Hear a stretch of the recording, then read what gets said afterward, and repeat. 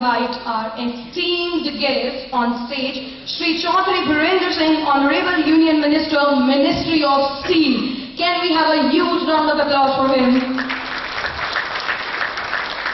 Along with him, I would like to invite our esteemed guest, Shri Mukesh Bhandari, Chairman, Electrotherm India, Shri Naveen Jindal, Chairman, Jindal Steel and Power Limited, Ms. Ruchika Chaudhary, Joint Secretary, Ministry of Steel.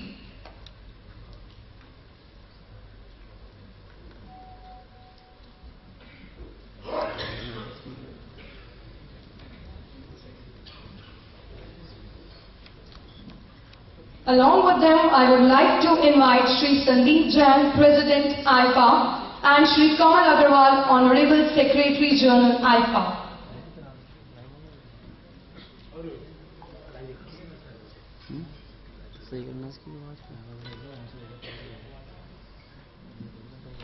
Shri Binoy Kumar, Secretary, Ministry of Steel, and Shri Vishnu Devasai, Honorable Ministry of State, Ministry of Steel.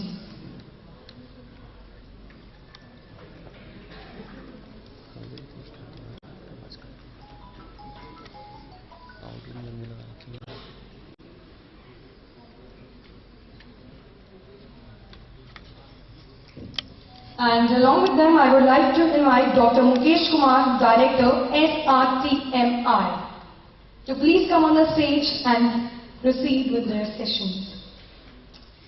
So before starting the ceremony, first of all, I would like to...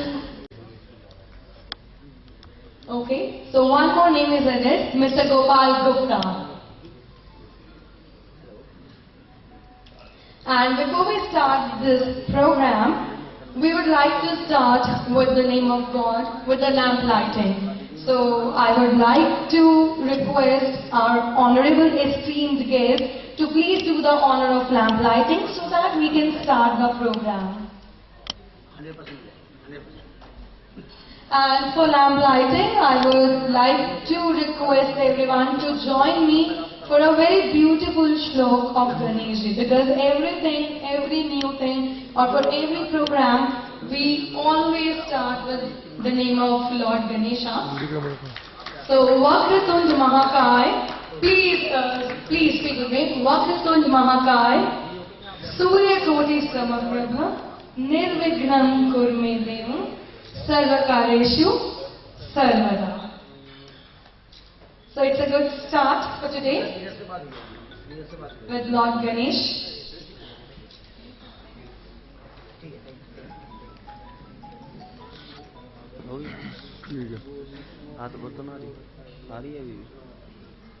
Hello?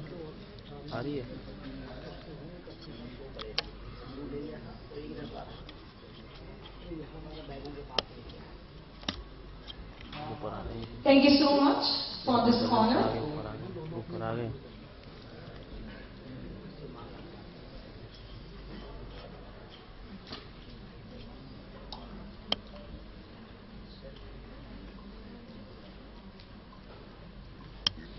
Now, I would like to request Mr. Rajbir Bhiyama from Bhiwadi, Rajasthan to please come on the stage and present a flower to our honorable esteemed guest, Shri Chaudhary Birendra Singh, Ministry of Steel. So can we have a huge round of applause for our esteemed guest and Mr. Rajbir Bhiyama.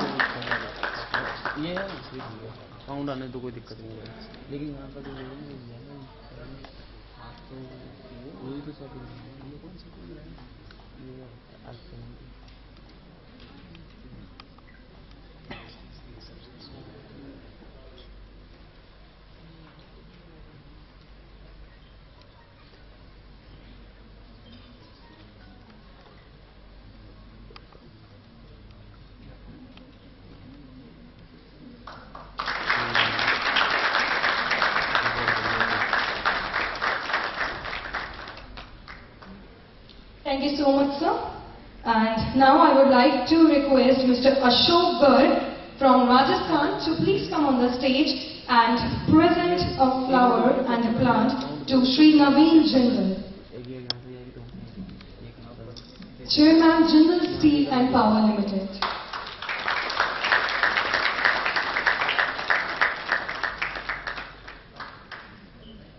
Thank you so much, sir. Now I would like to invite Mr. Ganesh Tiwari from Kanpur to please come on the stage and present a flower and a plant to Mr. Mukesh Bhandari, Chairman, Electrotherm India.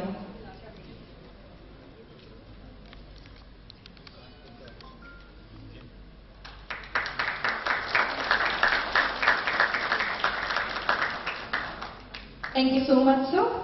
And now I would like to invite Mr. Dilip Goenka from Northeast to please come on the stage and present a flower and a plant to Ms. Ruchika Chaudhary, Joint Secretary, Ministry of Steel.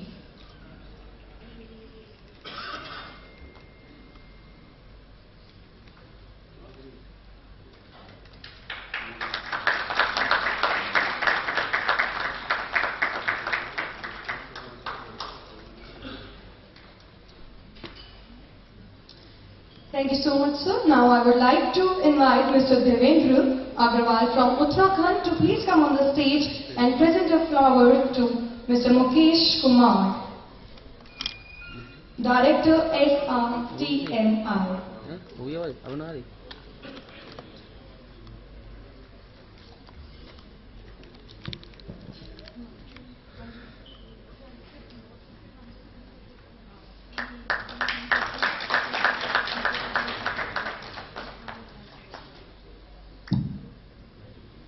To extend our green efforts, we are giving a green plant. Thank you so much, sir, for this honor. Hello. And now, to begin with the session, I would like to invite Mr. Sandeep Jain, President AIIFA, to please come at the dais and address the gathering.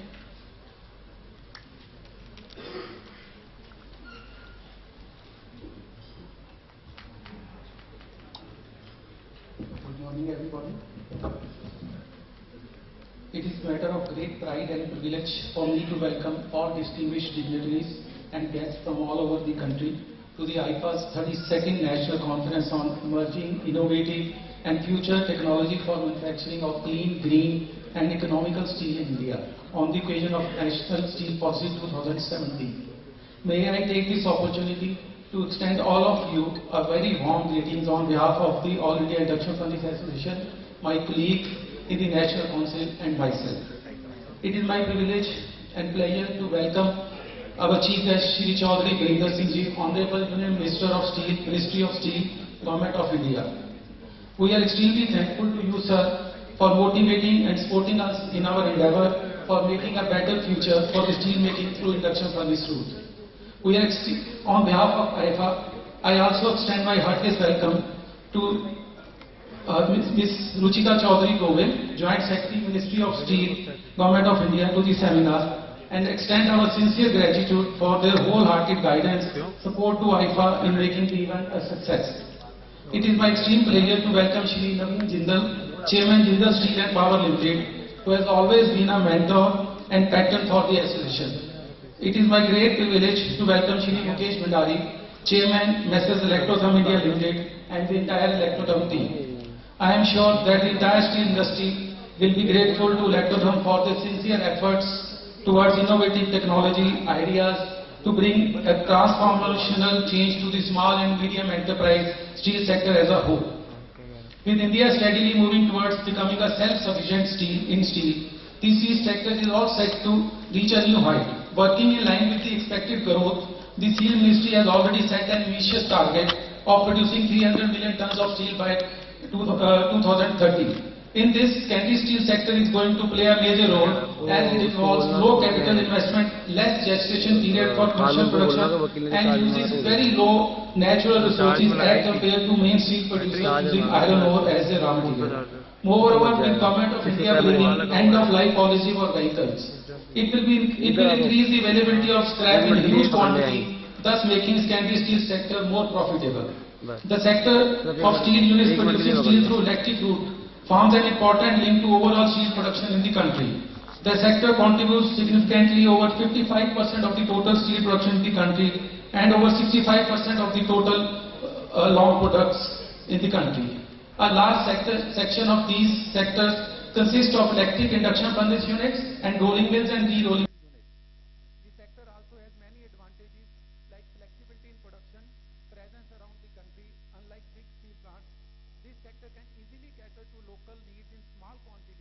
without additional burden related to freight and other costs. India is currently the third largest steel producer in the world, poised to become the second largest steel producer in the world in a couple of years from now. However, India's per capita consumption of steel is low, around 68 kgs compared to world's average of 208 kgs per capita consumption of steel. To reach to a level of 160 kg per capita consumption, the Government of India has set a target of producing 300 million tons by 2030. The sector is huge, consisting of around 370 direct reduced iron ore units, over 40 electric arc furnaces, 1300 induction furnace units and around 1300 rolling mills units. The consistency of operation of the sector is determined by many factors, predominantly the availability of scrap. And in addition to this, the sector is bounded by many national and state level policies. Rising power tariff and rising raw material costs in the recent past has worsened the situation of the steel units. In such an acute situation, it is all the more important to lower power consumption through technological advancement and innovation. All India Induction Furnace Association was established in 1986. It is one of the premier steel industrial associations in the country. It presents major section of steel units producing steel through electric induction furnaces. These are over 1300 induction furnace units in the country at the moment. The sector accounts for direct employment of over 10 lakh people, ensures direct or indirect livelihood opportunities to about 50 lakh families, produces around 30 million tons of steel annually, which is over 50% of the domestic crude steel production every year. We act as a bridge between the government and the industry in driving various schemes, participating in the government's research drives, ensuring capacity enhancement of the units. We also play a vital role to bring various issues of the industry with various ministries and concerned departments, and also creates awareness of programs and politics of central and state government among the members of the association, so that their knowledge could be enriched and also could help to adopt latest route of steel making process for production of quality steel and also mitigation of GHG emissions. The association brings around fortnightly newsletters featuring important news on iron and steel industry and customs and GST related notifications, circular, etc. In recognition of attaining excellence in production, quality, control, energy efficiency, overall entrepreneurship, etc., the association gives Dhatu Naik Award, Ispat Udyog Ratna and Ispat Rachna Award to selected units every year. One of the major contributions made by AIIFA has been the annual national technical conferences, which has been platform to numerous discussions on innovative concepts, policy advocacy, latest trends, technology for betterment of sector. Like every year, AIIFA proudly presents its 32nd International Technical Conference on topic Emerging Innovative and Future Technology for Making Green, Clean and Economical Steel. The theme and the topic for this year's seminar has been carefully selected considering the present scenario of exponential growth in induction furnace industry. So much so that the average size of the induction furnace running in India, which was 5 to 6 tons about 4 or 5 years back, has now touched 12 to 15 tons and even 25 ton capacity furnaces are in operation. I hope the technical papers being presented today will immensely help one and all related and secondary steel sector, especially for production of green and economical steel. Once again, on behalf of the association, I extend my heartiest welcome to distinguished guests, sponsors, participants from the steel industry, my colleagues from the association, manufacturers, consultants, key stakeholders for steel fraternity for sparing their valuable time from their busy schedule to attend today's conference and for helping us drive a long-term sustainable roadmap for this steel.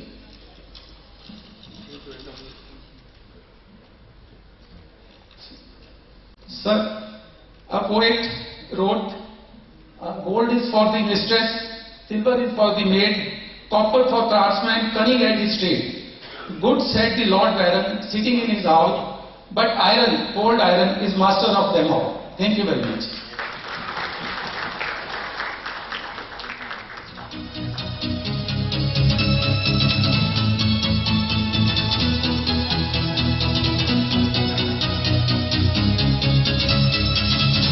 Thank you so much, sir.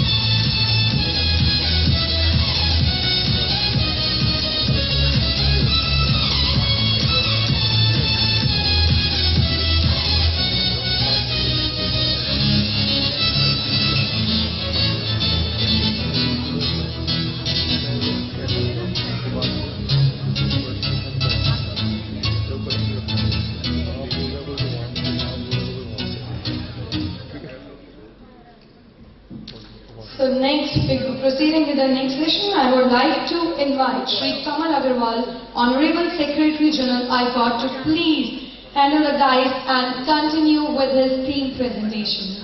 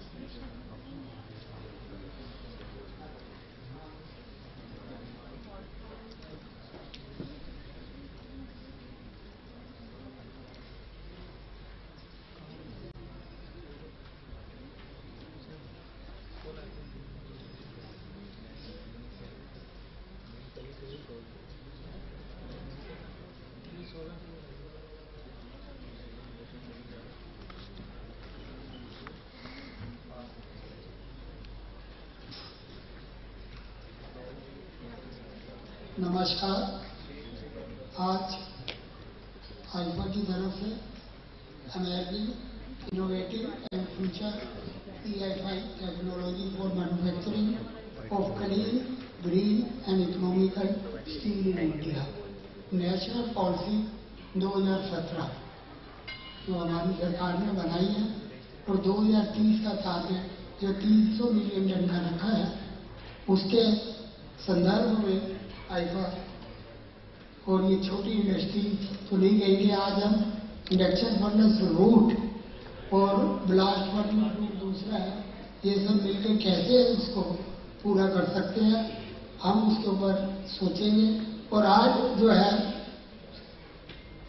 Induction furnace root के द्वारा जो steel बनाया जा रहा है उसकी बात करेंगे।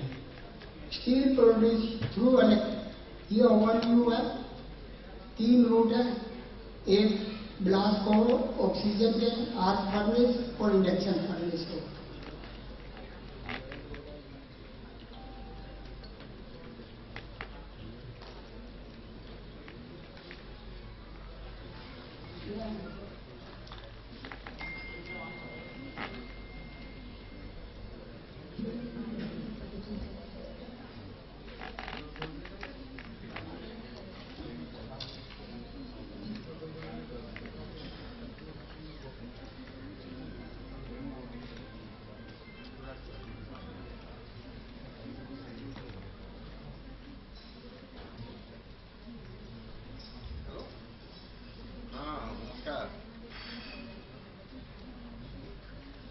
बोला।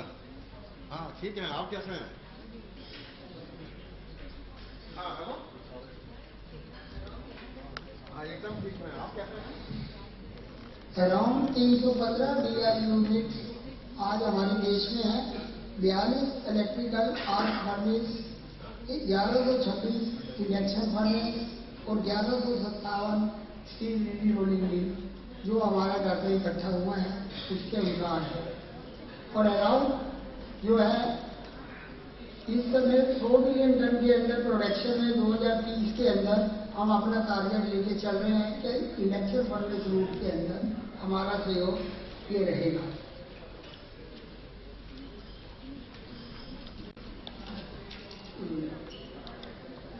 अगर हम देखें तो सबसे प्रथम यूनिट इंडक्शन फर्नेस रूट की 1970 में वजीरपुर के अंदर दिल्ली में लगी थी और जो 100 किलो या 300 किलो की थी और उनको लगाने वाले हमारे बीच में भी बैठे हैं।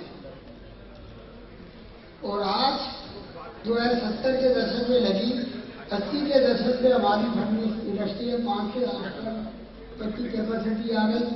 90 के दशक में हमने 75% आर्क फर्नेस क्लोजअप हो गई इंडिया के अंदर से और 2000 के दशक में 1500 के आसपास इंडक्शन फर्नेस हो चुकी थी और 2010 में जो है झारखंड फर्नेस 15 टन की हो गई और जो है 50 टन तक कैपेसिटी की फर्नेस अवेलेबल है। और इस समय जो प्रेजेंट है 1126 यूनिट के आसपास इंडिया में चल रही है। आईफा 1987 में स्थापित हुई संस्था है और शुरू में इंडक्शन फर्नेस रूट के द्वारा स्टैंडर्ड स्टील बनता था, तब ये एसोसिएशन बनी थी। और आज ये सारा जो स्टील है कंटिन्यू कास्टिंग के द्वारा एक ही छत्र के नीचे, चाहे वो फर्निश है, बिलिट है और एंगल है और रोलिंग है, सब आ चुकी हैं। वो सबको पूरा प्रतिनिधित्व करता है। सेकेंडरी स्टील सेक्टर की जो परफॉर्मेंस एट ए ग्लैंस ये चार्ट है। आज इंडक्शन फर्नेस रूट के द्वारा लोहा इस्पाती बनाने के लिए सबसे इजी ऑपरेशन है। अगर ब्लास्ट फर्नेस को देखें ऑन ऑफ और इलेक्ट्रिकल आर्क फर्नेस को देखें ऑन ऑफ की दिक्कत होती है। इंडक्शन फर्नेस को कभी भी हम ऑन कर सकते हैं और कभी भी हम ऑफ कर सकते हैं। शॉर्ट पीरियड के अंदर ये चालू हो सकती है। कोस्ट इफेक्टिव है, एनर्जी एफिशिएंसी है, फ्लेक्सिबल है। कहीं पे भी हम इसको किसी भी स्टेट की सब्सिडी ज्यादा हुई तो उधर ब्रीफ केस में पैक किया और ले गए, यहाँ से आता है।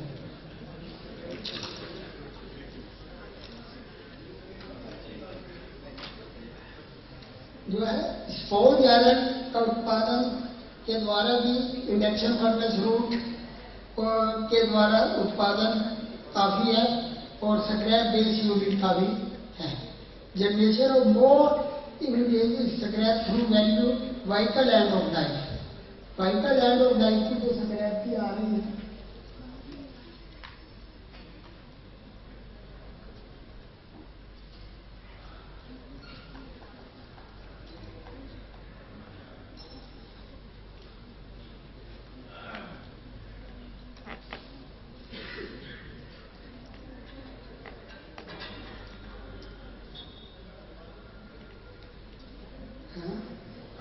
नेशनल स्टील पॉलिसी 2017 के अनुसार सन 2030 तक भारतवर्ष अंदाज 260 मिलियन टन इस्पात का उत्पादन करेगा। इसमें करीब 60-70 मिलियन टन इस्पात इंडक्शन फर्नेस रूट से उत्पादन की उम्मीद है। इंडक्शन फर्नेस का रॉ मटेरियल स्टील स्क्रैप या स्पोंज आयरन है। इन दोनों की आवश्यकता 72 मिलियन टन होगा। स्पोंज आयरन का उत्पादन अगर 40 मिलियन टन होता है तब भी स्टील स्क्रैप की आवश्यकता हमें 32 मिलियन टन की पड़ेगी। इसलिए सरकार से अनुरोध है कि स्टील स्क्रैप के आयात को जो समस्याएं हैं उनको हल करने में की तरफ नीति से संशोधन करें।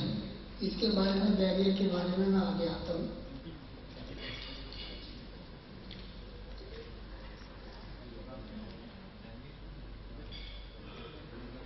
Areas of increasing steel consumption, production की तरफ तो हम सोच रहे हैं, कंजम्पशन भी बढ़ाने की तरफ हमें हाउसिंग के अंदर स्टील का बढ़ावा देना पड़ेगा। कमर्शियल बिल्डिंग के अंदर भी steel build structure to be use होना चाहिए। मल्टी लेवल पार्किंग स्टील की खपत बढ़ाने में सहयोग करेगी। Large infrastructure like road, bridges and canal steel के जो है स्टील की खपत बढ़ाने में प्रयोग ज्यादा उपयोगी है और इसकी लाइफ भी ज्यादा है। ब्यूटी भी आज की तारीख में सिटी की ब्यूटिफिकेशन भी स्टील के द्वारा काफी हो रही है। Digital conveyor and promotion one of the important way to steel के थ्रू इंक्रीज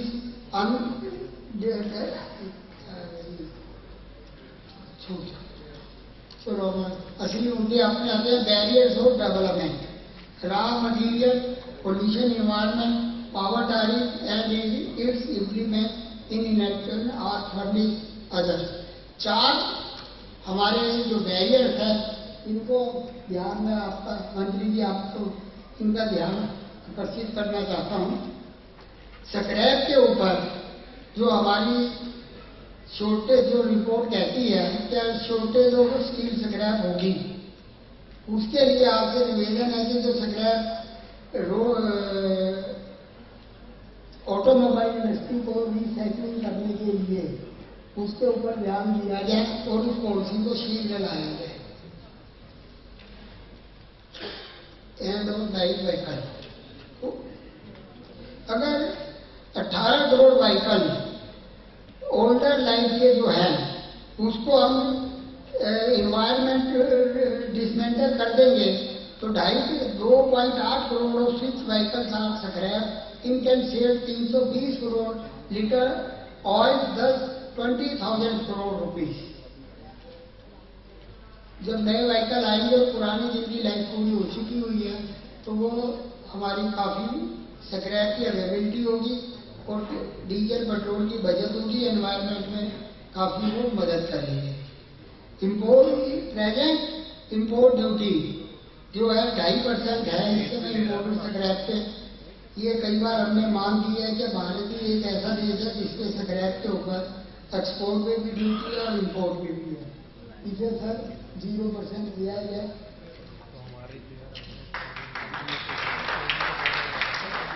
तो इसी के साथ में एक पॉइंट ये उठाता हूँ कि जीएसटी के अंदर अगर जब से ये लागू हुआ है स्क्रैप के ऊपर भी 18% की ड्यूटी है और हमारे प्रोडक्ट के ऊपर भी 18% की ड्यूटी है। हम उसको कम करने की बात नहीं कहते, परंतु इंडस्ट्री को इस समय काफी दिक्कत का सामना ये करना पड़ रहा है कि स्क्रैप डीलर जो हमें स्क्रैप बेचते हैं और वो जीएसटी की इनवॉइसेस देते हैं, पेमेंट हमसे थ्रू चेक थ्रू बैंक सारी ट्रांजेक्शन होती है और उसमें फोर्स बहुत ज्यादा होता है। करोड़ों रुपए का रेवेन्यू सरकार का फोर्स बिलों के अंदर जा रहा है। स्क्रैप वाला अगर 1 महीने या 3 महीने तक अपना स्क्रैप दे नकली बना के भी हमें सेल करता रहता है, जीएसटी नंबर लेके उसकी ट्रांजेक्शन नहीं करता है तो एक व्यापारी करोड़ों रुपए इकट्ठा कर लेता है और बाद में उसका जब केस बनता है क्लेम हमारे ऊपर आता है। हमने पहले भी 18% वो भी ले गया और सरकार को भी 18% को पेनल्टी देनी पड़ेगी। इसलिए आपसे नम्र निवेदन है कि जब हम इंडस्ट्री अपने फाइनल प्रोडक्ट पे 18% दे रहे हैं तो स्क्रैप को ऊपर जीएसटी 0% कर दिया जाए, जिससे जब वो हेरा फेरी की उत्सव बाजारी की आशंका ना रहे, नकली बिलों की आशंका ना रहे और सरकार को पूरा रेवेन्यू मिले। और इसके लिए प्लास्टिक इंडस्ट्री का भी रिसेंटली अमेंडमेंट हुआ भी है, उस पर ड्यूटी जो है स्क्रैप की 5% की गई है, जबकि फाइनल प्रोडक्ट पे उनकी ड्यूटी 15% है। तो हमारा कहना फाइनल प्रोडक्ट पे आप 18 रखिए, हमें कोई दिक्कत नहीं है, पर हमारे रॉ मटीरियल को 0 कर दे, हम उसकी ड्यूटी पे करेंगे तो हमारे को ये रहेगा कि ड्यूटी सरकार के पास जाने में किसी की जेब नहीं जाएगा। इस कदम को जितनी जल्दी उठाया जाए तो सही है, नहीं तो इंडस्ट्री बिना बात के बदनाम हो।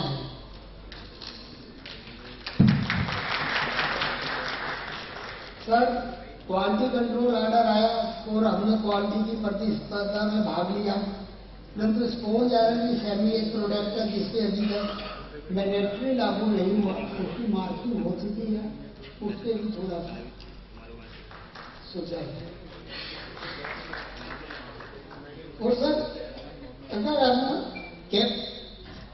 बीआईएस का मैटर है, बीआईएस के एक इस समय पोल्यूशन एनवायरमेंट को लेके भी आ रही है।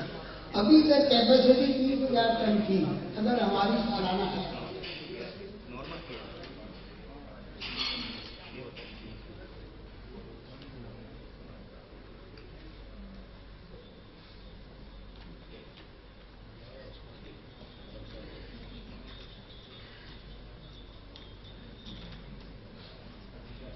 अभी तक सालाना हमारी अगर 30,000 टन की कैपेसिटी है तो हमारे को स्टेट इन्वायरमेंट पोल्यूशन बोर्ड से परमिशन की जरूरत पड़ती है। अगर उससे ज्यादा की प्रोडक्शन है तो हमारे को इन्वायरमेंट डिपार्टमेंट सेंट्रल के पास जाना पड़ता है। तो सर अगर कैपेसिटी बढ़ानी है तो आज हमारे जो इंस्टॉल 5 टन की इंजेक्शन फर्नेस है उसको अगर हम 15 टन 20 टन 30 टन 40 टन की करते हैं तो इन्वायरमेंट की दिक्कत आ रही है परमिशन की। और जबकि इंडक्शन फर्नेस रूट के द्वारा अब जीएसटी एमिशन जो है बिल्कुल 0 के आसपास है। अगर आप देखेंगे तो उसके अंदर ब्लास्ट फर्नेस में एमिशन जो है वो 3.2 के आसपास है और इलेक्ट्रिकल आर्क फर्नेस में 2.8 की है और इंडक्शन फर्नेस रूट के द्वारा 0.7% की है। तो इसलिए पोल्यूशन के अंदर हमारा रोल इतना नहीं है। इसकी कैपेसिटी आपसे रिक्वेस्ट है कि 30,000 टन से बढ़ा के 1 लाख टन या 2 लाख टन की जाए, जिसमें हम अपनी इंडस्ट्री की कैपेसिटी को इंस्टॉल को बढ़ा सकें, उसी इंडस्ट्री में उसी जगह में बढ़ा सकें, जिससे क्या भाई 300 मिलियन टन के टारगेट में हमारा रोल अधिक से अधिक हो सके।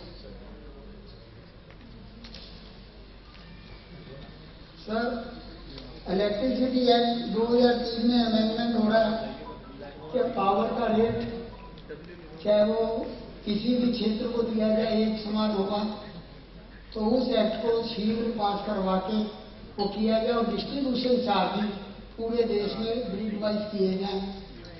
तो ये डिस्ट्रीब्यूशन चार्जेस हर एक स्टेट अपने अपने ले रहे हैं। पावर का रेट, अगर आप सोलर पावर आ चुकी है, आप ये देखेंगे कि ₹1.30 के आसपास उसका रेट भी आ चुकी है नई ग्रिड। और जब भी पावर इससे पहले हर एक इलेक्ट्रिसिटी बोर्ड कहता था कि मैं 10 रुपये खरीद रहा हूँ, मैं 8 रुपये खरीद रहा हूँ, इसलिए हमें 10 रुपये के आसपास बेचता था। परंतु अब जो है जब ये पावर इतनी सस्ती हो चुकी है, तो डिस्ट्रीब्यूशन कंपनी उसको कम क्यों नहीं कर पा रही, इसके लिए थोड़ा सा देखा गया। और इसलिए हमने क्रॉस सब्सिडी बिजली से हटाई है।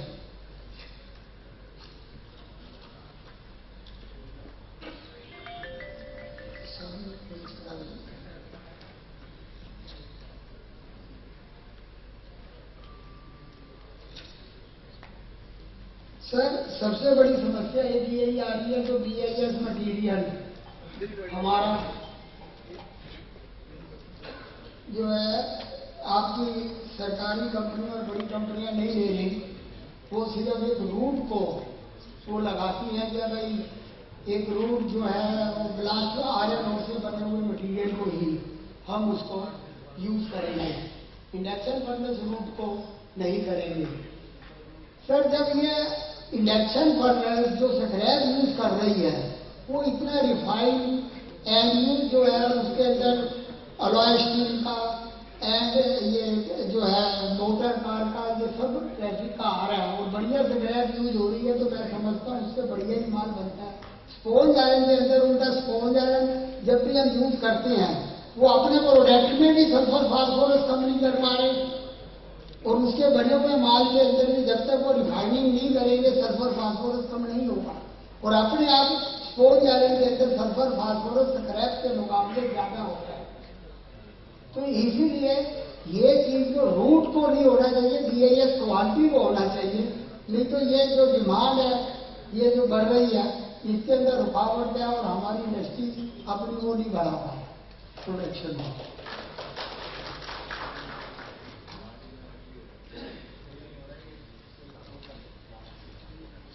बैंकिंग फाइनेंस का तो इतना नहीं है, क्योंकि हम अपना ही रुपया लगा के चलते हैं, डिफॉल्टर तो होते नहीं है, इसलिए मैं वो पॉइंट को नहीं लेना चाहता, क्योंकि हम तो धन्यवाद आप लोगों के सिवा।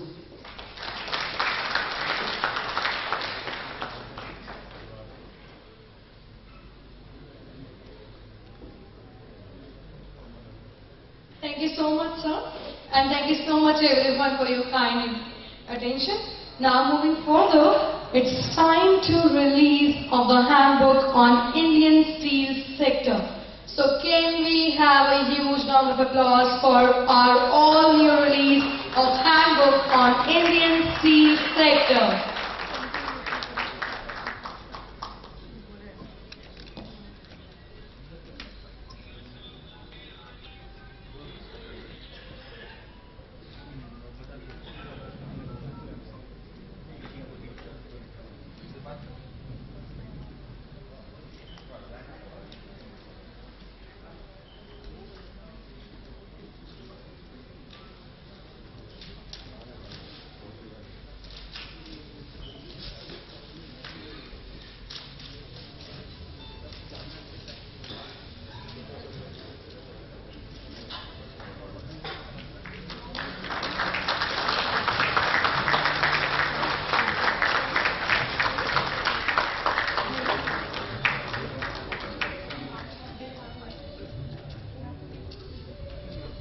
Thank you so much.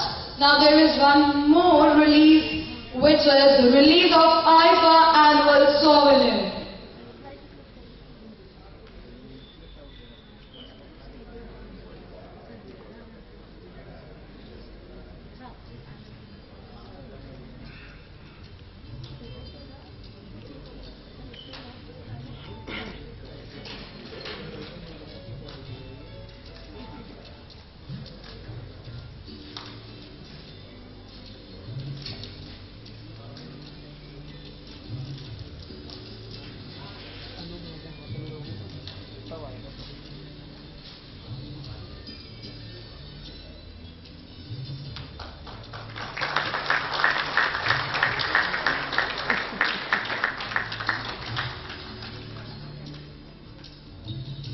Thank you so much.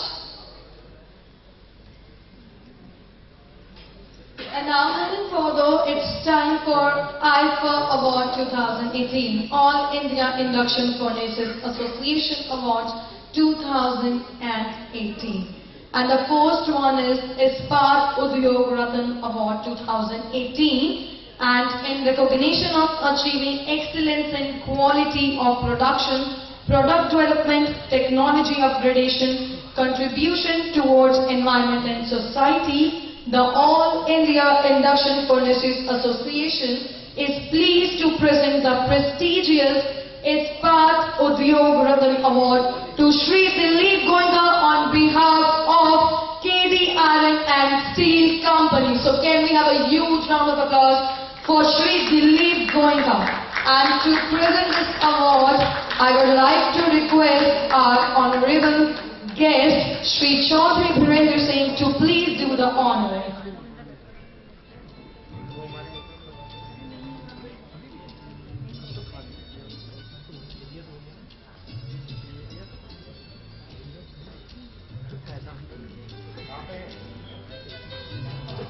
Congratulations, sir.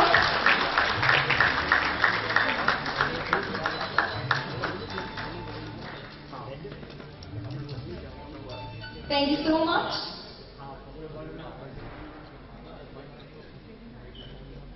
Have a great journey ahead. And now the second one is, in recognition of achieving excellence in production, product development, technology upgradation, contribution towards environment and society, the All India Induction Furnaces Association is pleased to present the prestigious Ispat Rachana Award to Shri Vats Rathi on behalf of Rathi TMT Sarya Private Limited.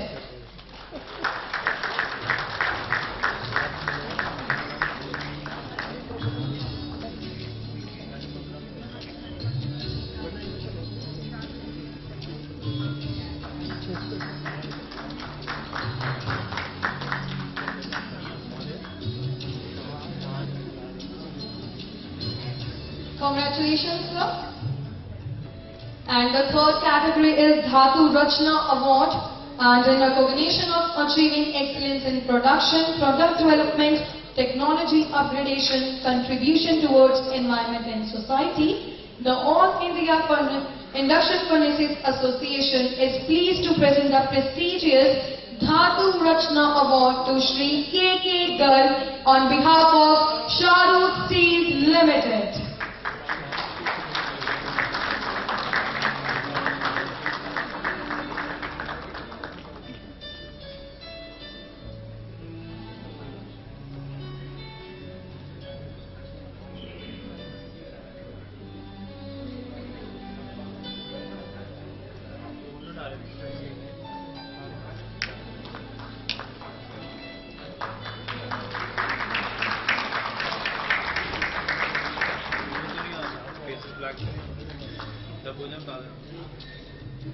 Congratulations.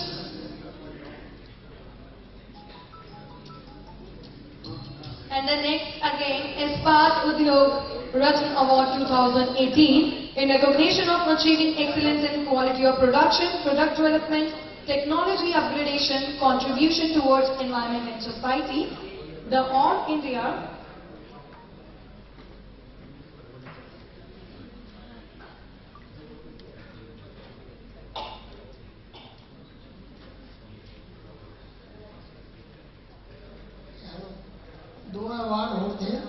के प्रतिनिधि आए नहीं, तो इसीलिए वो मैं आज श्री मुनीलाल जी गुप्ता जी जो हमारी संस्था के जन्मदाता हैं और इस समय हमारे बीच में है, उन्हें बुलाता हूँ और उनको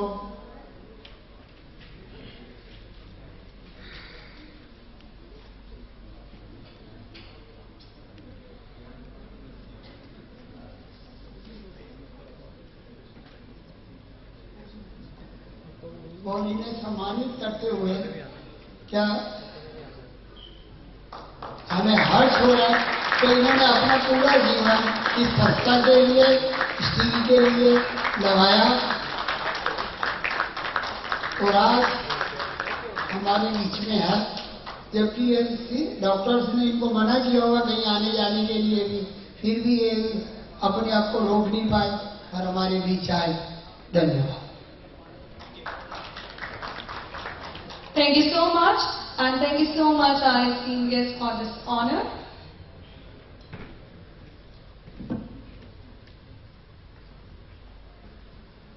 Now, moving further, first of all, I would like to request our guest of honor, Shri Mukesh Bhandari, to please come at the podium and address the gathering. But before addressing, I would like to share few lines with you. Mr. Mukesh Bhandari serves as the chairman of Electrotherm India Limited. He is an electrical engineer. He looks after the entire research and development activities in connection with DC arc furnace, induction melting furnace and induction healthy and hardening equipment, etc. and leads the term of R&D. He is a member of Iron and Steel Society, USA, Institution of Indian Foundrymen and Society of Automotive Engineers, SAE.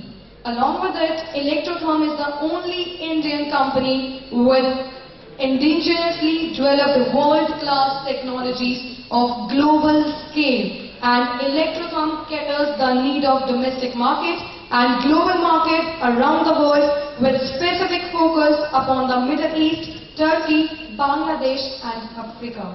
The company has captured more than 50% market share in induction melting equipment used by the engineering and automotive industry in India. So can we have a big round of applause for Mr. Mukesh Bhandari, Chairman of Electrotherm India Limited.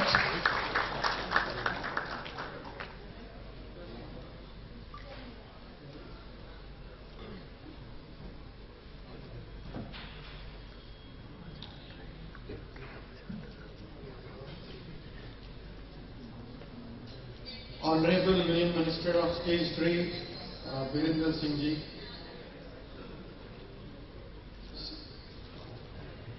Joint Secretary, Steel Ministry, Secretary General of AIIFA, Mr. Kamal Agarwal Ji, other dignitaries on the dais, steel makers, ladies and gentlemen, I welcome you all in this AIIFA conference, and I thank AIIFA for inviting me on this occasion. Right through its existence of over 3 decades, AIIFA has represented induction furnace-based steel making units at various forums in dealing with government bodies on statutory regulations, policy making, quality standardization, etc. and has made it possible that almost 1/3 of India's steel production is achieved through this route today. Steel making through induction furnaces was started somewhere in mid-80s. Now, in 2017, the world steel production was 1690 million tons. India became third largest steel producer by producing 102 million tons in 2017 from an installed capacity of about 134 million tons. India gets about 30% of its production through induction furnace route. National Steel Policy 2017 has set an ambitious target of steel making capacity of 300 million tons per annum by 2030. The steel production capacity that has been achieved in last 70 years has to be increased by almost more than 2.25 times in next 12 years.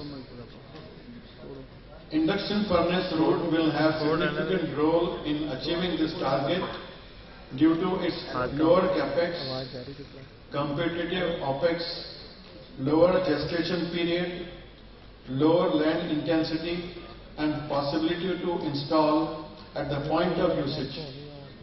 This route, if equipped properly with all the necessary facilities like LRF, etc., then can reduce sulfur and phosphorus content, and we also have to install air pollution control systems, and the produced quality of steel this way, it will be at par with produced through any other route.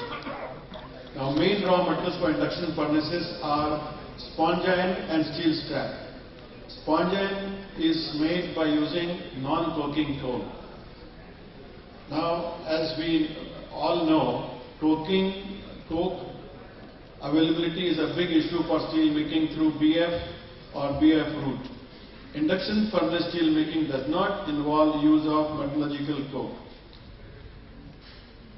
So this is one of the important reasons for induction furnace steel making to become popular. In last couple of years, graphite electrode prices have increased by 6-fold, which has made induction furnace steel making more economical. Now, induction furnace hopefully can grow to about 100 million tons per annum by 2030, and it is possible through induction furnace route to achieve production capacity of 0.5 million tons to 1 million ton per day. And I'll request Minister Ji and Joint Secretary to make it easier to get permission up to 0.5 million ton steel capacity. If so much steel has to be produced through induction furnaces, focus must be on the quality of product, environment protection, and cost of production.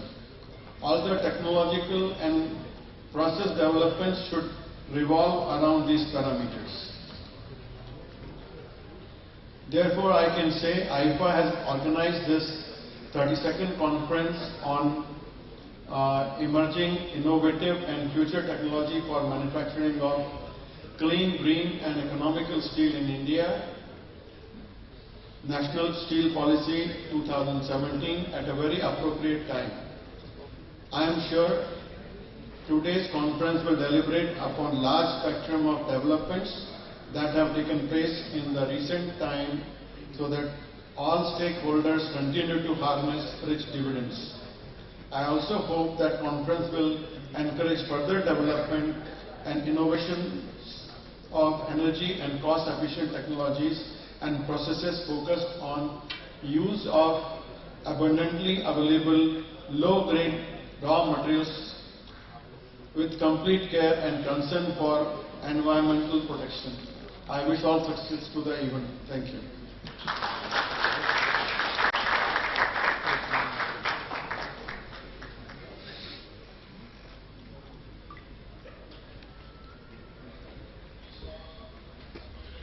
Thank you so much, sir. And next, I would like to invite Shri Jindal, Chairman, Jindal Steel and Power Limited. But before he comes, Mr. Naveen Jindal is the Chairman of Jindal Steel and Power Limited, as we all know. He was born in Hisar, Haryana on 9th March 1970. Mr. Jindal completed his MBA from the University of Texas at Dallas in 1992. He was awarded the Distinguished Alumni Award for 2010 by the university. The UTD renamed its School of Management the Naveen Jindal School of Management in 2011. Under his able leadership, JSPL has transformed into a world-class organization with business interests across India, Asia, Australia and Africa.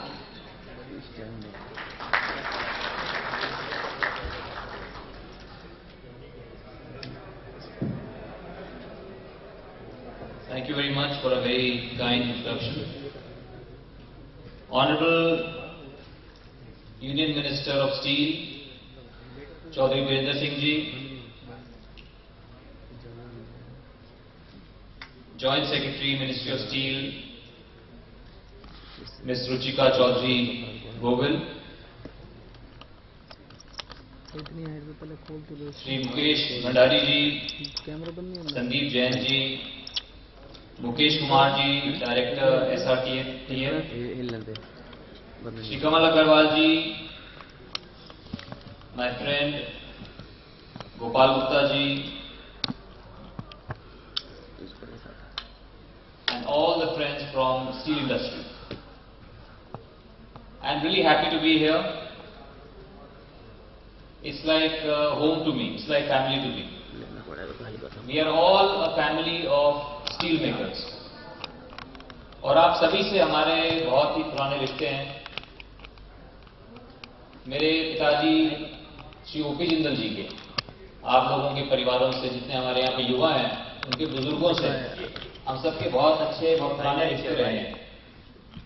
और मैं समझता हूँ कि steel उद्योग में इस देश के निर्माण के लिए बहुत ही अहम भूमिका भी निभाई है.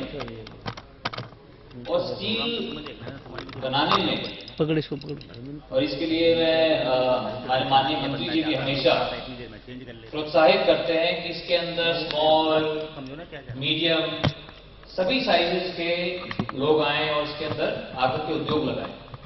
क्योंकि स्टील एक बहुत ही बेसिक इंडस्ट्री है जिसके बिना देश के अंदर कुछ भी संभव नहीं है. बस जितना रखना उतना रखना. और शुरू जितने भी स्टील प्लांट, जो छोटे छोटे इंडक्शन फर्नेस, हमने भी जो जिंदल समूह भी शुरू हुआ तो शुरू में इंडक्शन फर्नेसेस लगा करके हम भी शुरू हुए. तो इसमें बहुत कुछ जो है, जो एक टेक्निकल बेंट ऑफ माइंड होता है वो एक डेवलप होता है. क्योंकि बड़े बड़े स्टील प्लांट लगाने में जिसके अंदर की हजारों करोड़ की लागत लगती हो, वो तो आदमी पहले सोच भी नहीं सकता. इसमें बहुत से ऐसे लोग हैं जिन्होंने छोटे रूप में, हमने भी पूरे जिंदल समूह ने भी, चाहे फिर भूषण हो, या बहुत से ऐसे ग्रुप हैं जिन्होंने छोटे रूप में शुरू किया. फिर वो बैकवर्ड इंटीग्रेशन में उन्होंने स्पॉन्ज लगाया या और बड़े बड़े स्टील प्लांट लगाए. तो बहुत से सैकड़ों उदाहरण हैं हमारे देश के अंदर. मुझसे पहले बहुत सी बातें संदीप जी ने कही टेक्नोलॉजी के बारे में, कमल अग्रवाल जी ने कही, बहुत सी आपकी मांगों को भी रखा कि किस तरह से हमारे देश को अगर 2030 तक अगर हमें 300 मिलियन टन स्टील बनाना है तो उसके अंदर इंडक्शन फर्नेसेस की एक बहुत अहम भूमिका होगी. और आज भी भारत के अंदर जितना स्टील इंडक्शन फर्नेस से विश्व के अंदर भारत बनाता है, मैं नहीं समझता कि और कोई देश इतना इस्तेमाल करता है इंडक्शन फर्नेसेस का. क्योंकि इंडक्शन फर्नेसेस जो है कम लागत में लग जाती हैं, कम समय में लग जाती हैं और अपने लोकल एरिया की रिक्वायरमेंट्स को बहुत अच्छी तरह से वो केटर कर सकती हैं. जो मांगे कमल जी ने रखी आप सबके बिहार से, तो मैं भी जो है माननीय मंत्री जी को, आप सबकी तरफ से जो है मैं भी उनको आग्रह करूंगा कि इन सभी आपकी मांगों को आपको जो है इनको देख करके और जितना हो सके इसके अंदर, क्योंकि जितनी भी मदद हो सके इसके अंदर, क्योंकि इनकी मदद करना यानी कि देश में उद्योग को बढ़ावा देना होगा. जितने लोगों को रोजगार मिलता है इंडक्शन फर्नेसेस में, जितना आप स्टील बनाते हैं, तो मैं कहूँगा कि बड़े बड़े स्टील प्लांटों के मुकाबले में छोटे छोटे जो प्लांट होते हैं वो ज्यादा लोगों को रोजगार भी उपलब्ध कराते हैं और पूरे देश के अंदर करवाते हैं. तो ये बहुत ही एक अहम भूमिका है. जहां तक हम बात करते हैं आजकल रिसाइकलिंग की, रिसाइकलिंग एक बहुत ही फैशनेबल सब्जेक्ट है. हम सब चाहते हैं कि रिसाइकल हो चीजें, कागज रिसाइकल हो, प्लास्टिक रिसाइकल हो. तो स्टील एक ऐसा प्रोडक्ट है, एल्यूमिनियम नहीं है, कॉपर नहीं है, लेकिन स्टील एक ऐसा प्रोडक्ट है जो कि परफेक्टली रिसाइकल हो सकता है. और रिसाइकल करने के बाद उसकी क्वालिटी के अंदर कोई भी कमी नहीं आती। तो इसके अंदर इंडक्शन फर्नेसेस की बहुत अहम भूमिका हो सकती है। और बिजली की खपत के लिए, क्योंकि आजकल जरूर कुछ बिजली की कमी है, वो कमी इसलिए है क्योंकि कोयले की कमी है, वरना देश के अंदर बिजली के उत्पादन करने के लिए जो क्षमता है वो बहुत अधिक है। और ऐसे भी समय भी होते हैं जिसके अंदर की 2 रुपए भी नहीं मिलते बिजली के। तो अगर time of the day metering अगर लागू हो और नॉन पीक टाइम पे, जैसे कि कमल जी कह रहे थे कि इंडक्शन फर्नेस को जल्दी ही चालू किया जा सकता है, जल्दी ही बंद भी किया जा सकता है। तो जब बिजली बहुत सस्ती हो उस टाइम पर वो सस्ती बिजली अगर इंडक्शन फर्नेसेस को दी जाए तो उससे जो बिजली बनाने वाले हैं उनको भी फायदा होगा, देश का उत्पादन भी बढ़ेगा, स्टील का उत्पादन भी बढ़ेगा और स्टील की कीमतें भी कम रहेगी। जो बड़े बड़े स्टील बनाने वाले हैं, चाहे उसके अंदर हम हैं, हम अगर कीमतें नहीं बढ़ा पाते तो उसके अंदर बहुत बड़ी भूमिका इंडक्शन फर्नेसेस वालों की होती है, क्योंकि इतने एफिशिएंट होते हैं, इतने कंपेटिटिव होते हैं, इतने इनोवेटिव होते हैं कि वो अपनी इनोवेशन से, एंटरप्रेन्योरियल स्पिरिट से और कॉस्ट कंपेटिटिव रह करके वो कीमतों को कम रखते हैं, जिससे कि बड़े बड़े स्टील प्रोड्यूसर्स भी वो मजबूर हो जाते हैं अपनी कीमतों को कम रखने के लिए, जिससे कि देश का और उपभोक्ता का बहुत बड़ा फायदा होता है। इसी के साथ साथ इलेक्ट्रिसिटी ड्यूटी है और क्रॉस सब्सिडी चार्जेस। मतलब स्टेट गवर्नमेंट्स कई बार ऐसी पॉलिसीज बना देते हैं कि बिजली बेचने वाला सस्ती बिजली बेचना चाहता है, खरीदने वाला खरीदना चाहता है। अगर 2 रुपए की बिजली है तो उसके ऊपर 2 रुपए ही वो क्रॉस सब्सिडी चार्ज लगा देंगे, यानी कि ना तो बनाने वाला बना सके और ना ही कंज्यूम करने वाला कंज्यूम कर सके। ये हमारे देश की एक फितरत है और एक कॉम्प्लेक्स सब्जेक्ट है, अलग अलग स्टेट गवर्नमेंट्स इसके अंदर इन्वॉल्व है, लेकिन फिर भी इसके लिए प्रयास होना चाहिए कि कैसी वो पॉलिसी बने कि सस्ती बिजली जो है वो आप लोगों को मिल सके, जिससे कि उत्पादन देश का बढ़ सके। जो प्रोसेस की बात कही कमल जी वो ठीक है कि इंडक्शन फर्नेसेस में स्क्रैप यूज करके हम बना सकते हैं, लेकिन क्वालिटी के ऊपर मैं आप सभी से आग्रह करूंगा कि क्वालिटी के ऊपर भी बहुत ध्यान देने की आवश्यकता है। अभी भंडारी साहब भी कह रहे थे इसके बारे में, तो उसके लिए मैं समझता हूं, जितना मैं जानता हूं, कि उसके लिए लैडल रिफाइनिंग फर्नेसेस लगाना बहुत ही आवश्यक है, क्योंकि जब तक आप रिफाइनिंग नहीं करेंगे, वो ठीक है आज हम सर्टिफिकेट भी ले लेते हैं, BIS का सर्टिफिकेशन भी ले लेते हैं, सल्फर हाई होने से, फॉस्फोरस हाई होने से जो उपभोक्ता है, वो उपभोक्ता भी ये देखता है कि कहां से मुझे सस्ता स्टील मुझे मिल रहा है, लेकिन वो लॉन्ग लाइफ के लिए वो अच्छा नहीं है, बिल्डिंग्स के लिए और के लिए उसको लाइफ नहीं मिलेगी। इसलिए बहुत आवश्यक है कि हम क्वालिटी के ऊपर कोई भी हम कॉम्प्रोमाइज नहीं करें। क्वालिटी पे कॉम्प्रोमाइज करने का मतलब है कि हम लोगों की जान के साथ भी हम खिलवाड़ कर रहे हैं। तो मैं समझता हूं कि आप में से बहुत से लोग जिन्होंने नहीं लगा रखी है, लेकिन आगे चल करके हम सब उसको लगा रहे हैं ताकि हमारी क्वालिटी अच्छी हो। जब मुझे मौका मिलता है किसी भी इंडक्शन फर्नेस प्लांट को, छोटे मिनी स्टील प्लांट को, इसको कहूंगा मिनी स्टील प्लांट, जैसे अमेरिका में जो ये बड़े बड़े प्लांट थे, ब्लास्ट फर्नेस लगाना, सिंटर प्लांट लगाना, कोक ओवन लगाना, मैं नहीं लगता कि आने वाले समय के अंदर इस तरह के बड़े बड़े प्लांट आएंगे। अब कॉन्सेप्ट आ गया है मिनी मिल्स का।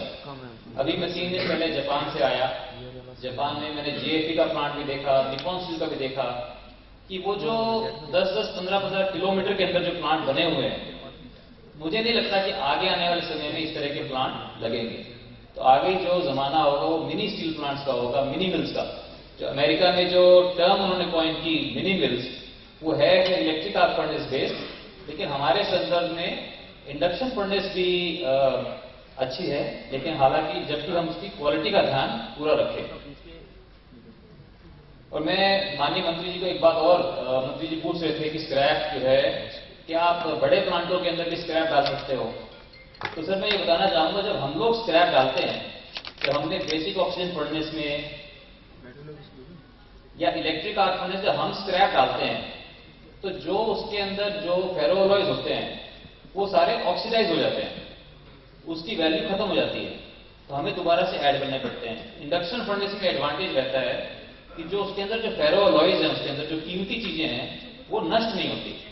तो इसलिए ये फायदा दिया है इंडक्शन फर्नेसेस का कि अगर वो अच्छी क्वालिटी का स्क्रैप डालें, अच्छा मटेरियल डाल के बनाएं, तो वो अच्छी स्टील को बना सकते हैं। और बहुत जब मैं जाता हूँ मिनी स्टील प्लांट्स देखने के लिए, मुझे हमेशा बहुत सीखने को मिलता है, क्योंकि हम तो कई बार ध्यान नहीं देते, लेकिन ये लोग एफिशिएंसी पे बहुत ध्यान देते हैं।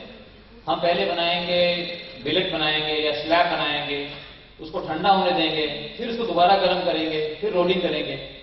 और बहुत सी मिल्स भारत के अंदर इंडक्शन फर्नेसेस वो सीधे गरम को ही कास्ट करके और बिना रीहीटिंग किए ही उसको रोल भी कर देती हैं।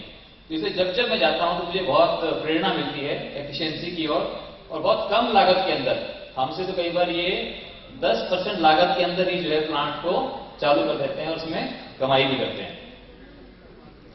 तो एक बार फिर से मैं आप सभी को मैं बहुत जिस एंटरप्राइजिंग स्पिरिट से आप लोग सब काम करते हैं, उसके लिए मैं आप सभी को मैं बहुत शुभकामनाएं देना चाहूंगा। और आज आप लोगों ने मुझे बुलाया, कमल जी ने मुझे जब आज आपके लिए न्यौता दिया, मुझे लगा कि मैं जरूर आऊंगा, ताकि हम सब जो स्टील बनाने वाला जो हमारा परिवार है, हम सब से जो है आप सबसे मिलना जुलना हो सके, ताकि हम इससे अपने इस रिश्ते को बढ़ा सकें। और मुझे पूरा विश्वास है कि आज जिस तरह का नेतृत्व हमारे देश में स्टील को मिल रहा है, खास करके हमारे जो माननीय मंत्री जी हैं चौधरी वीरेंद्र सिंह जी, वो ये बोलते हैं कि ज्यादातर जो स्टील बनाने वाले हैं वो हमारे हरियाणा और पंजाब के लोग, पूरे देश के अंदर जो है ज्यादातर मेजॉरिटी जो है वो हरियाणा और पंजाब के आपको मिलेंगे स्टील बनाने वाले। मैं समझता हूँ यही सोच करके जो है माननीय मोदी जी ने भी जो है ये मंत्रालय चौधरी वीरेंद्र सिंह जी को दिया। और ये हमेशा बहुत ही सरल स्वभाव के, और जो इनको बात हम खुल करके अपनी बात को कर सकते हैं, और हमेशा इनका यही प्रयास होता है कि इंडस्ट्री को बढ़ावा दें। और ये इन्हीं के नेतृत्व का ये फल है कि आज हमारा देश भारत जो है विश्व के अंदर नंबर 2 स्थान के ऊपर, हो सकता है किसी महीने तीसरा हो जाता हो, लेकिन मैं समझता हूँ जल्दी ही जो है हम विश्व के अंदर नंबर 2 पर चाइना के बाद जो है सबसे बड़े स्टील बनाने वाले देश होंगे, जो कि बहुत बड़ी बात है। इसलिए जोरदार ताली बजा करके हम मोदी जी का धन्यवाद करें। और एक बार फिर से आप सभी को बहुत सभी को शुभकामनाएं। धन्यवाद। जय Hind.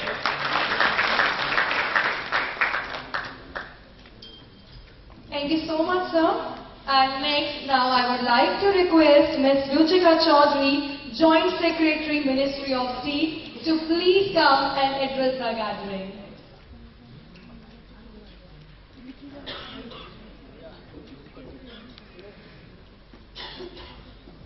Good morning to everybody. Good morning to the Honorable Minister of Steel, Chaudhary Birinder Singh, the distinguished persons on the dais, and all the eminent persons who are here today for this conclave. The path has been set for 2030. We have to reach 300 million tons capacity, and that is a given. It is a great opportunity for the country now to move towards this target which we have set for ourselves. And as just pointed out by Mr. Jindal, that to set new greenfield projects in the large sector actually requires very heavy investments. It requires a lot more effort. So the onus cast on the mini steel producers today is more than ever before to actually increase the production of steel in the country. It is with this thought that I urge that the audience here today and the whole sector of the mini steel sector actually enhance its production to help the country move towards the target of 2030 of 300 million tons. This audience here, I'm happy to notice, has already come a long way.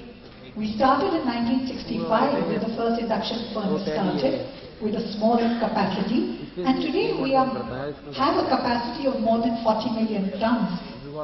And the size of the induction furnace has grown to averagely, I believe, about 30 tons, but also work is on for reaching 0.6 million tons or 6,000 million tons, etc. And the units today are 1,200 units, which are only set to grow. It is this sector here, the mini steel producers, where the entrepreneurial spirit of the persons is actually brought forward. It is here that we see that anybody with smaller investments actually can grow and grow to great heights, and in fact in future work towards becoming a large steel producer. While the bigger players have a lot of challenges, it is the low capacity producers who can actually reap the benefits of the possibilities that exist in the near future, that can exist for producing materials of all kinds, alloys that are demanded in smaller quantities. They can innovate, they can actually grow. So it is with this that when we have a topic today of emerging, innovative and future technologies, that I look for this house to bring about such technologies. But we have to bear in mind that the need of the hour is that such technology has to be clean, green and economically friendly. With this in mind, I would like to bring out, and what has already been brought out by Mr. Agarwal, that the most important requirements are that the phosphorus and sulfur content in our products be reduced effectively so that they have wider acceptance. The technology for this already exists, I believe, in the ladle refining, and the new technology with SRTMI here under the aegis of Ministry of Steel is working towards having gas oxygen refining. I think with these and the amount of effort that Electrotherm has put in, it is only a matter of time before both these hurdles of phosphorus and sulfur could be surmounted. The ministry has also taken special efforts, and now 53 of the products are covered under QCO. And now in 2016, the ministry has insisted that there should be no demarcation between the products that are made through different routes, as long as the product is BIS certified.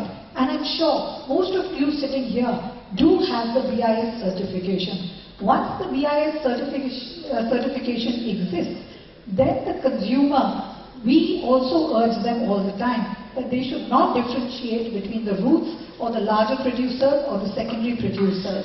Whenever complaints in this regard have been brought to the ministry that such differentiation exists, let me assure the House here that the ministry has taken special efforts to bring to the notice of the concerned user ministries to say that once it is QCO certified, all products should be treated equally.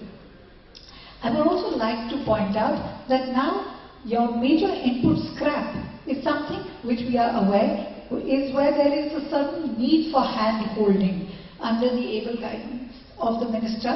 A draft scrap policy has been worked out, and we hope that that shall see the light of day very soon. Once that scrap policy is in place, I think the 7 million tons that is currently being imported in the country, that import dependence will considerably reduce, because we will have units for shredding, scrapping and baling, which will go a long way in supporting the induction furnace industry.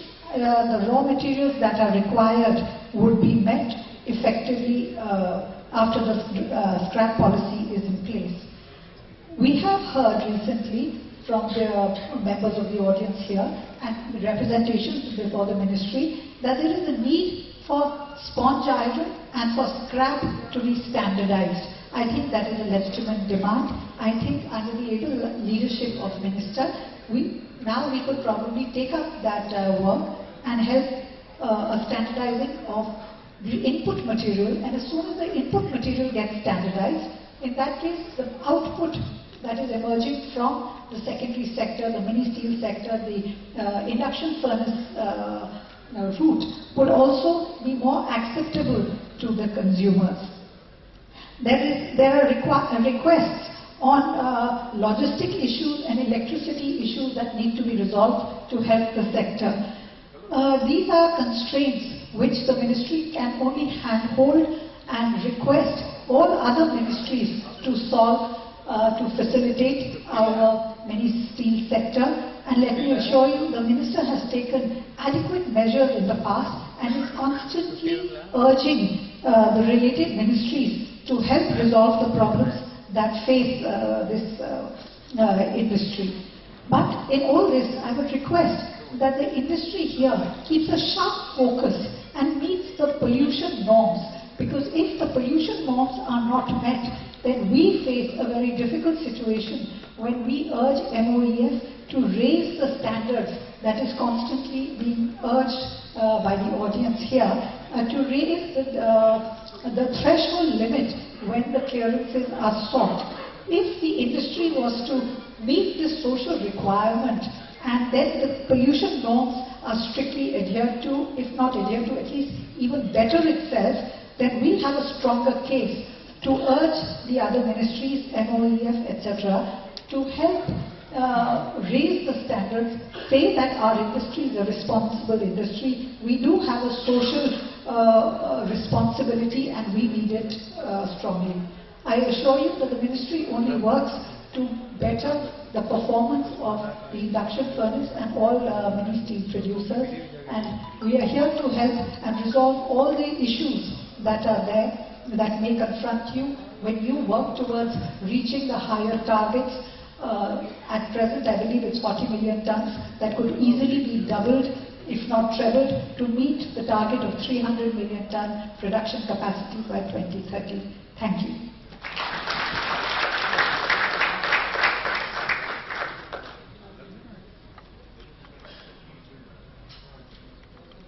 Thank you so much, ma'am.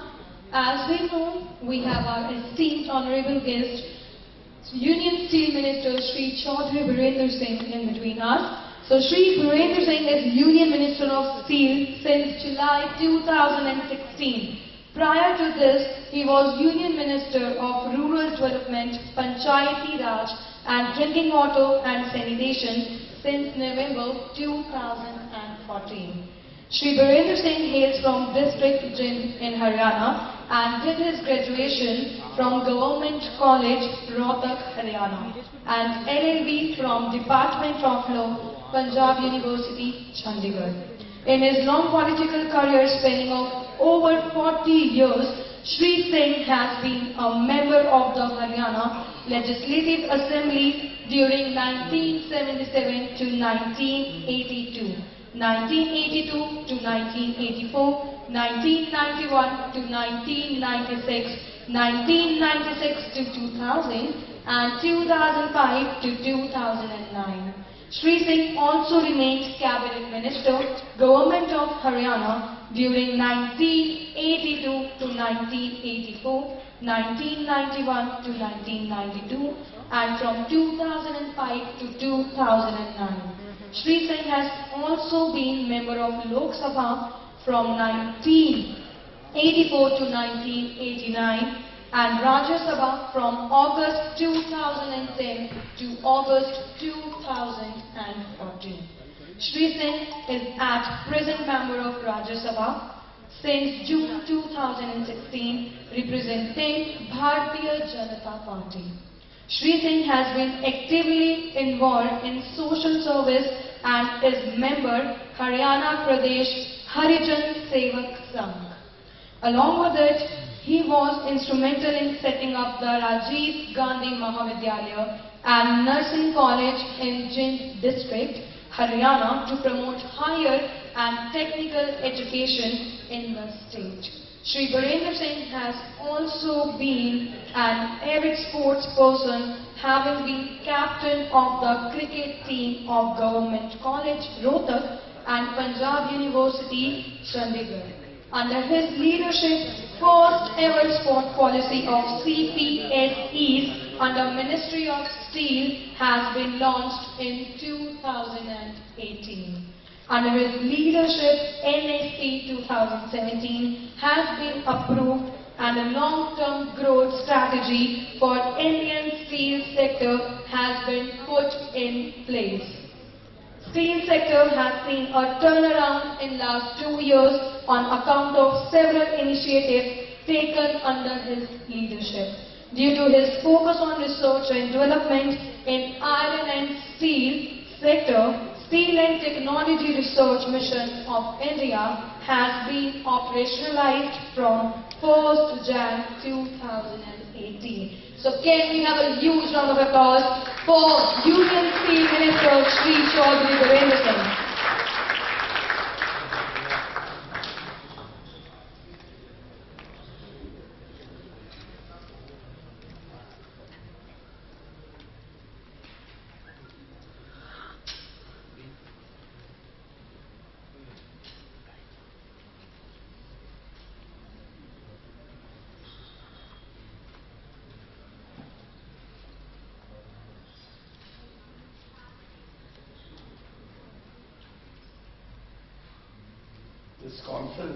Today's conference on emerging, innovative and future technology for manufacturing of clean, green and economy steel in India. Present to the dais, Mr. Naveen Jindal, Chairman, JSPL, Mr. Sandeep Jain, President, AIIFA, Ms. Ruchika Chaudhary Govind, Joint Secretary, Ministry of Steel, Mr. Kamal Agarwal, Honorary Secretary, AIIFA, Mr. Gopal Gupta ji, ex-President AIIFA, and Mr. Mukesh Bhandari, Chairman, Electro-Thermo, and Dr. Mukesh Kumar, Director, SRTMI, and all the delegates, participants, media person. I am happy to be with you all. The national conference organized by All India Induction Furnace Association. Let me begin by saying that I like the way you have defined the theme of conference, terming electric induction furnace as emerging, innovative and future technology is the right way to describe and adopt this technology of steel making. I see many familiar faces here.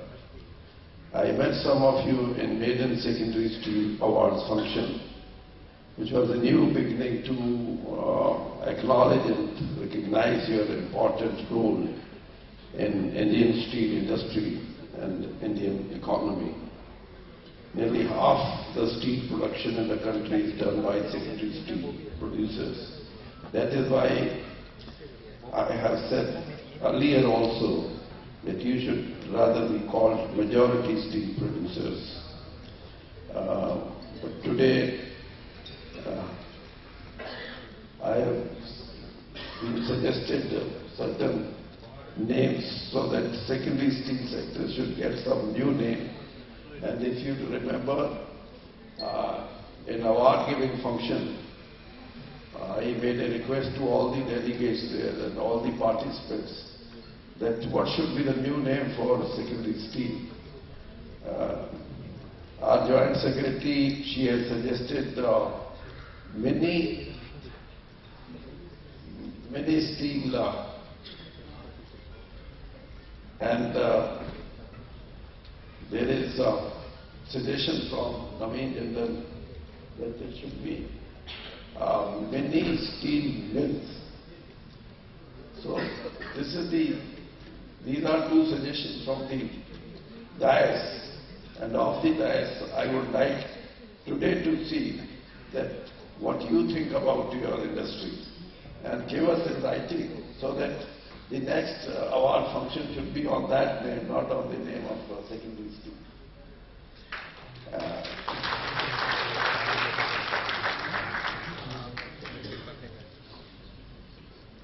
One of the characteristics feature of our steel industry is that we have very large number of electric induction furnace units which contribute about 27% of the total steel production in the country. As the steel consumption grows fast in India, the secondary sector will play a key role in meeting the steel demand. World Steel released its latest short-range outlook last week. According to the report, among the top steel-using countries, India was number 3 country in the world in 2017. The same report forecast that India will be number 2 in 2019 among the top steel-using countries, leaving US behind. Mr. President Chairman, he made a mention that our consumption is 68 kg per capita as compared to world per capita consumption, that is 208 kg. Naveen general मुझे बता रहे थे कि ये मेरे को भाई साहब बोलते हैं कि आप भाषण हिंदी में देंगे अंग्रेजी में देंगे। मैं ये समझता हूं कि हिंदी में बोले तो ज्यादा अच्छा है। मैं हिंदी में नहीं बोलूंगा। क्यों नहीं बोलूंगा? क्योंकि मेरे को इंडस्ट्री की जो टर्मिनोलॉजी है वो समझ आती नहीं, और कहीं कोई ऐसी हाँ कर बैठूं जो ना कर सकूं तो बड़ा मुश्किल हो जाए। तो इसलिए, लेकिन बात जिसमें कोई कमिटमेंट नहीं वो मैं हिंदी में जरूर बोलूंगा। अभी हम पेरिस गए थे और वहां जो ग्लोबल फोरम है कि एक्सेस जो स्टील प्रोडक्शन है उसको कंट्रोल किया जाए। तो मैं ये बात इसलिए कह रहा हूं कि हमारी कंजम्पशन दुनिया के कंपैरिजन में कहीं कुछ नहीं है, और इसीलिए मिस्टर जैन जो बोल रहे थे कि 68 kg, तो हमने यही आर्गुमेंट वहां दी, क्योंकि मैंने जब उनका देखा कि किसकी कितनी प्रोडक्शन है, किसने बढ़ाई है, किसने घटाई, तो उसमें सभी देशों ने अपनी प्रोडक्शन कम की और हमने बढ़ाई। और हमने ये भी कहा कि हम 2030-31 तक 300 मिलियन टन कैपेसिटी करेंगे। और आप इस बात के लिए हैरान होंगे कि we got a known exception where the entire global forum was, in agreement, whatever we argued on behalf of you or behalf of our country. हमने कहा कि हमारा पिछले 4 साल से कंजम्पशन लेवल 7%, अराउंड 7% बढ़ रहा है, और नेबरिंग जो कंट्रीज हैं उनको मिलाए तो हम तकरीबन 9% तक बढ़े हैं। और इसलिए हमारे देश में जो हम कंजम्पशन को बढ़ाने की बात कर रहे हैं, वो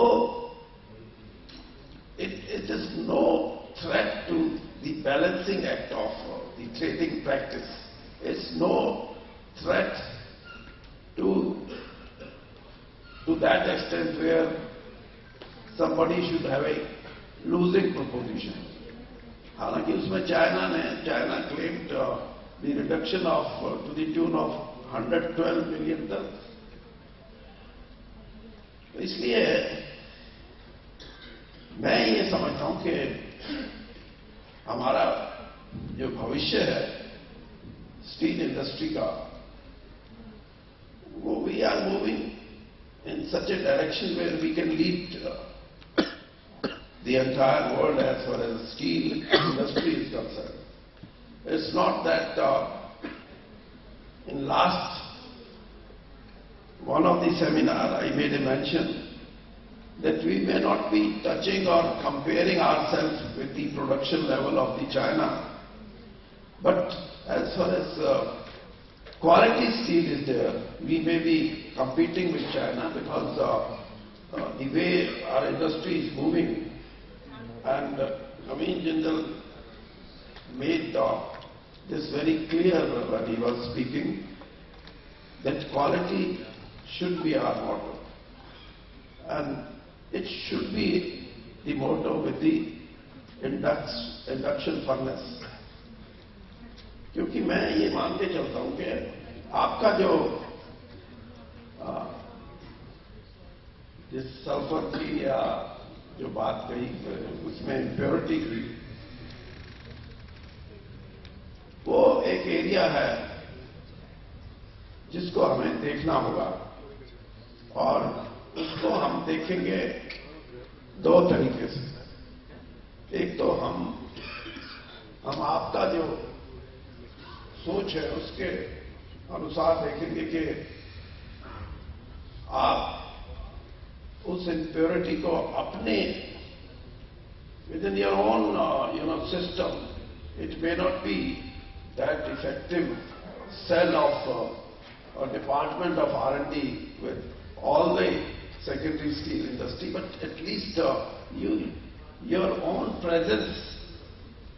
He has rightly mentioned that integrated steel plant may not be in close contact with their proprietors to that extent where you make it 24 hours contact with your concern. And that is how one becomes, innovative in a sense. और दूसरा जो BIS के जो हमने standard की बात करी है, उससे भी मैंने कहा कि इनिशियल स्टेज पे रेजिस्टेंस भी हमारे को मिला, लेकिन आज इंडस्ट्री भी ये मान के चलती है कि हमारा BIS स्टैंडर्ड को हम फॉलो करेंगे तो हमारे को उसका लाभ होगा। और हमारी ज्वाइंट सेक्रेटरी रुचिका जी ने जो आपकी ये डिमांड थी कि स्पॉन्ज आयरन जो आपका मेन इनपुट है, रॉ मटेरियल है,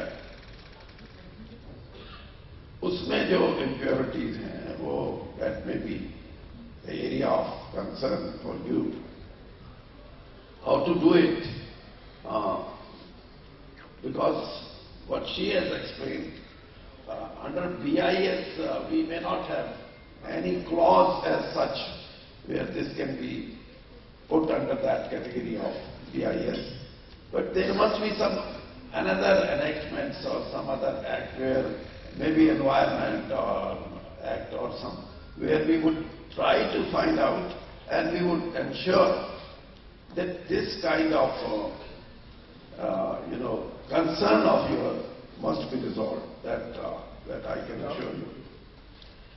As far as steel consumption grows fast in India, the secondary steel will play a role in meeting the steel demand.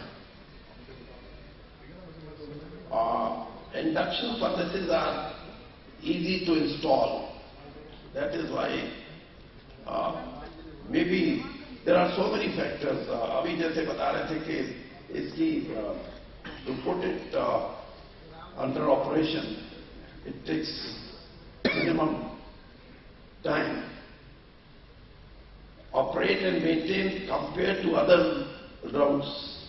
These are smaller in size and require low investment. New capacity in this sector can be created in less than half the time when compared to the integrated steel route, and that too at lower cost. Moreover, secondary steel producers have better capability and system to produce value-added steel.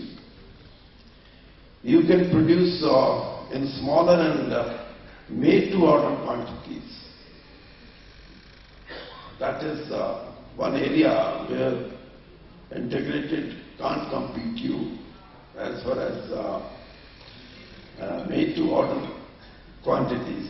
Customized as per the requirements of end users. You will play a leading role in making steel for Make in India. as you can produce high quality steel for defense, shipping and other critical sectors. The way forward for all of you is the consolidation and having forward and backward linkages. That way you will benefit from economies of scale and also get control over whole value chain. Some potential areas of forward integration can be real estate and infrastructure. For backward integration, you can explore ship breaking, mining and power production. As far as technology for future is concerned, there are 2-3 major areas we need to focus on. Energy consumption has to be minimized. It has to be environmentally sustainable with goal of zero waste system. The steel produced has to be lightweight and high strength to compete with substitute products. This is another area. And my concern has always been that where we talk of substitute of other products means which are not made of steel. There is a need to putting our heads together, and I would also like that SRTMI should also play an important role where we can replace certain items which used to be the right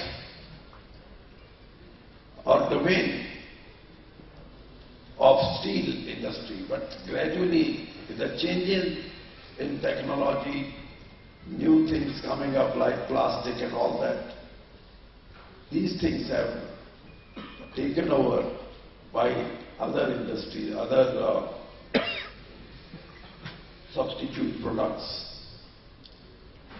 We have to revert back to our old philosophy where we can convince our end user that this is how we have come up in our industry, and now you go for our products. So that the consumption level is not only, because if you see where the consumption level or the production or the capacity level is receding, reducing in developed countries, it is because of this that infrastructure work is almost over in those countries which are called developed countries, westernized countries, America, including America and all that. And of course, it's a natural causality that we are going to increase our production. But the other area where we can think of that how to replace certain products where we can make our entry, and that too which can attract the end-use customer. This is, for example, one technology I read about in recycling of dust from electric furnaces. Most steel scrap contains a lot of useful metal like zinc, lead, lead and iron, which can be reduced to make other products. We'll also take care of the problem of waste disposal. Countries like Korea, Vietnam have set up recycling plants to generate wealth from waste. We must do R&D and develop these technologies and the capacity for better and productive use of such waste materials. While planning for new induction furnaces, we should think of capping induction furnaces. These can be modified to utilize waste heat for preheating of scrap and DRI. When I came here, the same thing was mentioned by the president of your federation, of your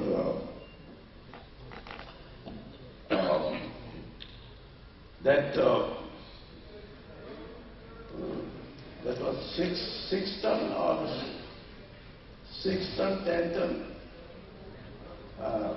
What was explained to me that if the capacity is increased to more than 30, then there is a problem to get clearance from Environment Ministry. And if we call our industry, I mean this industry, secondary steel, it is a known fact that 1 million capacity is the cap. And that you can't attain that with the 6 ton or 10 ton or whatever it is. It's only when you have to increase your capacity to, and that too, which can make you able to produce 1 million ton. And of course, by putting up new plants, maybe integrated, maybe from your industry itself, that should not be our aim to hit the target of 300 million. It is the existing industry where we can at least, you can give us 30 to 40%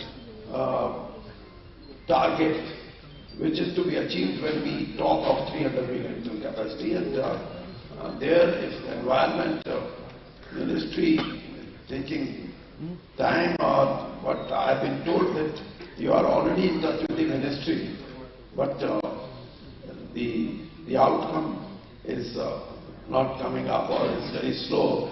So I've asked your chairman that why not to have a meeting where our ministry would also see that whatever the Environment Ministry feels, they should explain to the industry, and the industry should also make sure that whatever the objections or explanation of the Environment Ministry, whether we are in a position to clear all those. And if it takes one meeting and if it takes 2 years, then it's a mismatch of things. So I would like, and we would certainly see that whenever this kind of meeting takes place, our ministry would also participate to take a final view on that.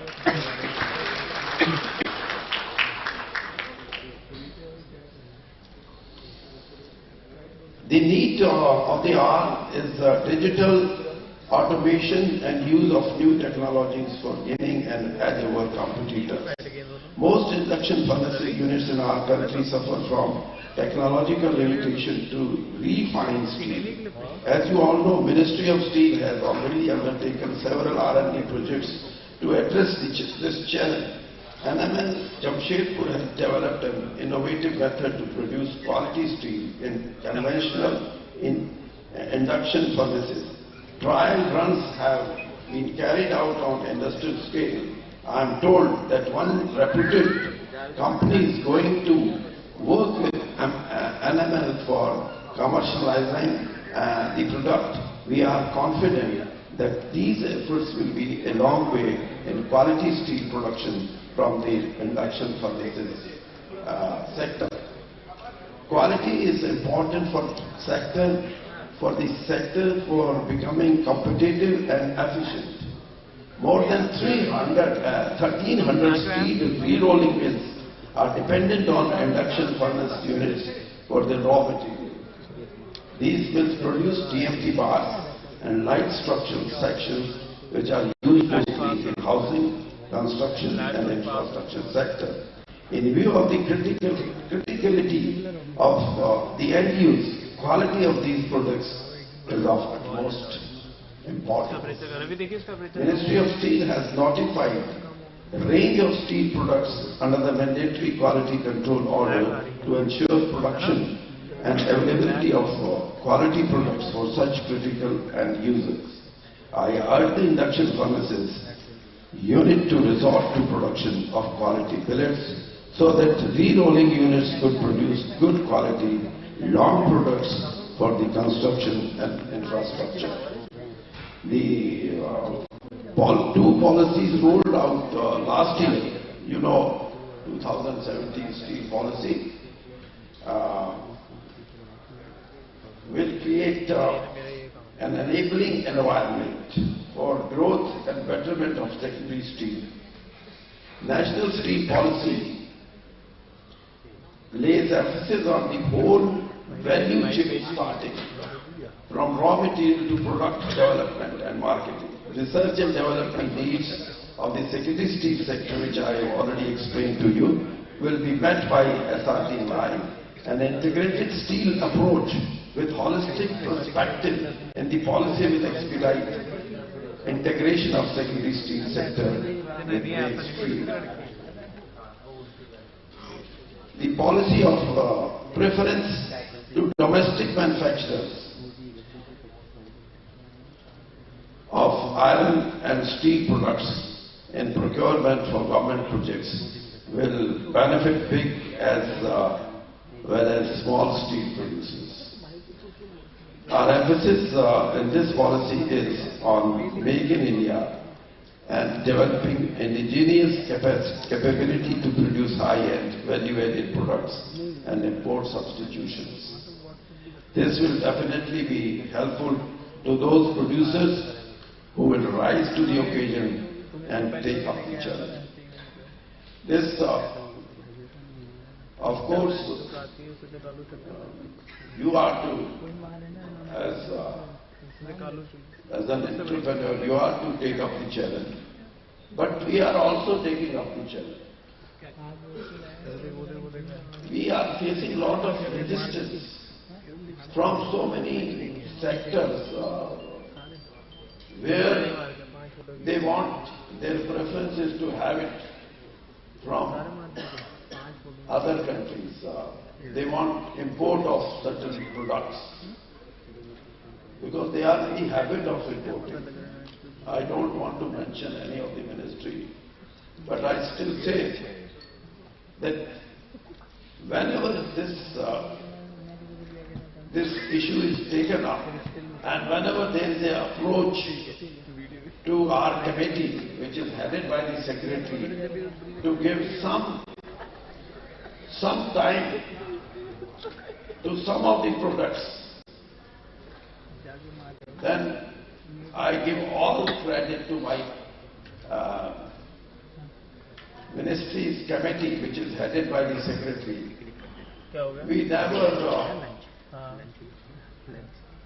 rather I should say, when you call it zero waste, I call it zero anything which goes against this policy. Zero. We never allowed this, and this is why I'm of this view that here is a point where secondary steel should and will get a status where they will not have to tell us that somehow we are being neglected or we are not being considered for tendering things where we are in a position to supply certain products or certain items to certain big projects.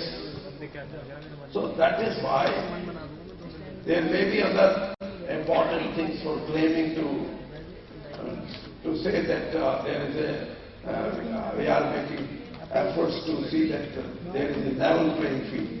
But in my own assessment, level playing field is the feeling with you that you are somehow smaller in size as far as production is concerned. And that's why you are not getting the advantage of the infrastructure being developed in our country.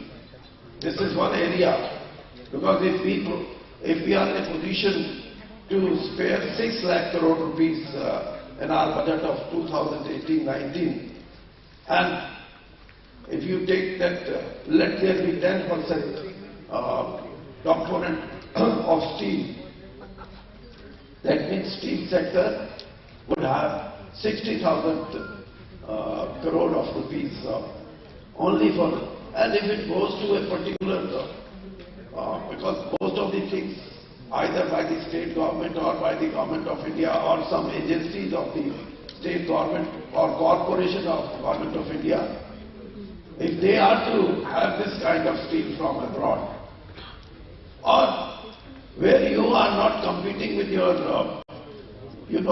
integrated steel plant, then the very purpose of our philosophy, the very purpose of putting this, manufactured iron and steel products in our country, domestically manufactured, then it has to be of no use.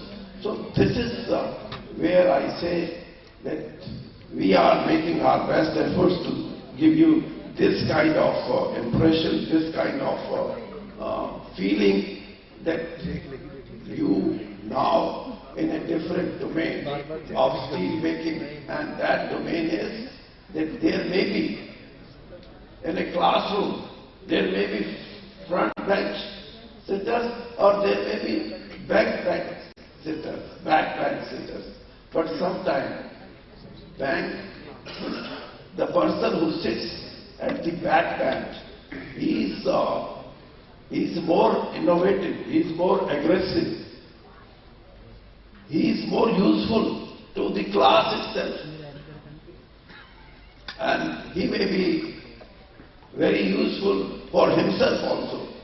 So that is the chance where we feel that our industry, which is called secondary steel, that should have this place. Environmentally friendly steel production is another major concern that needs our attention. As per international commitments, India has to bring down its greenhouse gas emissions by 30 to 35% by the year 2030.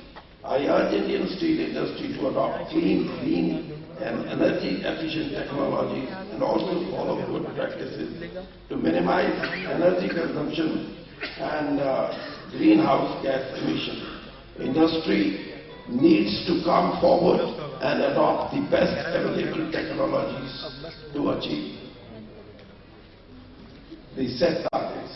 इसके बारे में मैं एक बात जरूर कहूँगा, ये जो imposition of conditions in the present world, we are at the receiving end. क्योंकि जब इंडस्ट्रियल रेवोल्यूशन शुरू हुआ, उसका एडवांटेज जिसने लिया, उस टाइम कोई एमिशन का कुछ नहीं था, कितना एमिशन हो कुछ हो, लेकिन when it becomes a threat to the world as such, then who are at the receiving end? Those who are developing countries like India, those who are yet to develop. And for that development, you need such kind of industries which were in existence 200 years back in the Western world or maybe in America. So, ये जो condition हैं, ये हमें सहन करनी पड़ रही है, और हमने ये भी मान के चले कि हम इस बात को एहसास करते हुए कि अब प्रोडक्शन हमारे देश में होगी या उन देशों में होगी जहां कभी होती नहीं थी, और प्रोडक्ट जो है वो उनमें जाएंगे जहां उनको प्रोडक्शन की जरूरत नहीं होगी.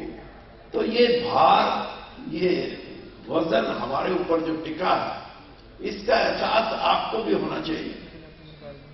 और मैं तो ये कहूंगा कि you are not to cater the needs of your country or your subcontinent. Ultimately, your responsibility would lie wherever there is underdeveloped countries, wherever the countries are in a developing process, you will have to cater their needs. And that's why we will have to find ourselves that to what extent we can comply with the norms laid down by those countries, those who have already already exploited these kind of resources, and now the burden is on us. So lastly, I would say that these things do matter when we talk of such things. But God is great, and He will find out the ways. Can you believe it that creating energy from solar, we have the application to the tune of 3 lakh applications for the generation of 1,20,000 megawatt capacity. So things are moving in our direction also, but this is a time where you are moving in a transitory phase. And when you are moving in a transitory phase, you may face such challenges, but ultimately, what I said, God is great. He is great to solve the problems of developing countries like India. इसलिए आप सब देखिए कि हम इन challenges को भी कैसे सामना करते हैं. I am happy to learn that this time renowned subject experts from India and abroad are taking part in this conference. I am sure today's technical deliberation will be very useful and some new ideas will emerge which can be implemented to take the industry to new heights. I thank the organizers for inviting me here and my best wishes for the conference. और ये भी कहूँगा कि कमल अग्रवाल जी ये steel की तरह है. Whenever he comes to me, ये इतना फोर्सफुली मेरे को इन्वाइट करते हैं कि मैं इनको कह रहा था कि मैंने कहा स्टील मिनिस्टर की जगह और भी बहुत से मंत्री हैं, उनको भी बुला लो. तो ये बोल रहे थे बुलाते तो है लेकिन वो हाँ करके कम आते हैं. लेकिन मेरा ये राजनीतिक जीवन का this is my 46th year in political electoral politics. मैं या तो ना करता हूँ हाँ करता हूँ तो फिर मैं मुड़ता नहीं, फिर आता जरूर.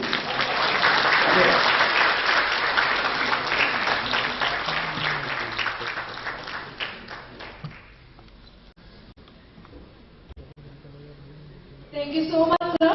And now we have a memento for you. And to present this memento, I would like to request Mr. Kamal Agarwal to please do the honor and present a memento to Shri Chaudhary Virendra Singh.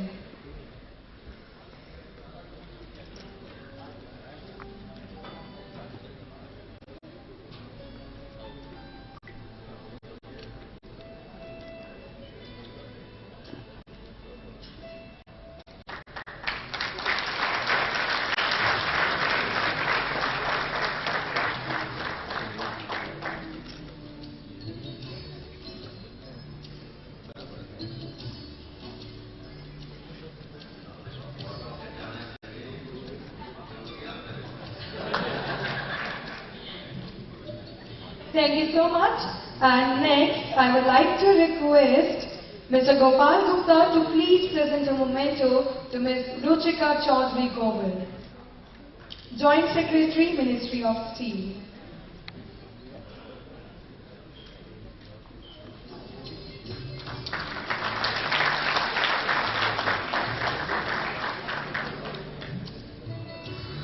I would like to request Mr. Sandeep Jain to please present a memento to Shri Naveen Jindal, Chairman Jindal Steel and Power Limited.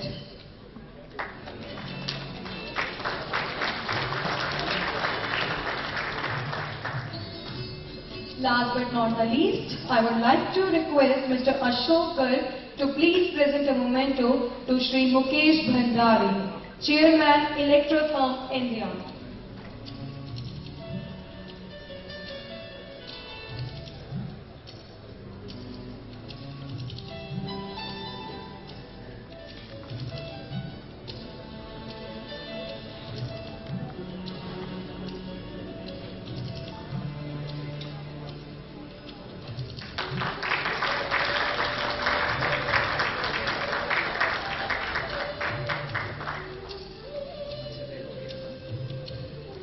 Thank you so much, sir. And now I would like to request Dr. Mukesh Kumar, Director, SRTMI, to please come and do the vote of thanks. Okay, so we are just changing the schedule a little bit. First, we are opening the round for Q&A, question and answers. So the house is open, you can ask questions.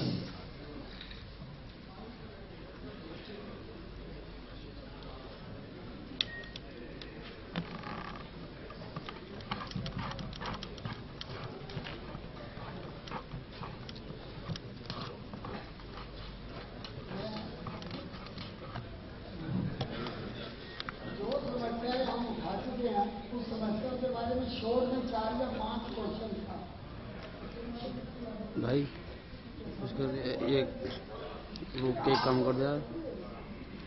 मेरा head जो था वो इस पर कसता ना, इस पर tight कर दिया मेरा हेड। ठीक है। हेलो, के Garg, ex president IIFA and present president north India induction trust Ludhiana. Sir मैं सिर्फ दो गल्लां करनी है। पहली डिमांड मेरी ये है सर, पहली डिमांड ये है कि कैपेसिटी एनहांसमेंट की गल कर रहे हैं, जबकि साडे बैन लगाया भी 30 हज़ार टन तो ਅਸੀਂ ਜਾ ਹੀ नहीं सकते। साड़ी पंजाब च पॉलिसी बहुत वधिया आई है, ਅਸੀਂ लोगों ने MOU भी साइन करते हैं, पर लुधियाना उन्होंने इंडस्ट्री जोन तो बैन नहीं करता भी लुधियाना कोई इंडस्ट्री लगेगी ड्यू टू पॉल्यूशन। और पंजाब के जितनी भी इंडस्ट्री लग रही है वो 30,000 टन कैपेसिटी के ऊपर लगाने वास्ते परमिशन सेंटर को लेनी पैंती है। सेंटर 2 साल केस पास नहीं। साडी ये रिक्वेस्ट है कि स्टील मिनिस्ट्री जी है ये इंटरव्यू करके 1 लाख टन की कैपेसिटी मिनिमम जी है साड़ी विदिन 1 और 2 मंथ से सेंक्शन कराई जाए ताकि असं कैपेसिटी ना स्टील की जो टारगेट पर रखा योगदान दे सकें।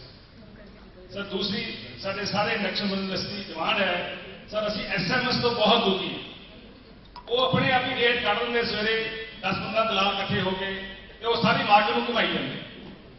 ये जी SMS जी है बंद होनी चाहिए सर। ज्यादा स्टील मिनिस्ट्री रेट कट दे 1 महीना रेट फिक्स होंगे, इस तरह बड़े ब्रांडा के रेट फिक्स होंगे। ये साढ़े नाल सिर्फ सट्टा और जुआ खेला जाता है सारी इंडस्ट्री के नाल।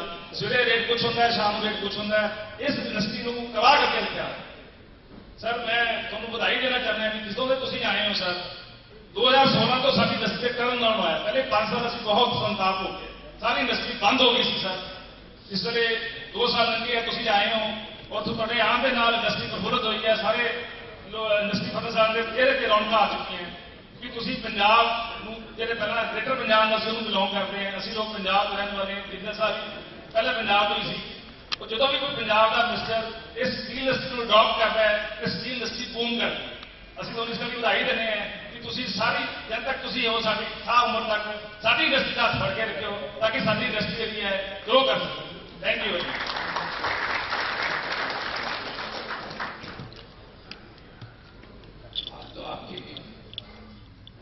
सही है और जैसे मैंने कहा आपने बीच में भी कि 1 मिलियन के बारे में मिस्टर जैन ने ये बात कही थी और इस पे हम जो कंसर्न मिनिस्ट्री है उनसे बात भी करेंगे।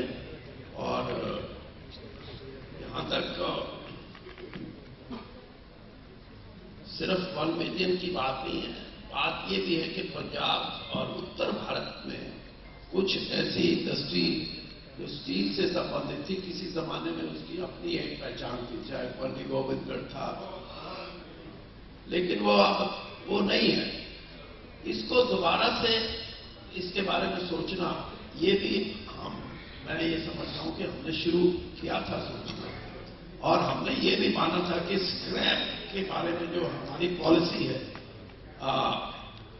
जिसके लिए हमने सर्कुलेट किया हुआ है अपनी पॉलिसी को, क्योंकि हम ये समझते थे कि पहले ट्रांसपोर्ट मिनिस्ट्री इस पॉलिसी को लेके आएगी, but that would be only limited to vehicles. But when we talk of scrap policy as such then naturally all kind of scrap, तो वो पॉलिसी हमारी हमने ड्राफ्ट उसका तैयार कर लिया है। उसमें कुछ रुकावटें थी, अब हमने उसको that has been sent to the cabinet। और उसके बाद आप जिस इंडस्ट्री को रिवाइव करने की बात करते हो ये अगर हमारे को लीवरेज मिल गया तो हम स्क्रैप बेस्ड इंडस्ट्री को फिर से पंजाब और उत्तरी भारत में उसको रिवाइवल के चांसेस बढ़ेंगे। और जहां ये डिमांड आई थी कि जो इम्पोर्ट करते हैं स्क्रैप उसमें 2.5%, हाँ वो जीरो करने की बात थी। तो मेरा जो अंदाजा लगाया है 8.70 मिलियन टन का इम्पोर्ट है लगभग। और after that policy comes into force, we are expecting that 7 million tons will be available from our country itself. So that even if that 2.5 will not make much impact on our industry, but still, you know, this is not the total, within our capacity to take this. Commerce Ministry is another ministry which takes care of these kind of fluctuations in duties. तो ये मेरा अपनी सोच की बात है। बाकी मैं ये मान के चलता हूँ कि जिस दिन भी ये पॉलिसी आएगी हमारे देश में स्क्रैप बहुत बड़ी संख्या में अवेलेबल होगा और we would be in a condition to produce high-end steel, quality steel. We would be in a position for that.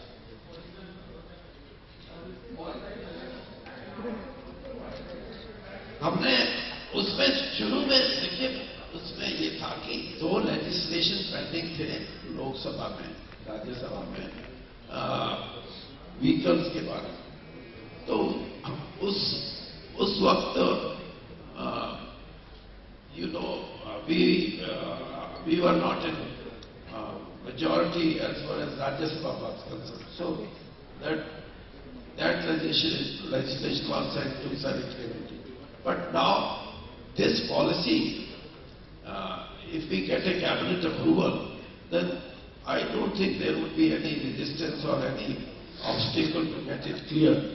ये अभी हमारे को भी पहले यही था कि ट्रांसपोर्ट मिनिस्ट्री की अगर क्लियर हो जाती तब हम लेके आए, लेकिन अब ट्रांसपोर्ट मिनिस्ट्री ने भी ये मान दिया कि आप अपनी पॉलिसी लेके आइए, तो वो सब सारे स्क्रैप को कवर करेंगे।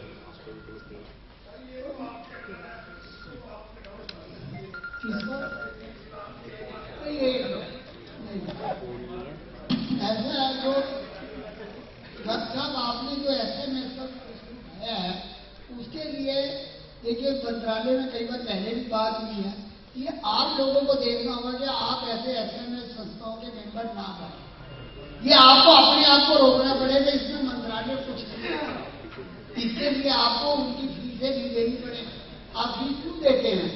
सवाल ये है, अगर आप वो पैसा एसोसिएशन को दें और हर जगह के रेट निकाले तो बेटर है, एसोसिएशन भी आपकी मजबूत होगी और एक्चुअल रेट भी आपको मिलेगी। इसलिए आपको अपनी जेब को देखना होगा और उनको फीस ना देने का प्रयत्न SMS आपको डिस्टर्ब नहीं। धन्यवाद। आप ये उत्तर मैं Devendra Kumar Agarwal, managing director Kashi Vishwanath limited, Kashi Uttarakhand. सबसे पहले तो मैं मंच पर आसीन महापुरुष के रूप में माननीय मंत्री जी का, हमारे सोर्स ऑफ इंस्पिरेशन और युवा उचितता के प्रतीक भाई देवेंद्र जी का, Galaxy of equities of the rights, आप सभी का आर्थिक अभिवादन करता हूं। मुझसे पूर्व वक्ताओं ने अपने सारे अंतिम वक्तव्यों में बहुत कुछ कहा, हम उनका समर्थन करते हैं। मैं 3 बिंदुओं पर अपना विषय रखना चाहूंगा जिसमें सुझाव भी हैं और समस्याएं हैं। ये मेरे व्यक्तिगत सुझाव है, प्रश्न है, किसी की भावनाएं आहत करने का इसमें कोई मेरा विचार नहीं। सबसे पहली बात तो यह आई, माननीय मंत्री महोदय ने पहले भी कहा था और आज भी, कि सेकेंडरी स्टील सेक्टर वाकई में बहुत अच्छा नाम नहीं है। तो मेरा मानना यह है कि जो सेक्टर एनवायरमेंट फ्रेंडली है, एम्प्लॉयमेंट जनरेटर है, पावर कंजम्पशन कम है, कैपिटल इन्वेस्टमेंट कम है, देश के सकल उत्पादन में एक महत्वपूर्ण योगदान दे रहा है, अगर माना जाए तो एक प्रीमियर सेक्टर है। अगर हम किसी को बचपन से छोटू कहते आए हैं, लकड़ी में जाने कोई छोटू ही रहता है। तो शायद मिनी स्टील या माइक्रो स्टील या स्मॉल सेक्टर कहना उचित नहीं होगा मेरे विचार से। इस अगर प्रीमियर सेक्टर कहें तो शायद कहना अच्छा होगा। तो सर अगर हमें बड़ा बनना है तो बड़ा सोचना ही पड़ेगा। ये तो हमारे सोर्स ऑफ इंस्पिरेशन रहे हैं हमेशा से और आगे भी रहेंगे। अगर ये हमारे साथ शामिल हो गए तो हमारा बल दुगना हो जाएगा। जो दो अन्य बिंदु हैं समस्याओं के रूप में, हम सब ने बहुत चर्चा की आज भी पहले भी कि हमें देश में स्टील का उत्पादन बढ़ाना है। प्रीमियर सेक्टर संभावित जो होगा उसका योगदान महत्वपूर्ण होगा, लेकिन आइडिया 17 में फाइनेंस के लिए इसे नेगेटिव रिस्क पर रखा हुआ है। ये एक विरोधाभासी कदम है। हम उम्मीद करते हैं, आशा करते हैं कि सेक्टर आगे आए, लेकिन उसको वित्तीय मदद न मिले। दोनों काम संभव नहीं है। और विशेष रूप से रोलिंग का उसमें उल्लेख है, लेकिन वर्तमान में ये सेक्टर हॉट रोलिंग प्रोसेस इस्तेमाल कर रहा है, जहां मेल्टिंग और रोलिंग एक साथ है। अगर अनिवार्य है रोलिंग को नेगेटिव रिस्क में रखना, तो प्रयत्न ये दिया जाए कि कम से कम मेल्टिंग सेक्टर में जहां कोई अगर एलआरएफ या रिफाइनिंग का प्रोसेस लगाना चाहता है या अपनी मेल्टिंग कैपेसिटी इंप्रूव करना चाहता है, उसे आइडिया 17 का लाभ मिलना चाहिए। एक दूसरा महत्वपूर्ण विषय और समस्या है जिसके विषय में चर्चा तो हुई, लेकिन ग्रास रूट लेवल की जो असलियत है वो सामने नहीं आई। ये सही है कि मिनिस्ट्री ऑफ स्टील ने कैटेगराइजेशन खत्म कर दिया है। अब स्मॉल, सेकेंडरी, प्राइमरी, इंटीग्रेटेड वो व्यवस्था नहीं है, लेकिन अभी भी हमारी ब्यूरोक्रेसी इस सेक्टर को आगे नहीं आने दे रही। और व्यवस्था जिसका मैंने सामना किया, मैं उत्तराखंड हाईकोर्ट में भी गया, PI लगाई और मैंने केस भी किया, लेकिन CPWD वाले उसको मानने को तैयार नहीं। इनका कहना है कि मॉर्स और मॉर्ट की जो डेफिनेशन है हम उनको ही फॉलो करेंगे, और बाकी दूसरे डिपार्टमेंट्स हैं वो कहते हैं जो CPWD कहती है उसको फॉलो करेंगे। मॉर्स की डेफिनेशन में आज भी कैटेगराइजेशन है, मॉर्ट में आज भी कैटेगराइजेशन है। तो मेरा यह सुझाव है कि अगर हम चाहते हैं सबका साथ सबका विकास हो, तो हमें कोर ग्रुप डिफरेंट मिनिस्ट्रीज का बनाएं, जहां पर पॉलिसी बनाते समय जो वास्तविक समस्या है उसके ऊपर ध्यान दिया जाए, ना कि केवल घाव की पट्टी धोने से काम चलेगा। हमें घाव भी सही करना पड़ेगा। धन्यवाद। और आप सभी को दीपावली की हार्दिक शुभकामनाएं।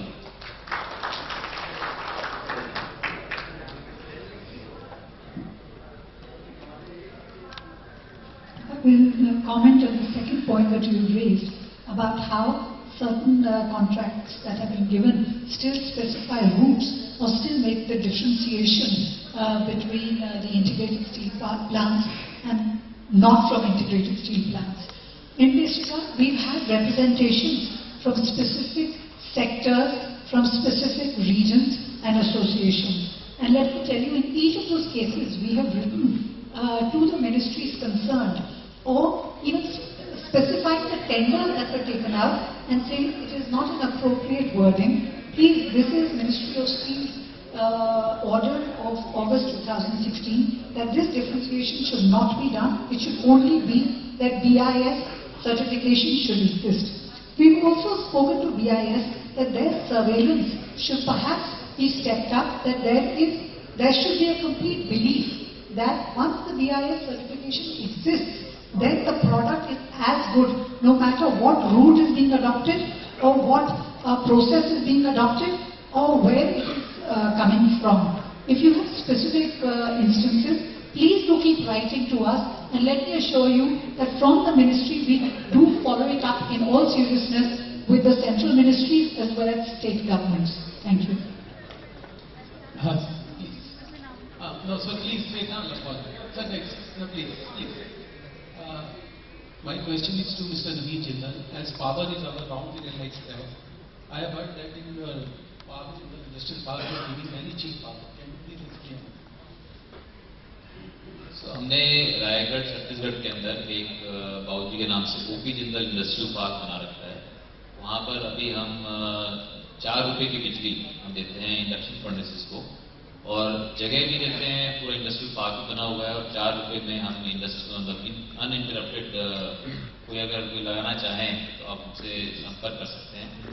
और जो बातें अभी आपने कही थी ना, मिनी स्टील, मिनी तो देखिए एक नाम है।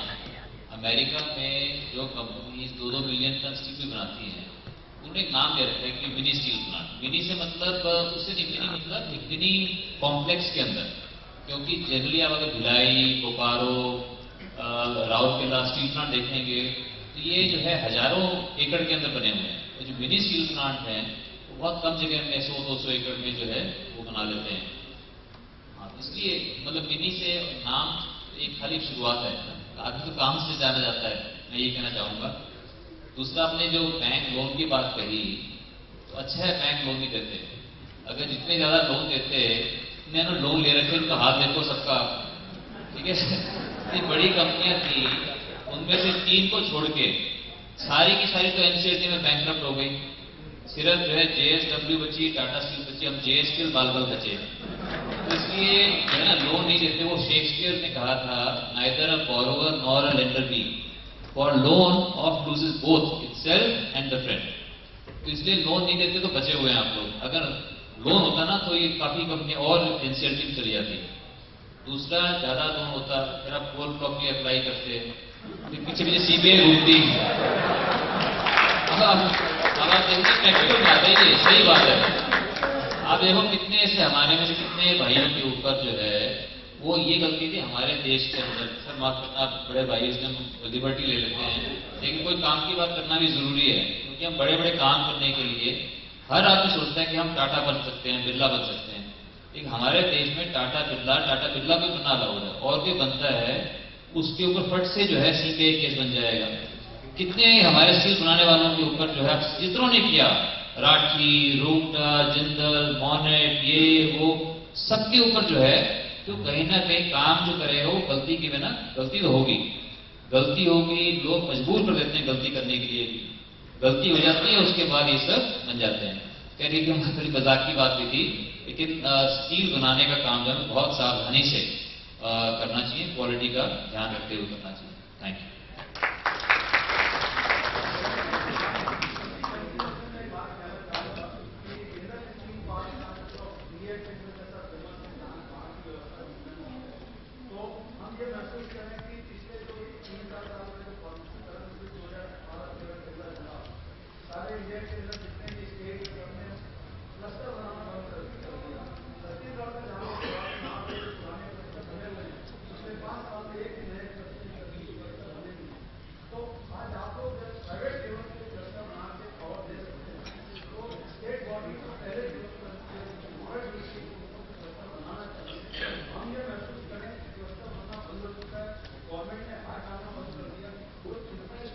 जहां तक सवाल है, कहां से हम लोग यहाँ जो छोटे छोटे उद्योग की जो बात करें, क्लस्टर है नहीं, पावर की उनकी व्यवस्था होती नहीं, इतना ज्यादा इन्फोर्समेंट का प्रॉब्लम होता है, गांव के आसपास के लोग जगह देते नहीं है।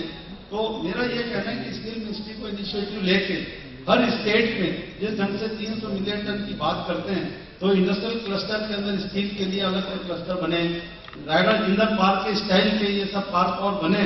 बना रखा है ना, आ जाओ आपका पर्टिकुलर रायगढ़ है, मगर यदि कोई आदमी बिलासपुर के आगे इधर रायगढ़, ये दुर्ग तरफ, रायपुर तरफ, अंबिकापुर तरफ, तो वो कैसे करेंगे? तो आपके देश को देखते हुए गवर्नमेंट को प्रेरणा लेना चाहिए। मैं माननीय मिनिस्टर महोदय से ये आग्रह करूंगा कि 300 मिलियन टन का यदि टारगेट अचीव करना है, तो सारे देश में इस चीज पे इंडस्ट्रियल क्लस्टर डेवलप नहीं हो रहा है। स्टील के लिए कुछ एक जो पॉलिसी बनी है उसमें क्लस्टर भी बने, पावर की टैरिफ भी रिजनेबल हो। एक जो 4 रुपए 4.5 रुपए की जब जिंदल पार्क 4 रुपए में दे सकता है, उसके बाद भी पैसा तो ये भी कमाते हैं, दूसरे लोग भी दे सकते हैं, मगर नहीं देते हैं। क्यों नहीं देते? तो ये सब चीजें थोड़ी सोची जाए और क्लस्टर को डेवलप करेंगे तभी नई इंडस्ट्री आ पाएगी। अदरवाइज हम लोग पिछले 5 साल से कहीं कोई हमको लड्डू खाने को नहीं मिल रहा है, कहीं कोई इंडस्ट्री नहीं लग रही है। ये छत्तीसगढ़ की स्थिति है जो आज स्टील का हब है, जहां आज समझिए कि मैं 175 रोलिंग मिलें जो है 165 मिनी स्टील प्लांट लगे हुए हैं, 75 स्पंज आयरन प्लांट है।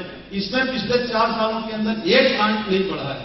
वैसे मैं आपको ये कहना चाहूंगा जी, क्लस्टर कॉन्सेप्ट जो है कई बार स्टेट गवर्नमेंट्स ने किया, लेकिन अब नहीं चल रहा क्योंकि कई चीजें ना टाइम के साथ साथ वो आउट ऑफ फैशन हो जाती हैं। तो क्लस्टर बनाने से जो आपका एडवांटेज वो खत्म हो जाता है।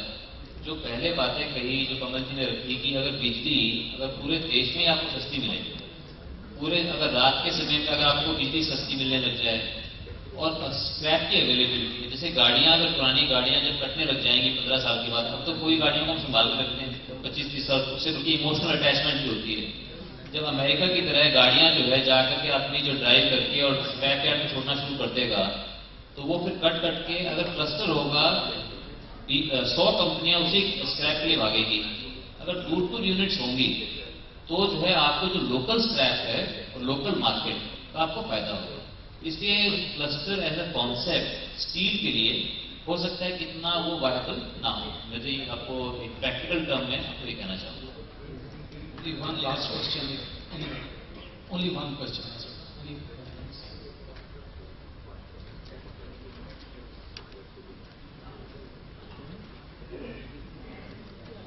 आदरणीय मंत्री महोदय, डायस पर बैठे सभी महानुभाव का अभिनंदन करता हूं। मैं पवन सिंघानिया, जयदीप इस्पात and अलॉयंस private limited, Indore, Madhya Pradesh को रिप्रेजेंट करता हूं। सर, मेरा क्वेश्चन, वैसे तो ज्यादातर सभी क्वेश्चन कवर कर लिए हैं। एक सुझाव मेरा ये भी था कि अगर क्वालिटी कुछ बड़े इंफ्रा प्रोजेक्ट्स के लिए 500D को भी शामिल कर लिया जाए, क्योंकि कुछ प्रोजेक्ट्स में सिर्फ प्राइमरी स्टील का ही नाम लिखा जाता है, तो 500D करके उसमें शामिल करें तो थोड़ा और फायदा मिल सकता है।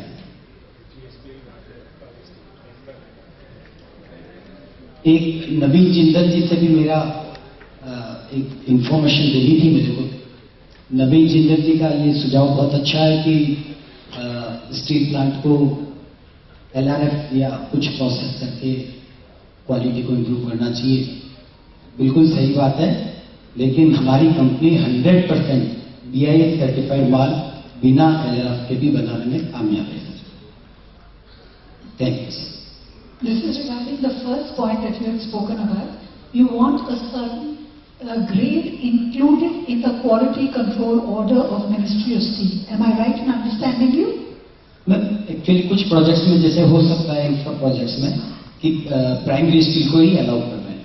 अगर बहुत ज्यादा इंफ्रास्ट्रक्चर प्रोजेक्ट्स ऐसे हैं जहां पे क्वालिटी की बहुत ज्यादा रिक्वायरमेंट है, तो 500D के साथ इंडक्शन फर्नेस के मटेरियल को अलाउ करने की परमिशन दी जाए। I will again reiterate what I have said. We in BIS and through BIS and in the QCO taken out by Ministry of Steel talk only about the grade of steel.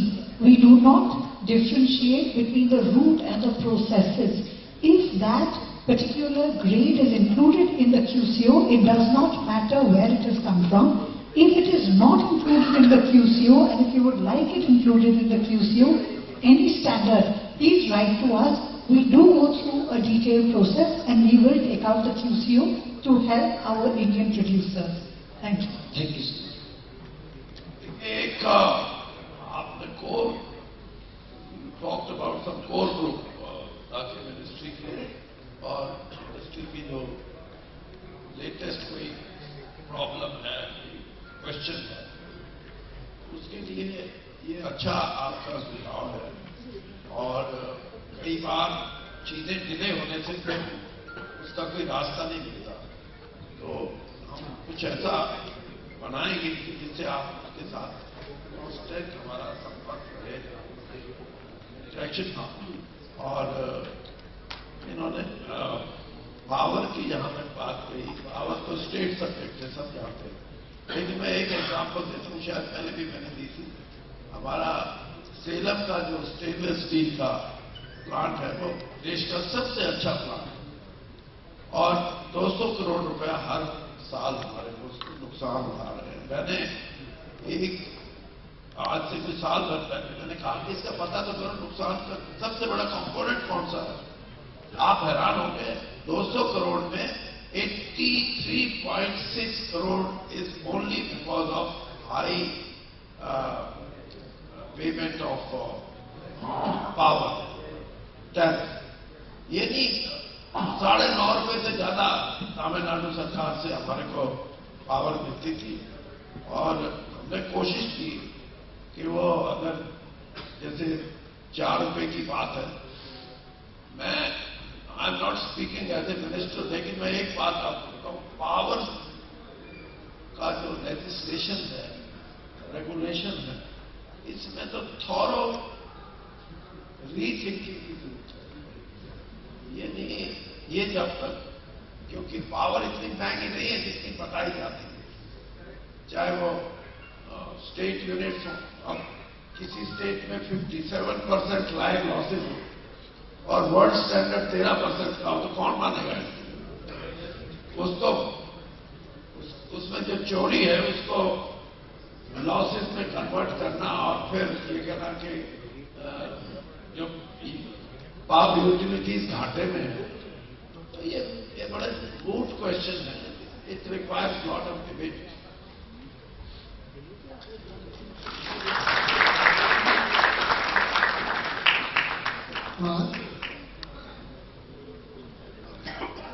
Mukesh ji, आपसे पहले जैसे 1 minute था, जैसा कि मंत्री जी ने कहा कि मंत्री जी नहीं आते हैं पर संदेश भेजते हैं।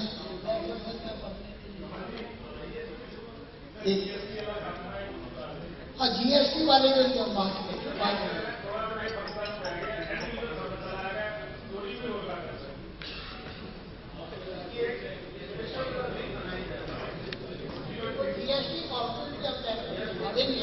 और उसके ऊपर जैसे मीटिंग करवाएं,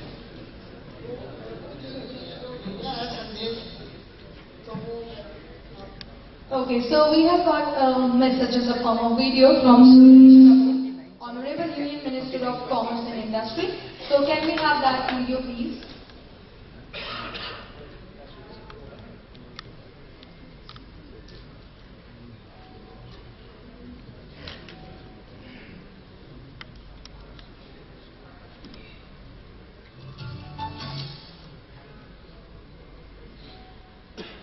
I'm very happy that steel making is being discussed today to make it greener, cleaner, better, environment friendly. We need steel for all purposes, whether construction of road, whether we need for bridges, we need for railways, we need for factories, we need for housing, we need for cars, we need for white goods, for everything. And making steel in India is prerequisite for India becoming a self-reliant country. So we are doing it a great job, but making steel is important. But making the wrong way is disastrous. So making it with environment-friendly green technology is something which we are discussing. I really congratulate you. All the best to you. So now moving further, I would like to request Dr. Mukesh Kumar, Director, SRTMI, to please come here at the podium and a vote of thanks to our men.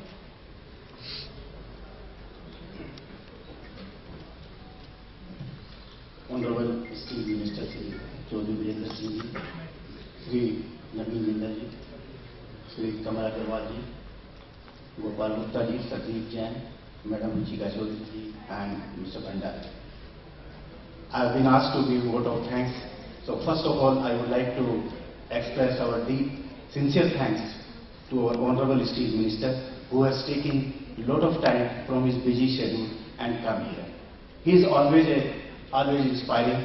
Steel Research Technology Mission of India also, as well as Ministry also. And I would like to inform you that under his guidance, Ministry of Steel has become the first ministry in India to come out with a strategy paper on resource efficiency in steel sector, which has been uploaded on NITI Aayog website only around 20 days back. And that is his initiative, is that we want to promote steel recycling. We want to reach zero discharge, zero waste, zero harm pressure. Because we don't want to compromise on these 3 principles, and that strategy paper is already for the public comments on the NITI Aayog website. There we have given clear philosophy about how we want to bring steel scrap business, slag utilization, and like in slag utilization also, various areas have been covered, like going into the road. Recently, under his guidance, we have started collaborating with around 11 agricultural universities in the country under Indian Council of Agriculture Research under their leadership, and we feel that steel slag will be utilized to a large extent in the agriculture sector, and which will bring down our imported fertilizer like NPK and other things. So Steel Ministry is totally committed, and wherever you need any support, that will be provided. Sir has also told about the technology, that we need technology so that our induction furnace secondary sector can contribute and can compete with the primary producer. As a Steel Research Technology Mission in India, we are considering various technologies. LRF, ladle refining furnace, is one of the technologies. When we are looking into these types of technology, we were feeling if you go for LRF, your capital cost is there. You can produce quality steel, but your productivity is not increased. We want to take a route by which we can increase the productivity also, so that the cost is optimized. So there are a number of alternative technology which will be discussed in the second half, and there we will see that we can support industrial furnace as well as secondary sector to stand to become globally competitive, to meet all the challenges whatever is there in the middle. So continuous guidance is there from the Honorable Minister and the Minister. Regarding, he has also addressed about the points you have raised. Certain points, yes, it is in our control, we are taking care. Some he has already expressed that they will be continued with the ministry and others. Again, he has told about the recycling of various dust from the electric arc furnace and other things. Although we have covered that area also under resource efficiency paper, which is there, and I will appreciate if you people also can go through it and submit your views, so that a good strategy paper is there, because NITI Aayog is going to take up this thing with all the ministry and will recommend to the government also what type of measures are required, so that because they have taken 4 areas: Steel, Ministry of Steel, Ministry of Mines, Urban Development, and Ministry of Road, E-Waste. So these are the 4 focus areas. So you don't think that steel is not a focus area, it is a premier area under focus area. He has also talked about the backward linkage and forward linkage. When steel scrap policy, as General Secretary has told, is coming out, there also we want that we should come forward. We are also discussing with Core Ministry and Mines Ministry also how a backward linkage can be established. So this is also an area. So a lot of thinking is going on. Several representation came. Minister Sahab has already taken a number of meetings, and I think with that also we are taking. Last time he was discussing and he was surprised when we know that around 15,000 crore rupees is spent on import of scrap only. Our focus is this 15,000 crore rupees, what is going as a foreign exchange rate, is cut down. So sir, we are very thankful to you for your continuous guidance, and we feel that in time to come, steel sector will emerge and will meet all the requirement, all the expectation whatever is given in the National Steel Policy 2017 to become a globally competitive company, globally competitive industry with zero discharge, zero waste and zero harm approach across all the sectors. We are thankful to Shri Naveen who has come and guided us also. He is also inspiring this thing for all the steel sector, and the way he has moved and he is contributing continuously on this thing. And sir, I just wanted to tell you that your Jindal Steel Power Limited is taken as an example how the things can grow, what type of technology can be brought in there. And there also, they have taken a lot of initiatives, new initiatives, and some of the initiatives they have taken on the heat recovery systems, other downstream systems also. Those also, we are looking into it, how we can further optimize those technology, so that those technology also can be covered in our secondary sector also, and secondary sector also can take advantage of that.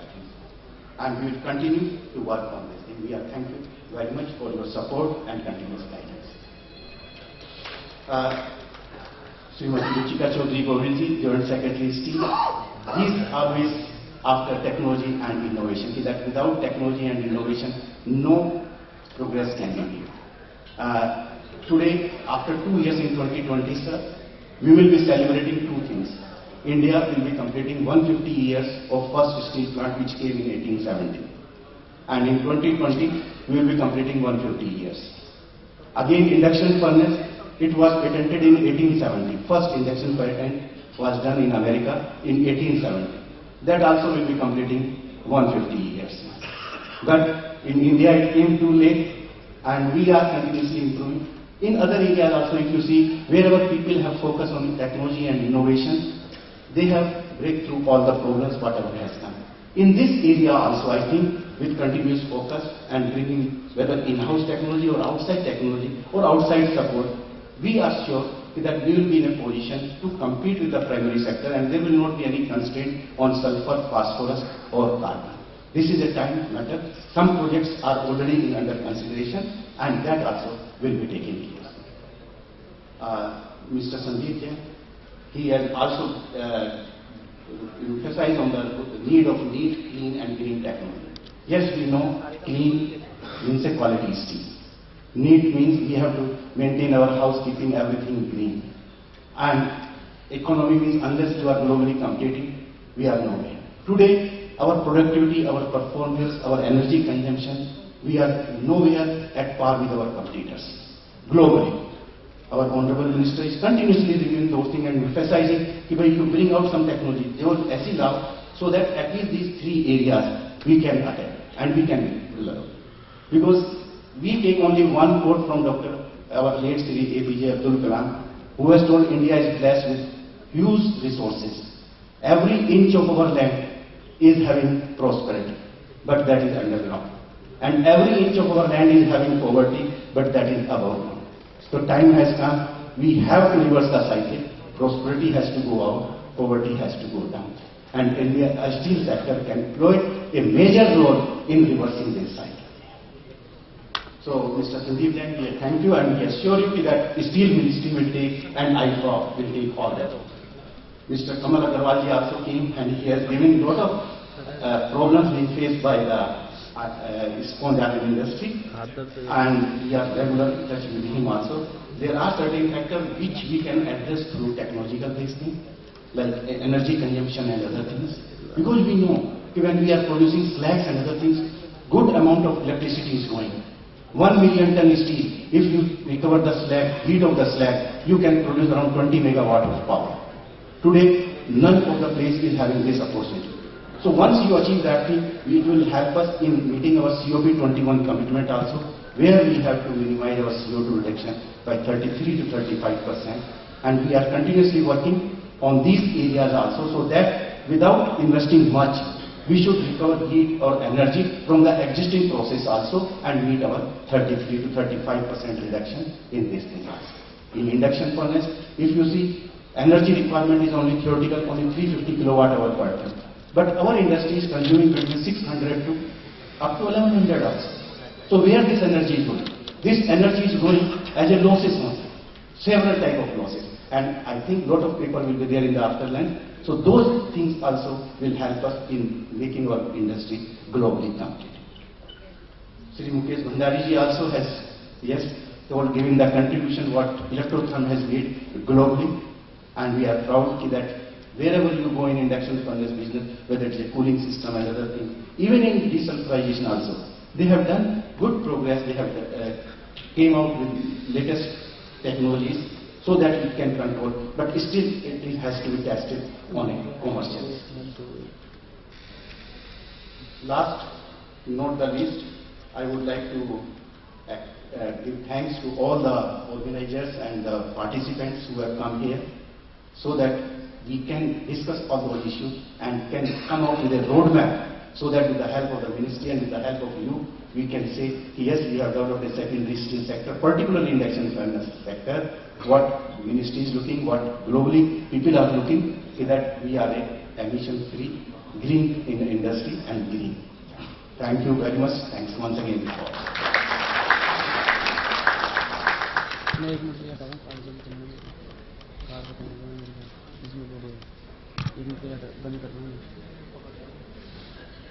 भाई हिलेगा वो, इसलिए बंद कर रहा हूँ मैं। Thank you so much everyone to giving us your precious time. Card तो मेरे पास पड़ा है. And we have the next session after an hour.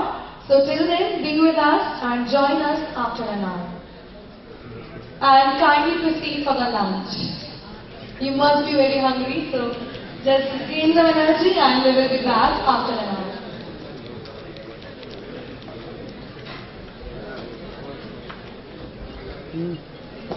हटा दो भाई. हो गया?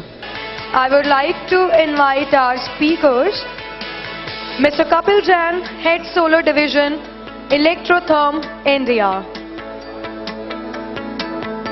Yeah, I'm calling our speakers on the stage. Professor Sita Raman, Royal Institute of Technology, Stockholm, Sweden. Dr. Dayanand Paswan, Scientist, CSIR, NML, Jamshedpur. And last but not the least, Mr. Vignesh Babu, St. Gobain, Bangalore. So they are our honorable speaker for the technical session. And to chair this technical session, I would like to request Dr. Sushmita Das Gupta, Joint Chief Economist, Economic Research Unit Joint Plant Committee, to please come on the stage and proceed with the session.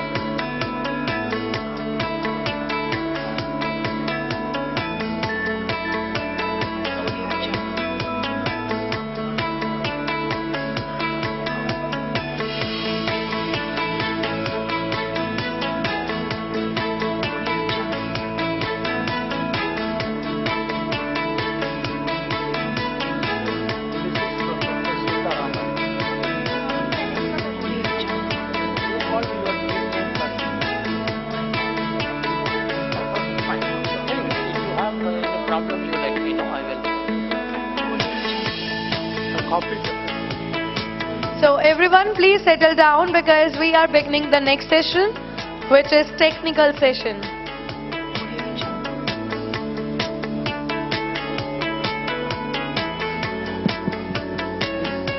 Hello. Good afternoon, ladies and gentlemen. This is a post-lunch, as usual, difficult and a sleepy session. But we have very, very interesting papers which is going to make us feel very much awake. Before we start this session today, there are certain things which I think that from the side of induction furnaces, we would like to make it very clear. Number one is that to say induction furnaces must produce clean steel is a little excess, because induction furnace as a technology is a clean steel production technology. In its DNA, it produces only green steel. Because if you look at the environmental impact assessment of the Ministry of Environment, you will find that emissions and pollutants and discharges are very little for the induction furnaces, which means that the standards and the margins are already covered under the limits of Environmental Ministry. This is one. The other thing is that the crux of India's steel story lies in the induction furnace, precisely because it is the entire innovation in steel making, which made India come from the 8th largest position. Sandeep ji wants to say something. Friends, please, our next session has started. I would request you to keep silence. If you, please, if you want to talk, you can just go out and come back. It's very serious discussions we are going to have. I once again request all of you to please listen carefully and please don't talk within the meeting. Thank you. The second thing which we have to know about the induction furnace is that the India story from being the 8th largest steel producer in the world to being almost 2nd largest is actually led by the induction furnace. The reason is that there's a very specific area of technological innovation which was possible from the induction furnace. India is probably the only country in the world which can use the induction furnace to produce mild steel of a standard quality. This has happened because the crux of the induction furnace, which is the control of the process through electricity, this comes very easily to Indians as a race. I don't know whether there's, like, the Japanese can control coal very well. The Chinese can control gravity and other mechanical properties very well. India can control electricity very well. And because it can control electricity very well and the processes of the induction furnace, it can actually tweak the whole contraption to making steel very economically because it is very productive. These are the two areas which we must accept is very crucial to induction furnace. I do not know why in the morning people were so worried about renaming it as secondary, mini. I mean, if a blast furnace comes in a mini scale, what will you call it? So I think that the electric steel making, central to induction furnace is electric steel making. And that should be our name because electricity is something which Indians have been able to control. And this is one aspect, I think, that most of us have always missed because the induction furnaces have always got very bad press. The third thing is when we talk about the economics of the induction furnaces, I really have no idea why we spend so much of time in trying to refine it and sulfur phosphorus, though it is very important. Because induction furnace does its work of melting steel very well. The point is that it depends on the quality of input. That quality of input other people can always do for us. But our core is a very productive melting of steel. So with these few words, and be very proud of the induction furnace, I am very proud of the induction furnaces, and I always feel so disappointed with the sector because none of them ever come out, in a self-complimentary way by saying that, look, here we are, we also have arrived. So we have 4 papers for this session. One is Mr. Kapil Jain, who is head of the solar division, Electrotherm in India. He is going to speak about a possible changeover in the source of energy input from thermal to solar. This is a worldwide affair and the switch will happen across the globe. In India, he may like to lead it, and especially with the induction furnace. We have another paper, which is probably the 3rd in the order, but I would like to say this before. It's a tunnel kiln in a techno-economic route of sponge iron making. Both these papers will talk about the need of changing the capital outlay of the industry. So these are little long-term futures, not too much in the immediate term. The 2 immediate term papers are by Professor Sitaraman, Royal Institute of Technology, Stockholm, who is also going to chair the next session. And he is going to talk about the crux, removal of sulfur and phosphorus, whether it's possible in the induction furnace. And then we have Sain Goben, Viknesh Babu, and he's been sort of giving us the carrot of a possible change in the refractory lining. I think last refractories you'll be talking about. So I think that is, he's trying to sell it hard, and maybe we'll soon switch over to it. So I invite Mr. Kapil Jain to make your presentation.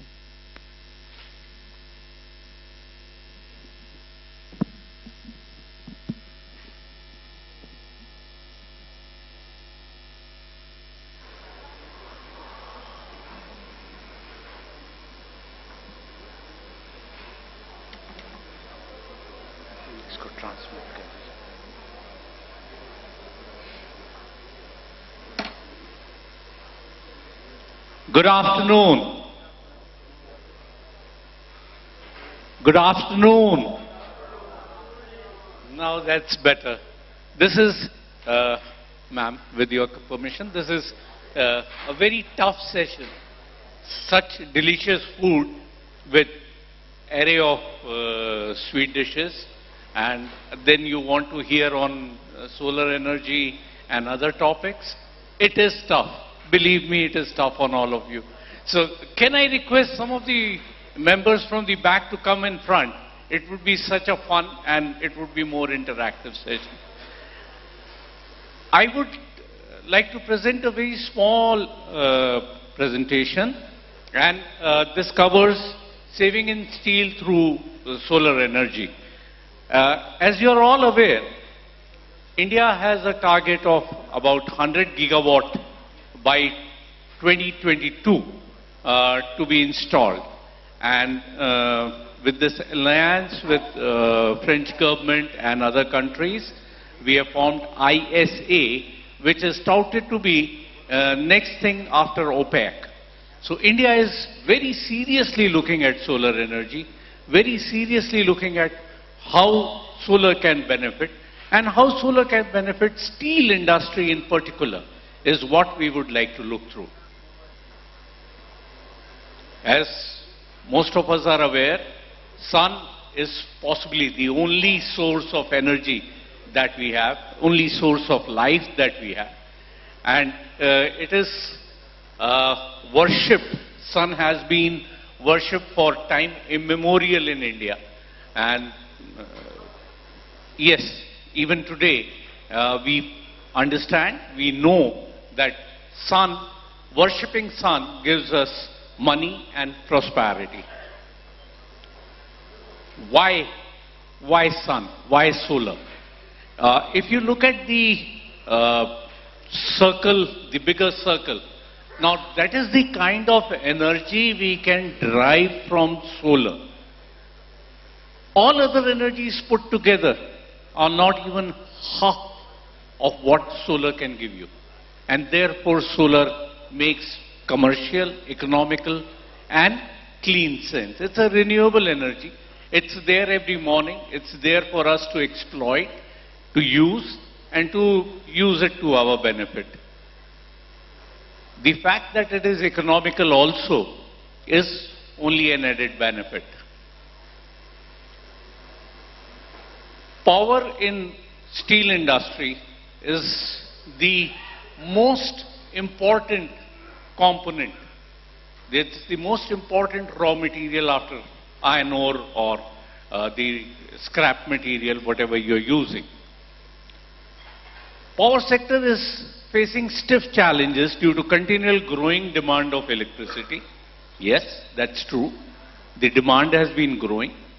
And moving from conventional source to a non-conventional source, as it was named earlier, or moving from non-renewable to renewable, as it is called now, is a necessity. World has to turn to sun for its power requirement in future. That's a given.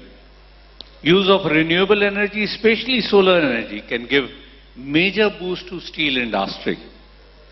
Let us see how we can use it over a few slides. What are the options of solar PV plant in a steel industry? One, you can take open access from any other PV plant investor, or you can have captive power plant solution. When I talk of captive power plant solution, again there are multiple options which are available. One is you can own your plant little away from your current factory, or you can have solar PV plant on your rooftop, or you can lease your roof to somebody else to build, operate, own and transfer electricity to you. When we talk of open access, most of us are aware, these are plants put in by some other investors where we buy a portion of electricity generated from them. And we say that, okay, this is the investment done on our behalf and we are buying electricity from them. Advantage is, yes, very, very low investment right in the beginning.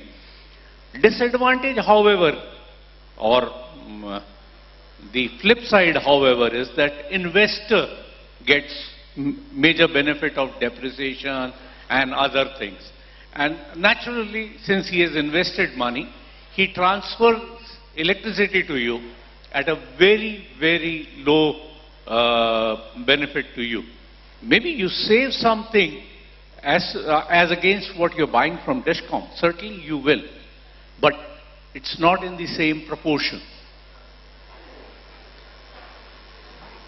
Or else, most of these steel plants, or rather some of these steel plants have land nearby. Now, when we talk of solar energy, it is dismantleable, movable, and it can be shifted to any other location without much loss. So, this was one of the plant at Kolhapur.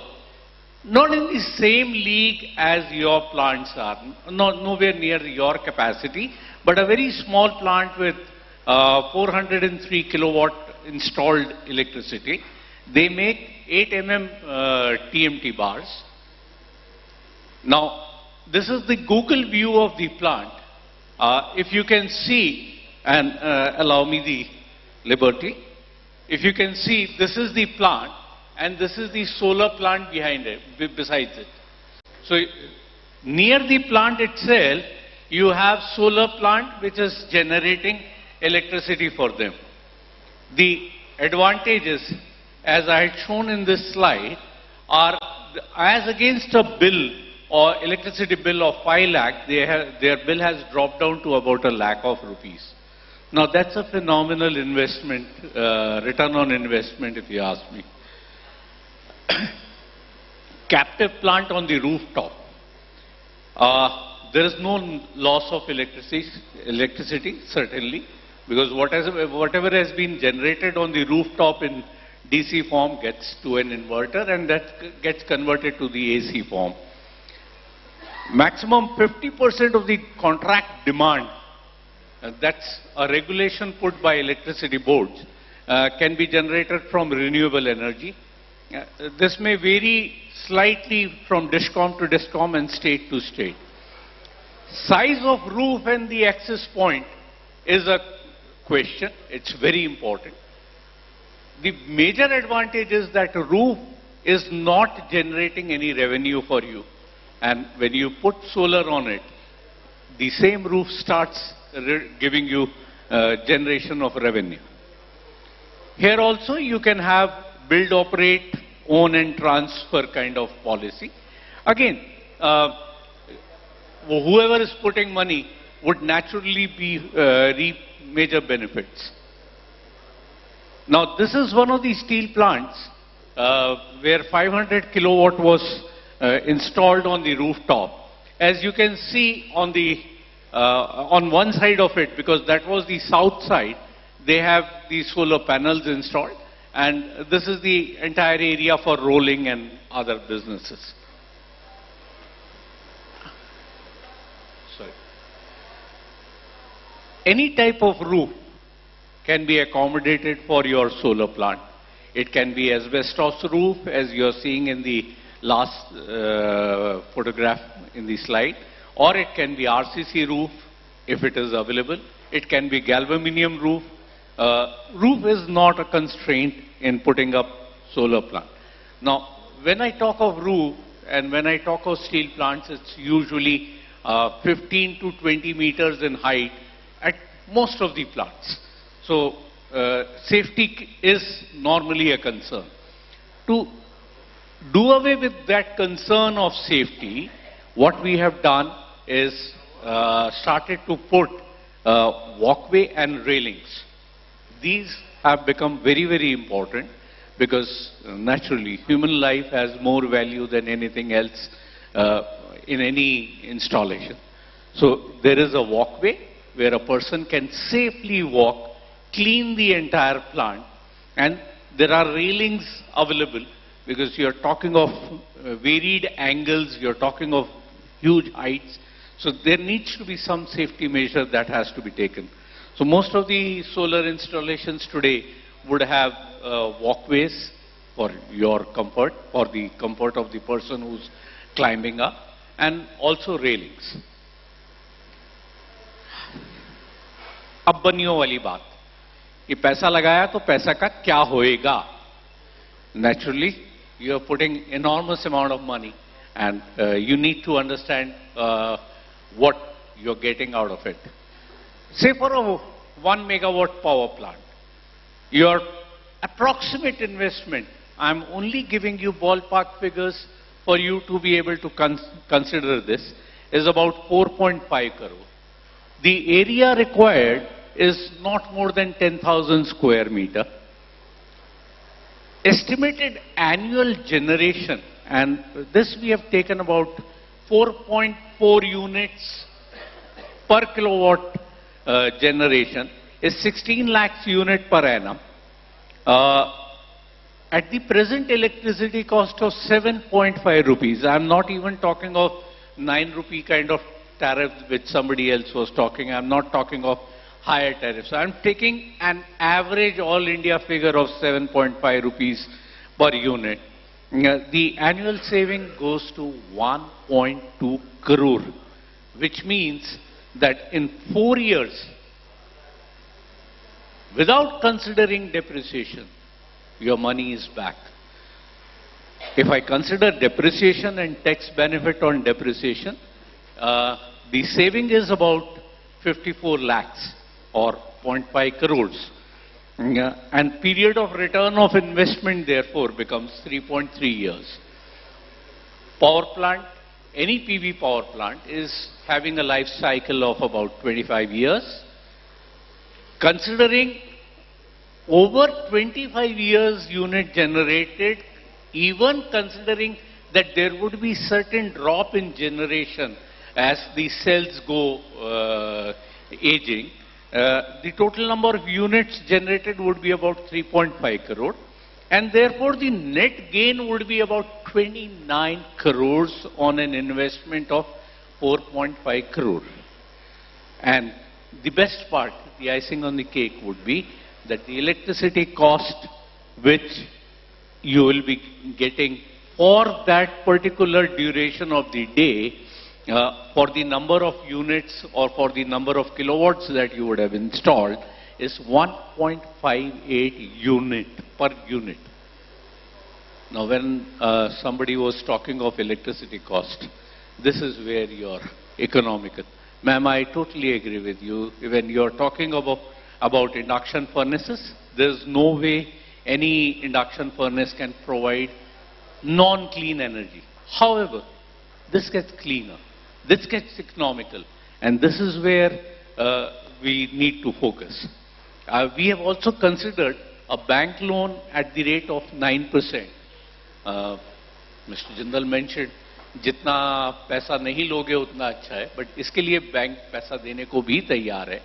Bank is interested. Banks are keen in investment in this.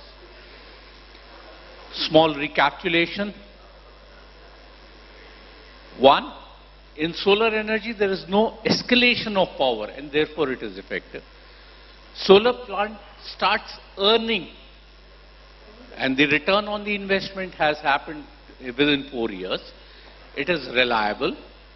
Minimal or no maintenance except cleaning. There is no maintenance. There is no active part that needs to be serviced every now and then.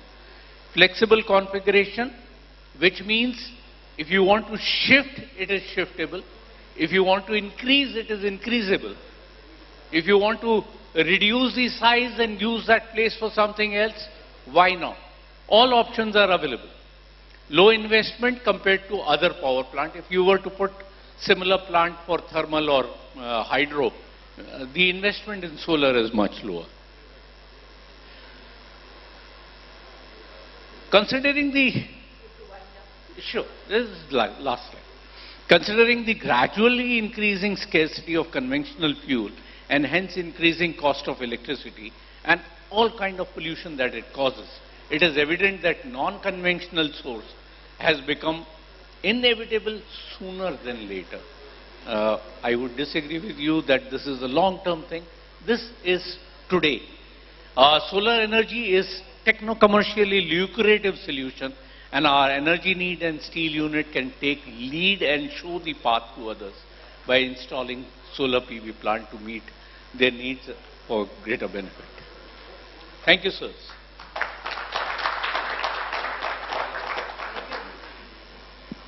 Thank you, Mr. Jain, for being brief. and to the point.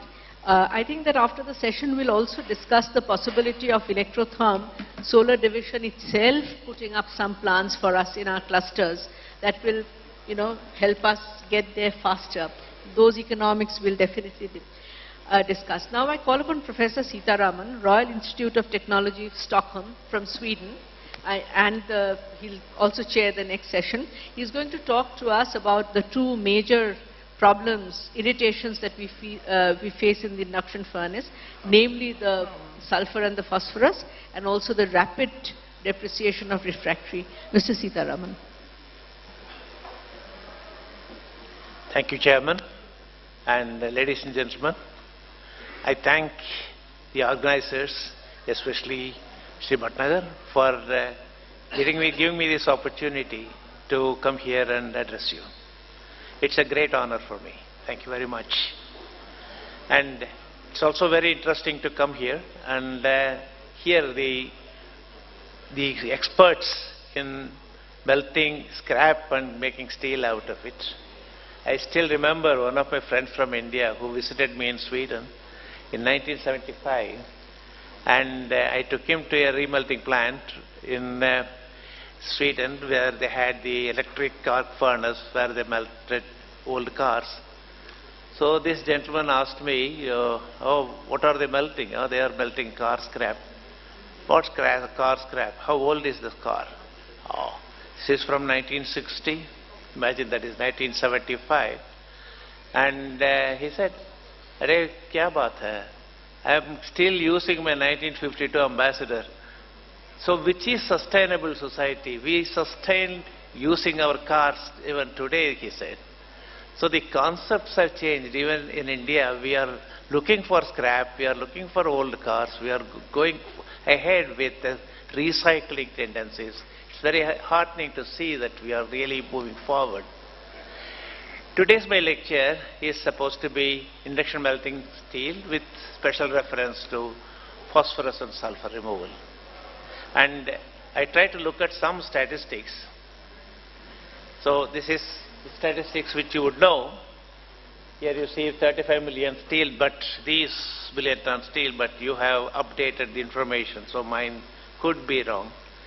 And you are targeting about 40 to 60 ton units in future, is what I understand. Maybe I am wrong, please correct me. I have about 15 minutes, so I will try to compress my talk. So let's see. I will be looking at the following things. Oxygen. When you are, I'm having, by the way, I'm using the term IMF. I see that it is IF or IMF or AIF. I don't know which is correct.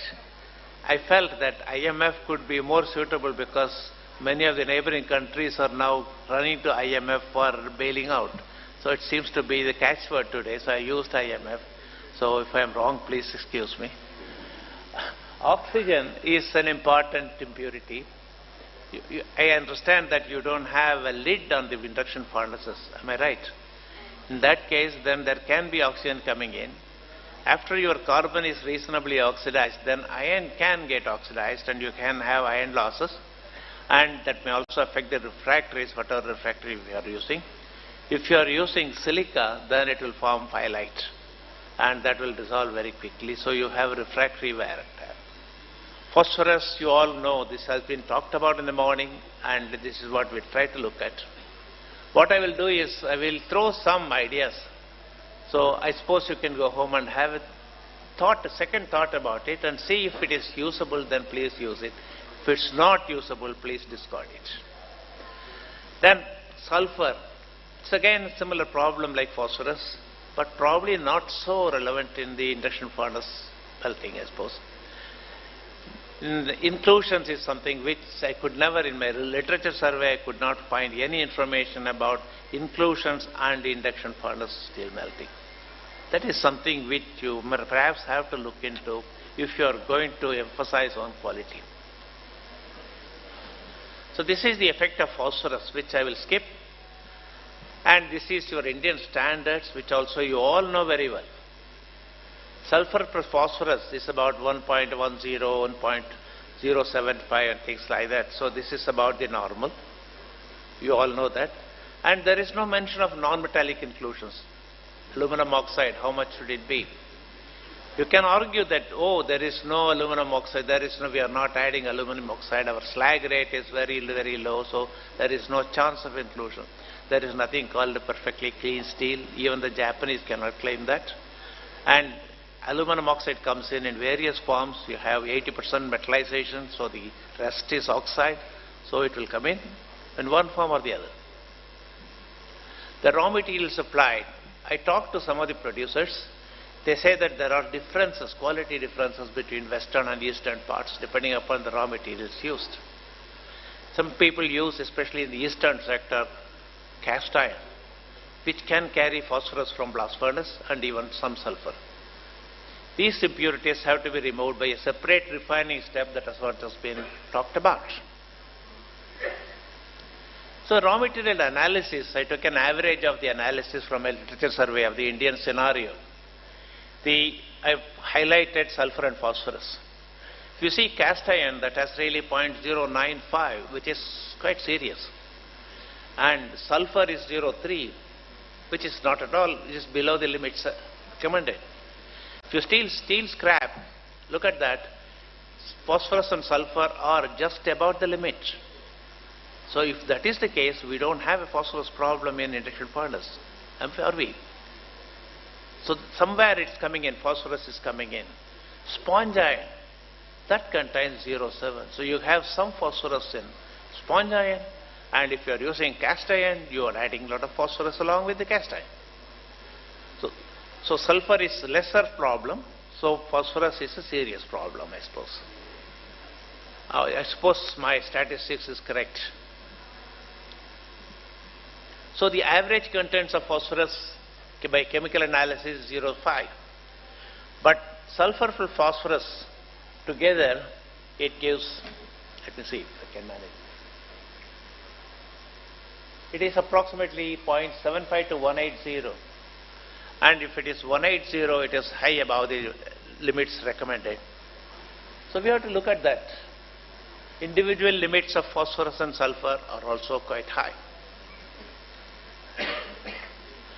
So the slag compositions, which are once again average values, with about 70% coal-based sponge iron, 30% scrap, you have a slag with a basicity of 0.3, which is very, very, very acidic slag. So you have no chance of removing phosphorus. If you are having induction furnace with 10% coal-based sponge iron and 90% scrap, then you have a basicity of 0.18. Which is only slightly better. It's still way far from removing phosphorus. And if you add pig iron, it is going to be, I couldn't get any statistics on that. Now, suggestions for improvement is what I have to talk about today, I felt. So what are the suggestions? Let us look at it. Most important factors are, number one, accurate control of the input materials for phosphorus and sulfur. If you are concerned about it, you should see what you are putting in and what you are getting out. So how are you going to do that? It needs accurate and systematic analysis of all the materials that are going in. If you go to Sandvik in Sweden or Nippon Steel, they will have a complete analysis of every batch documented for the past 10 years. After 15 years of service, in Sandvik they came up with a problem which was supposed to have been secret, that they were getting mercury emissions slightly above the recommended levels, and which was not published, which came to us as a secret project. And we looked at it, 1996 onwards they were using zinc galvanized cars, and the mercury probably was coming from this zinc. So this could be possible because they have a very well documented system information. Analysis, quality control is very, very, very important to see where it's coming from. And minimize oxidation. If you especially wanted to look at inclusions, if you wanted to have the refractory erosion problem minimized, you have to control this thing, you have to put on a lid. which I don't think is being done. Continuous monitoring of product analysis, especially inclusion analysis, which I have not found anywhere in the literature. I found looked at it in Indian scenario. So this must be done if you want to have steel which is used in construction without fracture. Now, if I continue, raw materials control is very important. If you add pig iron, then you know that you are adding sulfur and you are adding phosphorus. This should be minimized, or you should dilute it sufficiently. Scrap sorting is very important if you are going for trace elements. You have to make sure that you are adding not much scrap. And this step is involved, it may not involve any serious cost, but it needs systematization of the system. Now, let's look at it. I go to the solutions, second stage of solution, starting from what is waste. What is waste? That which is not usable is a waste. But that's a concept which is relative. If you can find use for something, then it's no more called a waste. So where you can find anything that you can use it, then you are recycling everything. So we made an investigation in China. I am a visiting professor in China for a lifetime. So I go there often. We had tried to do something. What we did was big iron carbon calcium cycle. The highest one was coal burning, carbon burning. The one limestone, where you have the cement making and that industry. Third is the iron making industry. What we did was we had a total optimization, combining all the three industries. The waste from one goes raw material to the other. This way, we could totally optimize all the three processes together. This came out in Nature last year or year before. And so on this basis, let us see if we have something which we can use. For example, IMF lining. Please once again accept me, I am using IMF. Lining issue. The greatest problem is, if phosphorus is to be controlled, the low silica cost lining may work already in the raw materials. If not, it is better to choose alternative solutions to silica, which are still economical it should be. Silica is the most economical, and that's why induction furnace people are using silica as a lining, right? So if I can find something which is as cheap, if not better, which is a waste material somewhere, have we possibility to replace silica with that? This is my thinking. Suppose I am using a thinner outer lining over silica lining. It's possible, but it's not feasible. The lining, thin outer lining will break down. So we will have the problem still. So this we rule out. Spinal lining is what has been recommended in some literature, but it's expensive, definitely more expensive than silica. So it's also ruled out. Now I put the question to you all. Think about it and see. You shouldn't raise up this anger and attack me. Waste carbon bonded MgO refractories. Those who are doing the primary steel making, they have BOF and they have leaded furnace. What is the lining they are using? Carbon bonded magnesium oxide refractory. What do they do after they use? They remove this, throw away. Okay. If there is one entrepreneur here who is able to collect all that waste, take it out and process it so that it is a stamping material, and if you can put it in induction furnace and make an magnesia lining which doesn't cost, you can probably get paid by the steel industry for the lining material, raw material.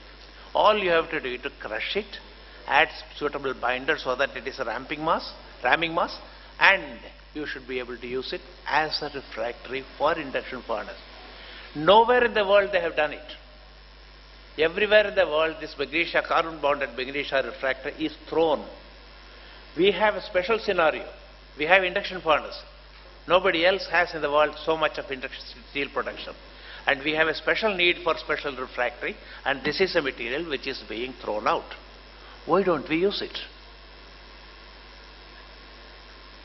Please have a look. There are other uses for this carbon bonded magnesia refractory, but this is one thing where you have immediate use without much purification. Another one which is even more drastic is this. Aluminum industry has red mud. This is a very, very wasteful product. We are producing annually 4 million tons per year in India. What is the composition?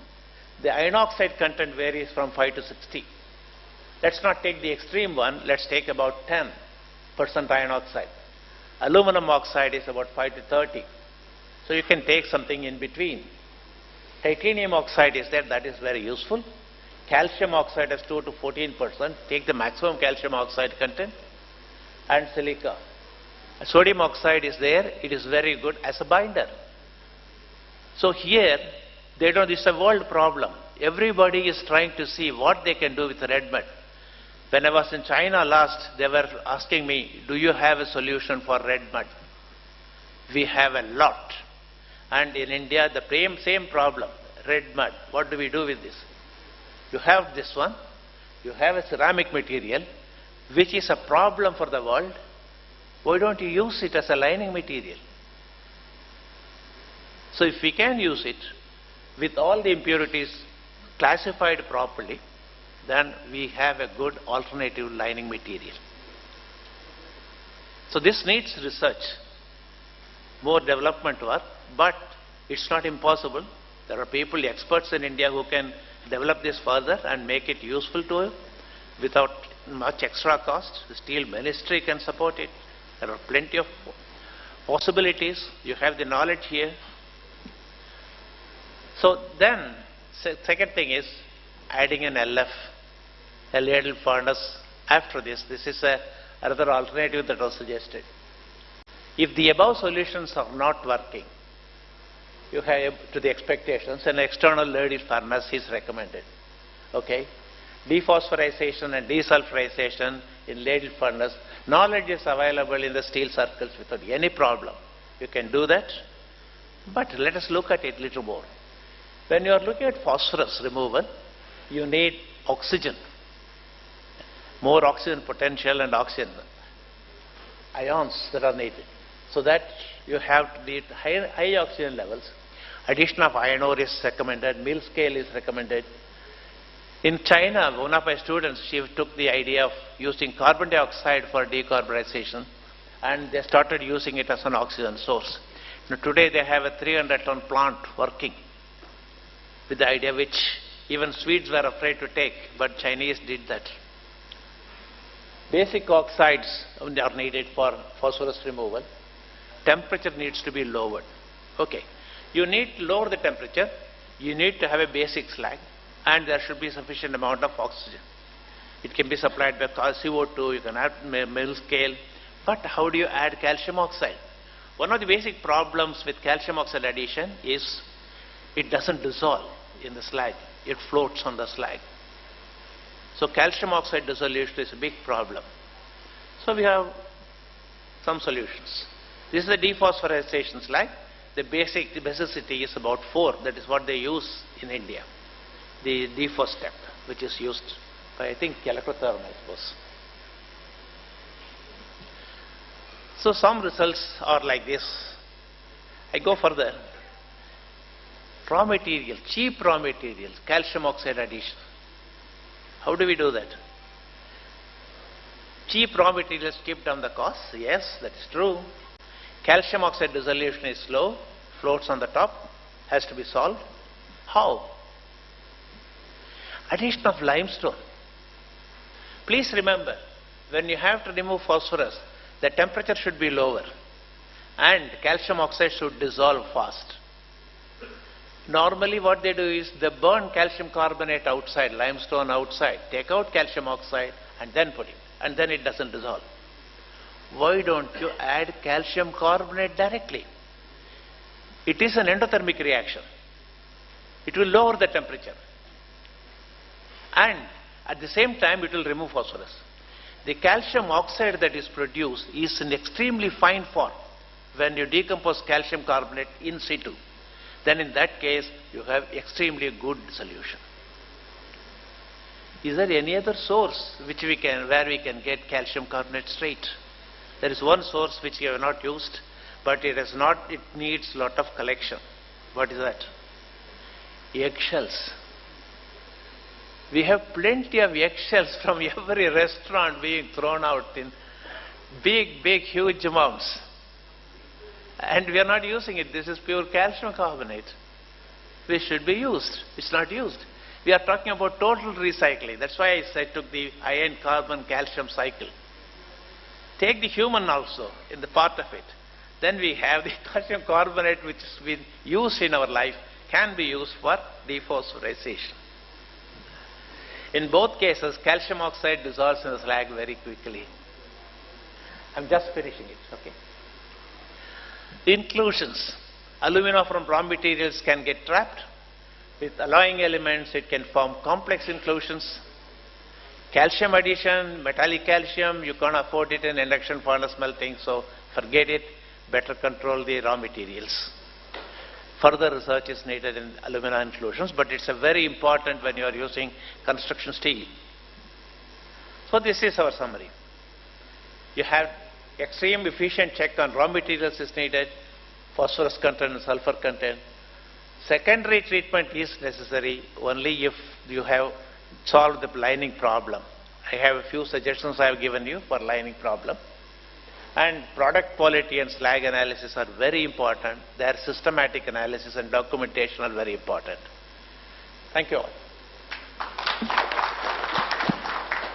Thank you, Professor Sitaraman, for an extremely enlightening presentation. I think that this is one presentation with which we have finally moved at another higher level of consideration of induction furnaces. I can see two things very importantly. One is that your continuous data, continuous gathering of data and aggregating and then analyzing this. I think that we need to move to industry stage 4.0 for this. And this is sorely lacking. I mean, even we don't have a good idea of this. And I think that here we need to collaborate with you more, intently. The other thing is that thank you so much for the huge insights on the refractory. I'm sure in India we have expertise, but we do not have the necessary investor who is going to invest on our intellectual and scientific endeavors. I'm sure that Saint Gobain might think of bringing in some money, and maybe you will be able to collect the MGO bricks and eggshells or whatever and sort of make another set of refractories. Inspired by Professor Sitaraman, Dr. Paswan, can we have you later because you are speaking on sponge iron? Can we have Vignesh Babu because he will be addressing the refractory lining? Yeah, so we'll just change the order. Thank you, Professor.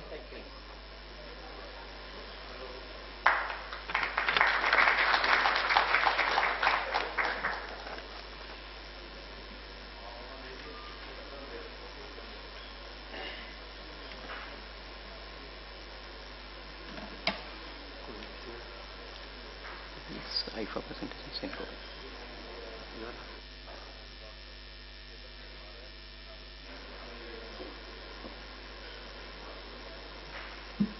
Yeah, good afternoon.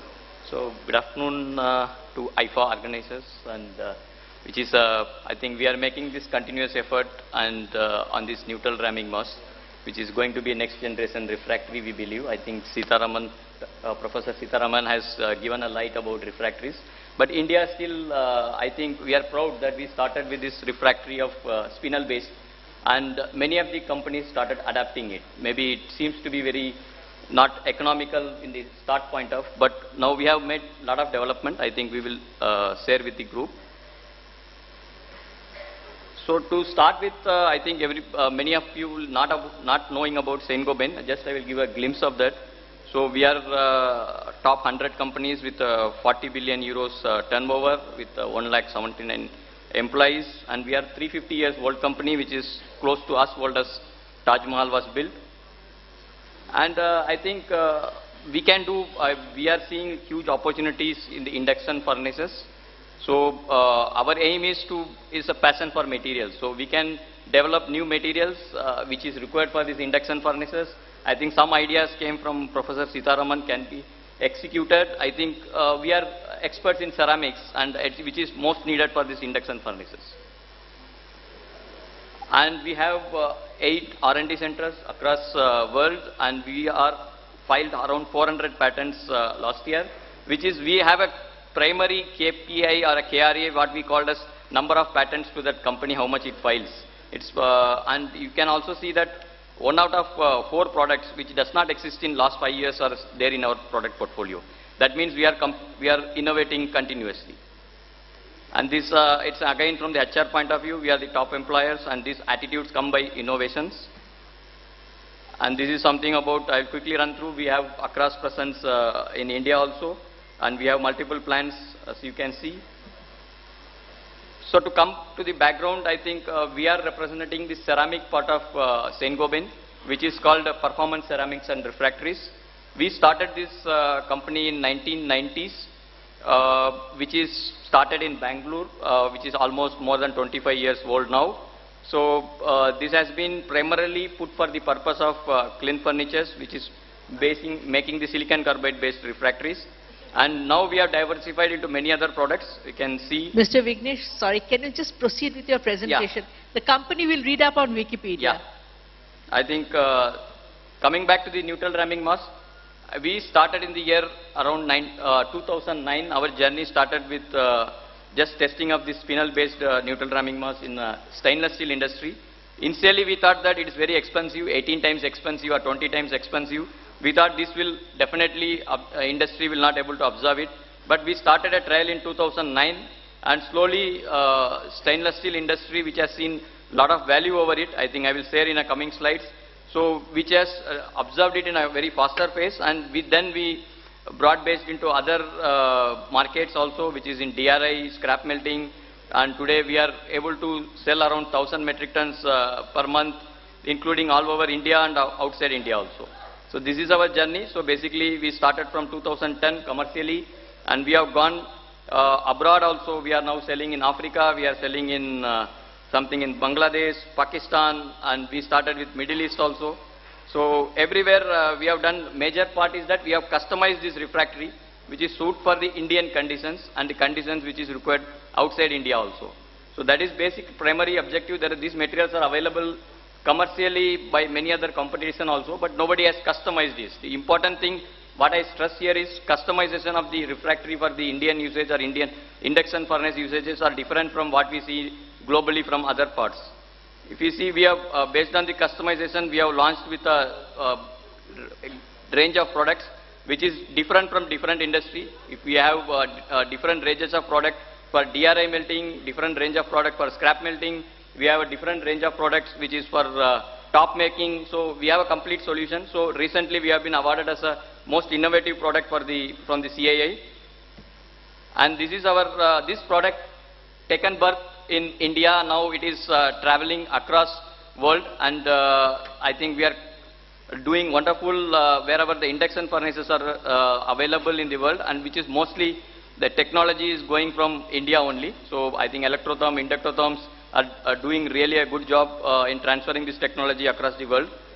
So we cover mainly Pakistan, SAARC countries, Africa, and something like Middle East. So coming back to the technical part of it, we are just replacing this conventional silica. See, I think people are habituated with silica for over the decade, over the 3-4 decades, or whenever the induction furnace came into operations, people started with silica only. But in 2019, people came to know about there are other lining materials also available in India. That's what we started in 2009. I think we have a complete solution to replace silica. That's instead of silica lining, we do with a spinel lining, and we should have something which is a very flexible material in the top, which has to be very unique, because otherwise due to the expansion coefficient there will be a top leakages which will not bond with the parent lining material. It was a very big challenge for us when we introduced this lining material in a bigger furnace. I think we have been testing this material in 30-ton furnace. We encountered a problem of continuous top leakages, and people were saying it is not suitable for induction furnaces. But we came out with a solution in 6 months, giving this top lining material, which has solved the entire purpose. Now the industry has no problem of adapting this technology. So just in a glimpse, we can see today's our meeting is all about enhancing productivity, enhancing energy savings, and quality, safety, and environment. I think with acidic and neutral lining, everything covers a little bit of every part of that. We have seen productivity if you want to increase. So normally we get around 10 to 15 heats in a lining of silica, which is labor. It's more labor intensive, and you cannot get a productivity if you cannot able to reline it immediately. A lot of labor issues are there. So we are getting around 80 to 100 heats, which can run for a week. I don't think there is an issue of furnace availability anytime. And we have a less sintering time, so it is again adds to that productivity. And we have a lining thickness which is we can able to, which is density is much higher. And we have been discussing with electrotherm and also inductotherm in optimizing the lining thickness, which has to be worked out. Today, to make the energy savings, this lining thickness optimal design is more important. We have been working with all OEMs so that we can design a good lining thickness. And even I think we have seen, one of my colleague was commenting that we have seen a double tapper at the end of the furnace, which is consuming some energy, which is not required if you go for a neutral lining material. So we are innovating continuously in the optimizing the lining thickness, which gives the double benefit, which increases the productivity also, which increases the energy, which comes with the energy savings also. So there is another point which is truly, I think we have been working with many alloy steel segments now. As Professor Sitaraman has pointed out, there is a quality issues are all across. I think we have seen with using this kind of alumina refractory, there is a possibility, there is a lower erosion and less oxidation is possible, which improves the alloy recovery in overall. And we have tested in many customers like in Ludhiana, Mr. Sandeep Jain's Antarctica, we have been tested this material. We have seen improvement in alloy recovery and slag chemistry, which can be maintained better than silica. Basically, it will move towards more basicity. And oxygen level, we have seen that it is much lower when you use this neutral lining material. Inclusion, we have been tested with step down tests and some things which is also very less. There is no silicate inclusions if you go for this neutral lining material. Coming back to the main today's big challenge is about safety and environmental issues. I think safety is a bigger issue in the induction furnaces. With DRI, I think people operating DRI will be in under tremendous pressure, or SMS head will be in a tremendous pressure. So they don't get a very sleepless night whether this lining will work or not. So this has completely, we have been doing the Asia's biggest DRI melting furnaces, which is installed by Inductotherm.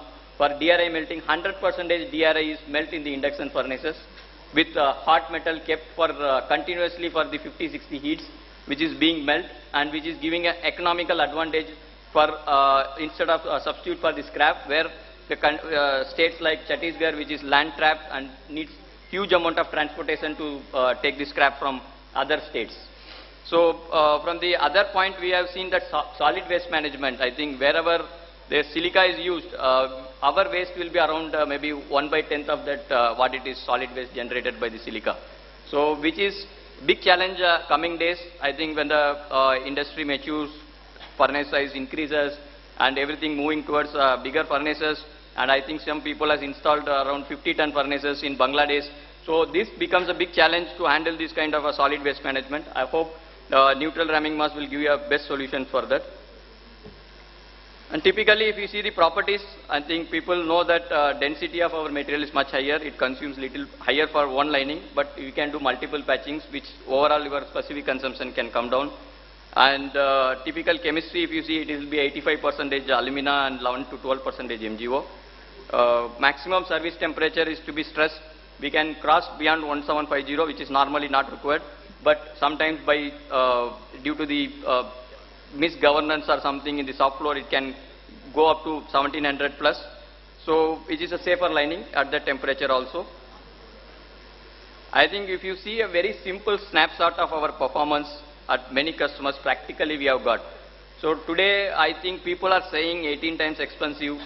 and with challenges of that spinel lining will not be viable for the induction furnaces. I think number of customers we are converting, and we are going to be 100 crore company sooner this year, end of this year. So it seems to be that people are started adapting. There is a value for that. So we have been clearly capturing the value from the customer, what it required, and we don't give us a product, we give it as a solution. We do a process study, we have a complete application team who works for us customer for 3 to 4 months to establish this product. If you see Godavari, it is a 30-ton induction furnace where we are able to melt almost 100% of the DRI with liquid metal heel in the bottom. So which is giving a scrap saving, huge amount of scrap saving. They were importing the scraps. So we are indirectly added to the import bills. We have been reduced the import bills to this customer. And if you see other customers, they have different values. If I can say that Viraj is a stainless steel customer, it has safety, productivity, flexibility of melting is their key point which they are going with this material. RL Steel is a alloy steel customer where they're quality conscious and they are ready to invest little amount of excess money for that quality. And Star Wire, Synergy falls under, again, it is alloy steel customers, maybe SS or alloy steel customers. So Nalva is one customer which is Naveen Jindal's own company. We've been using our product for last 4 years. And they have been using our material because they have to take this material to LRF, where they have to maintain low carbon level. It is a high risk to maintain this material of low carbon in induction furnaces. I think our lining is a solution for them. They are able to go as low carbon as less than 8 points or 0.08 or 0.07 kind of a thing. So Antarctica Steel is using our product in Ludhiana for last 1.5 years. I think initially we had a struggle in establishing the product. Now it has been well accepted in the Ludhiana market. So we have been continuously doing 4 or 5 customers across the Ludhiana cluster. And we have gone abroad. I think Pakistan has adapted this technology much faster than India. We never believed that Pakistan will adapt this technology because the big trigger there is that availability of silica is not there, and also the power cost is very high. So where we are able to reduce lining thickness, save energy, and we have been biggest customer in Pakistan. Amreli and Mughal are using our product for last 1.5 years. So we have gone to Middle East also, so where it is adapted because of high expensive labor cost, the lining and relining is becoming very difficult. So in conclusion, nutshell, so Saint-Gobain has been testing this, and we have been having now established this product. Commercially it is established, it is not on papers. So wherever the customers, we have been commercially established this product, and conclude that it improves its safety in operations, productivity, energy efficiency, and cost effective if you are able to adapt this technology in a longer range. And this product, we have been working with Enamel and other organizations to give this for dephosphorization and desulfurization. So some kind of industrial test has been done, but commercialization is we are on discussion with anybody who can able to give a flux to us so that we can optimize this process. So many other benefits and operational flexibilities also comes along with this. So thank you. Thanks for your patience. Thank you, Mr. Vignesh Babu.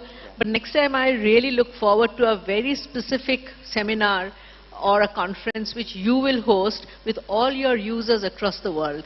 I think that once we get to hear about your product from your users, we'll be convinced much faster, because I think that neutrality is the high point of your product. Yeah, neutrality, that's the high point of your product. And I think that's a good solution, and again a next generation solution. So I think that next time you'll think of organizing a conference wholly with your users. Thank you so much. So Dr. Paswan, your paper.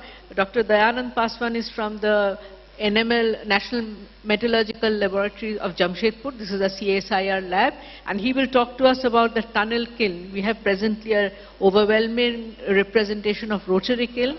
He will talk about the tunnel kiln, a techno-economic route of sponge iron making.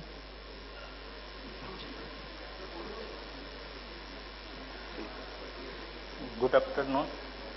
Thank you, ma'am. First of all, I would like to thank Bhatnagar sir and Dr. Mukesh Kumar for giving me an opportunity to come and present my work. The title of my work is Tunnel Kiln, a techno-economic route of sponge iron making. So I will talk about the techno-economy in the later part. First of all, I will try to give you the glimpse of how we have developed the project and how we have commercialized it. Right. This is the total overview of my presentation. And as we know, the world steel is going to exceed more than 16 million tons. And all these huge amount of steel we are going to produce by two routes, that is BOF and electric arc furnace. With time, if we will look at the percentage of secondary sector, those they are producing steel through the electric arc furnace and induction furnace keep on increasing. And now it is going to run neck to neck so that they can utilize the inferior quality of raw material. Apart from this, if you will look at why it is going to increase secondary sector, basically we don't have availability of the gas-based DRI unit, but we are fortunate enough to have the non-coking coal. And due to availability of non-coking coal base, we are going to grow in a sponge iron making, that is secondary sector. And if we will look at whatever primary and secondary sector, we are talking about the production of steel. All steel have to go under processing. During processing, we are generating huge amount of mill scale. If we will look at, then in worldwide we are producing more than 16 million tons of mill scale, and in India particularly we are going to approach 1.6 million ton mill scale. And this mill scale contains over 2% of the total steel we produce. Out of that, 70% of the mill scale we are going to utilize in the integrated steel plant. But till now we don't have the opportunity for the secondary sectors, those they having rolling mill or rebar mill, to utilize this waste material, because they don't have integrated steel plant to feed in the sinter making or use in other form, like in place of iron oxide they can put in the BOF. So this creates problem especially for the secondary steel makers, and this problem people try to resolve it. But till now they are unable to convert this secondary sector waste into a value-added product, because it have their own limitations, because it will be contaminated with a lot of grease and gases, it have fineness, and it is totally flaky in nature. So people tried, so many possible ways were available, but till now we are not able to convert it, because if we will talk about a smelting reduction, it is more energy sensitive. If we will talk about rotary kiln, we are unable to produce the pellets suitable for DRI from the mill scale. And we have vertical retort which is not yet commercialized, and we have the rotary head that is also not commercialized fully. Now, why all these are happening? Because we will talk about the rotary kiln, we need indurated pellet. For induration you have to go up to 1250 degrees Celsius for giving the strength to your pellets. Then you need high tumbler, high mechanical strength. Similar thing happened with the other vertical retort and rotary hearth furnace also. But why we look forward for the alternate DRI making? Because we have to utilize the lean raw materials and secondary sectors generated best, that is the mill scale. And we should have the low production cost. How we can produce the low production cost product? By saving the processing, by cutting down the processing of the processing during production. And then we have to maintain the quality. If not better, then we have to keep it at least comparable, available in the market. So we have chosen the tunnel kiln, where we can feed the pellet without induration, and we'll need low mechanical strength because bed will be static, and it is very easy to operate and have low operational cost compared to rotary kiln. So based on this, we have set the objective that we will plan for the laboratory scale, and we will optimize the process parameter. If we will get success, then we will try to go for plant trials in 100 TPD, and then we will develop the technology. Based on this, we have collected the mill scale from the secondary sectors, we characterize it, and we made the pellet with a conventional binder. And this pellet we try to utilize for reduction. and then we took the non-coking coal which having very low FC, and then we made the reduction experiment. And if you will be surprised, during reduction at different time and temperature, we got good metallization. These are the simple reduction mechanism. If you will talk about, we have optimized the process parameter for making the DRI, especially from the mill scale. And here you can see we are able to get metallization up to 91%. And beauty, you will not get any entrapment of sulfur from the coal into the DRI during reduction.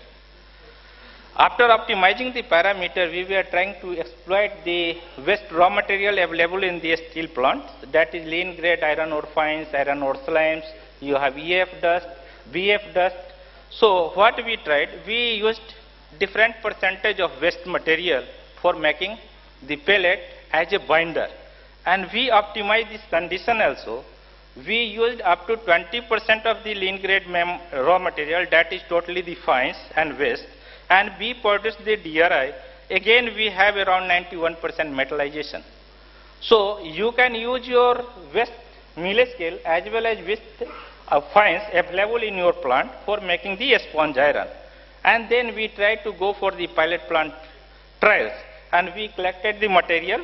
Again, for the plant trial, we pulverized it to the required size range suitable for pelletization, and similarly we took the non-coking coal also having 33.5 FC. That is inferior grade, people are going to throw. And then we again pelletized the material and find out how to put it. So we took the crucibles. General conception in the secondary sector that people were using the silicon carbide crucible which is more than 7,000, 8,000 rupees per piece. So we try to develop the crucible material also, which will be cheaper and it should not cost more than 1,500 rupees per piece. So we developed the crucible materials, and then we conducted the experiment in commercial tunnel clean at different time and temperature. But what happened during the plant trials, during commercialization, we were not able to get the perfect metallization what is required for the industry. So we are going to fail in that case. So what happened, we tried whatever we set the operating window during the laboratory scale. So we took all the windows and we tried from lower limit to upper limit, but we were unable to get the perfect metallization and continuous metallization. Then we try to find out where we are going wrong. Things are same, existing the same, but we are not able to get the metallization. So we try to investigate where we are wrong. Then what we found, somewhere we were getting the bleedings. You see, we were getting the bleedings. And then somewhere we were getting the fusion of the pellets. Somewhere it is agglomeration. So we people shut down the furnace and try to investigate in details where is the problems. Then we find out there is a big issue, and that issue was the temperature problem. Not only the charging will also ensure the thermal stability inside the furnace, because conductivity of your raw material, your non-coking coal and other additives have different thermal conductivity than your pellet. So if you are not going to utilize the thermal conductivity, then it creates melting some part, and some part will be uncooked material. So due to this it was creating problem. So what we did, we tried to stabilize the perfect uniform thermal conductivity throughout the crucibles, and we optimized the diameter of the crucible too, because if you have bigger crucible, then you may get cooked food on the center of the wall of the crucible, but it may not cook on the center. And doing this trial, we produced more than 30 ton DRI, which is not acceptable. Then we try to conduct all kind of experiment on the plant side itself, and we find out that things are moving in the same manner. Whenever we are going in the laboratory scale, we are getting perfect, but when we are going to implement in the kiln, we were not getting. After resolving all those thermal conductivity, we have a detailed investigation on the thermal profile inside the trolley and thermal profile around, across the cross section of the crucible, and then we conducted the experiment, and you see we got beautiful results. We tested each crucible, taking from the trolley, center, outer, top, bottom, and then on the daily basis, and almost we got more than 85% metallization in all the cases. Then we produced again more than 30 ton DRI, which was suitable for the industry. And these are some of the dignitaries visit during plant trials. And then again, we tried to modify the kiln, because what kiln we chosen, that was made for the refractory lining. So we try to equalize, we try to modify the tunnel kiln so that we can get equal temperature all along the hearth of the kiln. After certain modification in the kiln, we again made the pellets and we tried to change the size of the crucible and diameter of the crucible too.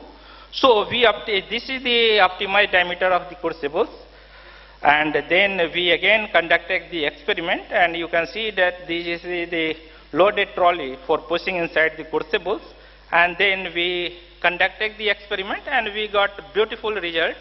And these are the product which is going to witness by my head of the department. And then again we produced more than 100 ton DRI at the rate of 18 ton per day. After production of DRI through the tunnel kiln, the owner of the tunnel kiln was asking, what next? Who will accept my material? So please allow us to distribute this DRI to the user industry so that I should get the feedback from them. So my director has given permission, written permission to him, okay, you can distribute your product to test the user industry. And then that material went to the user industry for testing, and they have conducted the melting experiment. After melting, what we have realized, these are the witness of the owner of the tunnel kiln people, where we have conducted the commercial trials. So this is the complete melting unit. So they have performed the melting, and then we casted the ingot, pencil ingot from this. Why we casted, and we were trying to investigate that whether it is casting is going as normal or it is containing some porosity, blowholes or not. So after casting, it is interesting to know when we calculated the power and reduction time of the melting time was 12.5% lesser than the normal melting of the DRI. And accordingly, we got less energy consumption also. So after casting, he was too kind enough to say, sir, now you give me the technology. But question came, if we will take the technology, what will be benefit we are getting? Because mostly secondary sector people talk about the money before talking about R&D. Right? So we sat down, we took one person where we did the melting, and we tried to calculate the techno-economy part of the process. So if I am wrong, please you correct me where I made the wrong. Okay, so that we can make my techno-economy calculation perfect. So this is the techno-economy calculation for the rotary kiln, that pre-indurated iron ore pellet will cost you around 7,000 rupees, and coal used is around 4,000 rupees per ton, and interest on infrastructure is around 60,000 rupees per day, and the running cost is around 50,000 rupees per day. So this is the input material for your rotary kiln. If you have 50 TPD rotary kiln, then you are going to feed accordingly, like pre-indurated pellet 70 tons. So you need this much money. If you will look at, then for 50 TPD rotary kiln, your profit may be 1 lakh rupees per day. I don't know how much it is right, wrong. Please correct me. But if you will talk about 300 working days in a year, then you are going to earn 3 crore rupees if you have 50 TPD rotary kiln. But if you will talk about tunnel kiln process, so iron ore pellet simply, if you have the mill scale and waste iron fines, it will not cost you more than 3,500 rupees. Am I right? Then coal used is the same. If you will take 4,000 rupees per ton, then interest on infrastructure, hardly it will be 15,000 rupees per day. And then running cost of the tunnel kiln will be 50,000 rupees per day. So if you will talk about same 50 TPD tunnel kiln production, it will cost you around 5.5 lakhs rupees only. Right? So your total market cost of the material will be same. So net gain will be around 5 lakhs rupees per 5 lakhs rupees per day. If you convert in a year, it will be around 15 crore rupees per year. So based on this, we calculated that if you have the rotary kiln, your total production cost will be around 19,000 rupees per day, per ton, whereas for tunnel kiln, it will be around 11,000 rupees per ton, right? So based on this, we have filed the patent, and some interested company already approached us for transfer of the technology. Among that, Shri Mahavir Refractory Works has already commercialized this technology. They took the technology, and these are some of the photographs during technology transfer. And this is the MOU they have signed for 10 years royalty. And with this, I would like to acknowledge Ministry of Steel for financial support to conduct these trials, and Shri Mahavir Refractory Works for extending their facility to conduct the commercial trials, and secondary sectors and whole CSRI enable family to convert my knowledge into a reality. Thank you. Thank you, Dr. Dayanand Paswan, very much. There are two aspects of your technology. One is that non-indurated pellets. Yeah, without. Yes, that is a lesser part of the problem, but the greater problem I find is the mill scale, your over-dependence on mill scale. Since mill scale has to be collected from the steel plants, you know, to collect anything from the steel plant is a huge, huge problem. Yeah. Those integrated steel plant, they are consuming in-house in this internet, right? But those they are secondary sectors. If you will talk about Rajasthan area, one person came from Bhandari. He was talking about a million tons of the mill scale he was trying to export to China, but due to some reason, China stopped the import, right? So we have availability, and if you will talk about, I talked once in Kanpur, they were able to send us the mill scale at the rate of 1,600 rupees per ton. Only we have to pay the transportation charge more than the raw material. Actually, to collect anything from the steel plant is a very big problem. So I think we might need an institutional mechanism, a separate company and all that.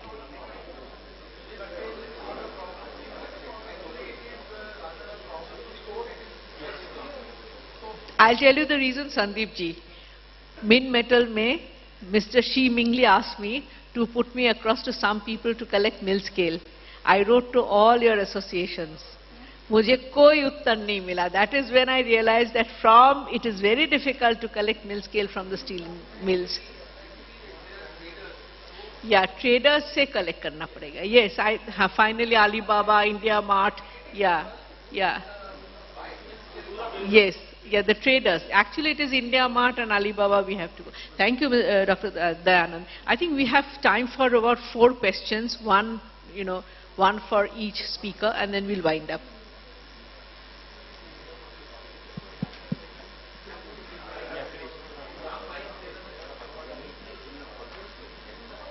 Hello.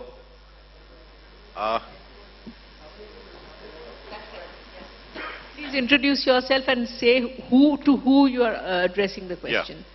Yeah. I introduce myself as Ashish Nazar. I am a metallurgical engineer and working in tunnel clean for last 10 years. I have commissioned project for 100 TPD for Mahalakshmi. I have installed and designed one tunnel clean in Jaipur. I am installing one tunnel clean in Iran. I was hearing the lecture by Dr. Paswan. Mill scale usage in tunnel clean is a proven methodology. Nothing wrong. Mill scale availability is also okay. The issue is with tunnel clean is not the cost of production. The issue is not even we can use magnetite ore, we can use goethite, siderite, laterite, everything we can use. The question is the lifespan of the sagger. That point you have not addressed. I'm very sorry to say that is the main crux point where every world, even Hognas is also struggling to establish the life cycle of the silicon carbide. We are using alloy sagger. I myself have developed the alloy through Uniabex that is being used in tunnel clean in Jaipur. But as far as the silicon carbide is concerned, one plant in Orissa in Rairangpur, they are using, Mahalakshmi has stopped operating the clean because of that issue. So you have not addressed the silicon carbide point. Sir, what you are talking for Odisha, Mayur ceramic insulation, I was what you can say, expert for them, and we have given so many instructions to them, but they were not able to change the figures due to their own constant, whatever it is. And I heard about your Mahalakshmi also, and I was supposed to contact to restart your unit, because people are doing the experiments, right? But they are not talking about the science behind it. You are talking about the silicon carbide. Dr. Paswan. And listen, Okay, please. Why we are using silicon carbide? Because it have high thermal conductivity, it will give you easily transfer the heat to the charged material. Yeah. You are talking about only the conductivity of the crucible. Yeah. You never bother about conductivity of your bed, right? Okay. If you are unable to identify the conductivity of the bed up to the center of the crucible, how you can sure that your product is uniform? Right? So people used to talk about the outer side of the problems, but they never try to go inside. We face the problem and we try to resolve it. So silicon carbide at all is not a problem. Problem is your thermal conductivity. Whenever you feed the charge, your thermal conductivity will change. Even you will change the coal, your conductivity is going to change, because we have used three types of coal, and every time our conductivity is going to change. Right? We have already filed the patent with Tata Steel for these lines. What he was talking about, geothermal, this one, that one. We have done it. Second thing, whatever Mayur Ceramics was using, they were using the fines that is hematite. Right? And they are fitting in the sagers which don't have optimized diameter. They don't understand the inside conductivity. So what was happening? First they were unable to reach the temperature on the center, so they were getting uncooked materials. And whenever they tried to cook the material, they were getting sintering of the material on the top, so they were unable to remove the material from the sagers. Right? So you have to understand the science. Before commercialization, you try to understand why it is happening. If you know the root cause, we can able to improve it. Right? No, my question is, what is the life cycle you have established? Yeah, no, sorry.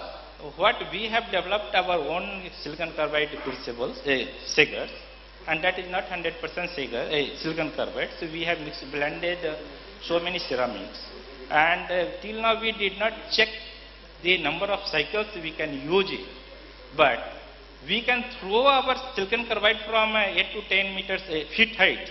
It is not going to break at all, and we are expecting it should go more than 100 times, because we have silicon carbide from the Mayur ceramic, and easily it is going to break even from 4 to 5 feet heat. Right? So expected life will be better than what people are using. No, but Dr. Paswan, throwing the sagar from height is not a test.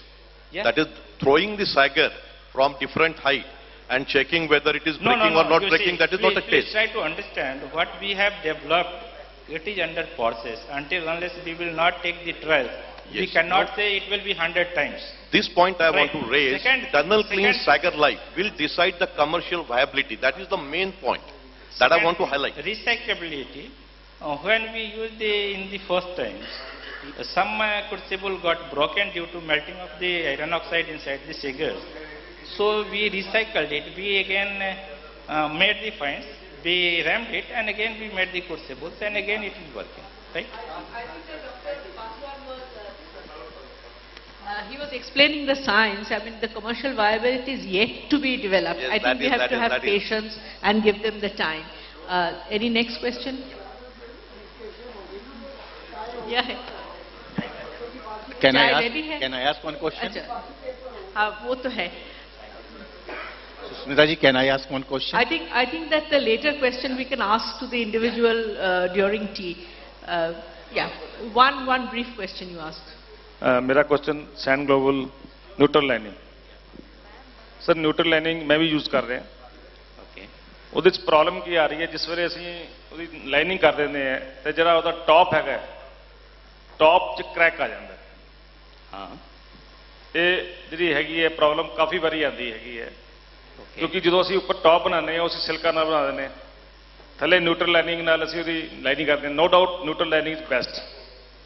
Thank you. 100 ਹੀਟਾਂ 'ਚ ਨਿਕਲ ਰਹੀਆਂ ਔਰ caste wise ਥੋੜੀ ਜਿਹੀ costly ਹੈਗੀ, ਪਰ alloy steel ਦੀ ਇਹ ਨੈਸੈਸਿਟੀ ਹੈ ਜਿਹਨੇ ਇਨਕਲੂਜਨ ਚੈੱਕ ਕਰਨੇ। ਪਰ ਇਹ 'ਚ ਪ੍ਰੋਬਲਮ ਆ ਰਹੀ ਹੈ ਪ੍ਰੈਕਟੀਕਲ ਦੇ ਵਿੱਚ। ਪ੍ਰੈਕਟੀਕਲ 'ਚ ਪ੍ਰੋਬਲਮ ਇਹ ਆ ਰਹੀ ਹੈ ਵੀ ਲੋਕ ਜਿਹੜੇ ਹੈ ਅਵੇਅਰ ਨਹੀਂ ਹੈਗੇ ਇਸ ਵਾਸਤੇ। ਕੋਈ ਵੀ ਬੰਦਾ ਐਕਸਪਰਟ ਨਹੀਂ ਹੈਗਾ ਇਹਦਾ ਜਿਹੜਾ ਕਿ ਇਹਨੂੰ ਗਾਈਡ ਕਰ ਸਕੇ। ਲੋਕਲ ਜਿਹੜੇ ਸਾਡੇ ਵਰਕਸ ਮੈਨੇਜਰ ਹੈਗੇ ਨਾ ਜੀ, ਉਹਨਾਂ ਨੂੰ ਇੰਨੀ ਐਕਸਪੀਰੀਅੰਸ ਨਹੀਂ ਹੈ। ਤੇ ਅਸੀਂ ਕੰਸਲਟੈਂਟ ਵੀ ਬੁਲਾਇਆ ਸੀ, ਉਹਨੇ ਠੀਕ ਵੀ ਕੀਤਾ ਆ ਕੇ, ਪਰ ਫਿਰ ਵੀ ਉਹ 'ਚ ਪ੍ਰੋਬਲਮ ਬਾਰ-ਬਾਰ ਆਉਂਦੀ ਹੈ। ਤੇ ਇਹਦੇ ਬਾਰੇ ਤੁਸੀਂ ਕੀ ਕਹਿਣਾ ਚਾਹੁੰਦੇ? See, actually I told during my presentation also, top is a issue. We had problems when we started with commercializing this material, but we came out with a top material and we started using this top material. I think many of the factories we don't find a problem. Yeah, I think there is a life cycle for that. If our lining material runs for maybe 50-60 heats or 70 heats, maybe this top material has to be repaired after 30-35 heats kind of a thing. So during the coffee break, my entire application team is here. We don't, this problem may be particular to the furnace design or something which we can, I think they are there anyhow. So it's a very solvable problem and we have done it in many customers. We are not facing these problems. I think we have to break for the next session. Thank you very much, and I think that we have progressed quite a bit with our discussions. And the next session, the chairperson will be Professor Sitaraman, and I'll ask Tanya to sort of organize the next session. Thank you so much. Thank you so much, everyone, but please don't leave the stage because we have mementos for you. So for mementos, I would like to invite Mr. Kamal Agarwal to please come on the stage and do the honor.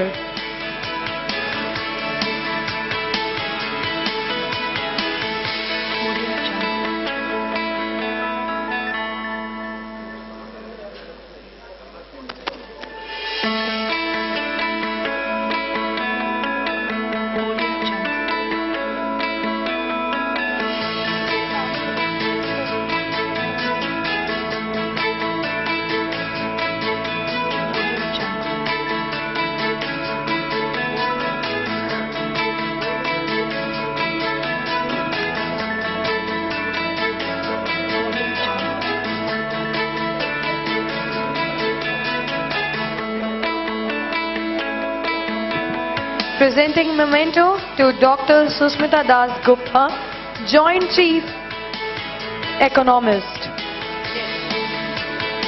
We now have memento. Please present a memento to Professor Sitaraman. Professor Sitaraman, Kaman Agarwal ji to Professor Sitaraman.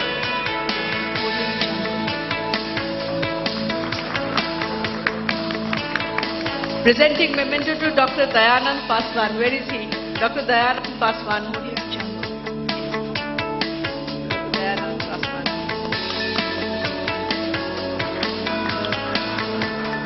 Mr. Kapil Jain.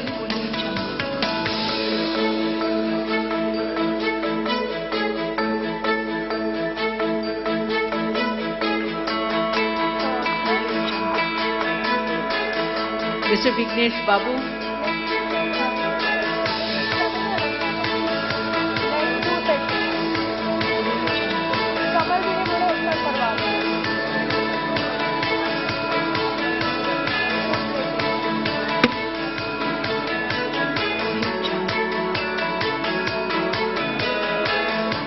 Now, presenting memento to Dr. Susmita Das Gupta, Joint Chief Economist.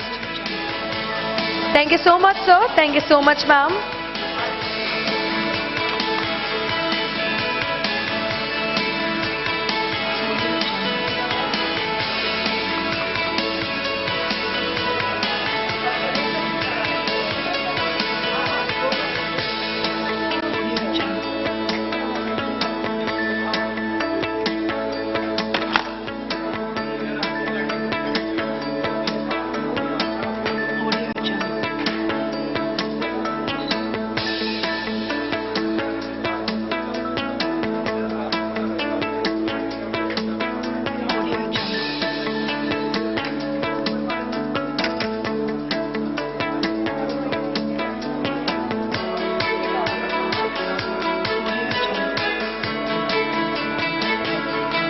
So for the next session, I would like to invite Dr. Vishwanathan Nurni from IIT Bombay, Dr. Mukesh Kumar, Director, SRTMI, Dr. G.L. Grover, Chairman, Muzafkaran Arya Limited, Mr. Chandranath Bhattacharya, DGM, IC Works, SAL, SGW Kulti, West Bengal, and from Electrotherm India Private Limited.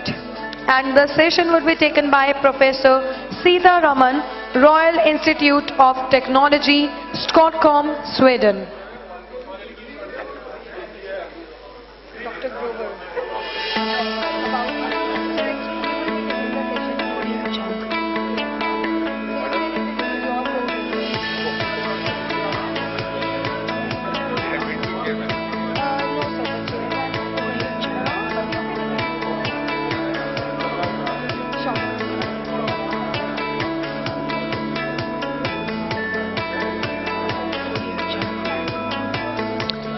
So I am again repeating the name of the speakers. Dr. Vishwanathan Nurni from IIT Bombay, Dr. Mukesh Kumar, Director, SRTMI, Dr. G.L. Grover, Chairman, Muzafkaran Arya Limited, Mr. Chandranath Bhattacharya, DGM, IC Works, SAIL, SGW Kulti, West Bengal, and Electrotherm India Private Limited. Sure.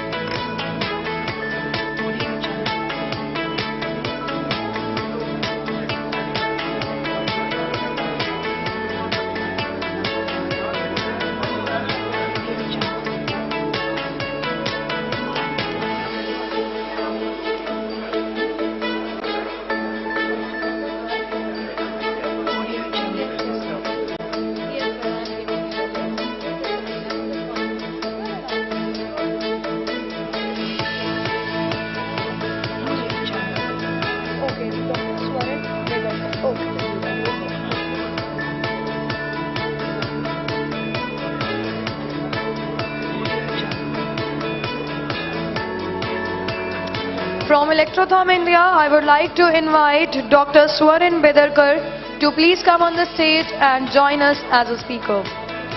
And I would like to invite Mr. Sanjeet Prasad, MD and CEO, ICEX Mumbai, to please come on the stage and join us.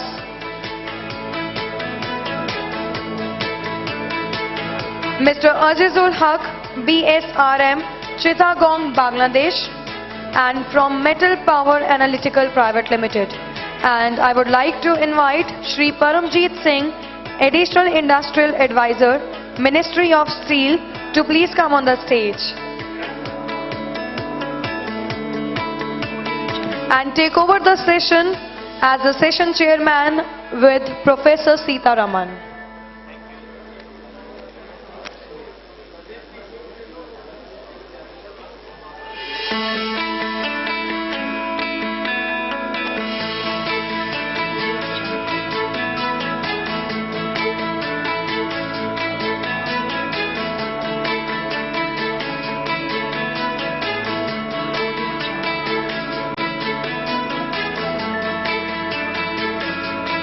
I'm repeating the names of all the speakers again. Mr. Sanjeet Prasad, MD and CEO, ICEX Mumbai. Mr. Azizul Haq, BSRM, Chittagong, Bangladesh, from Metal Power Analytical Private Limited.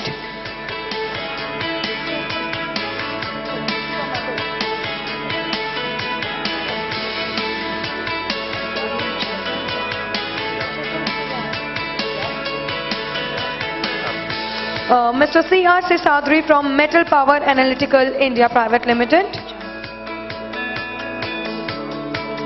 So kindly join us, sir, for this session, technical session. And everyone, please settle down as we are beginning with the next session.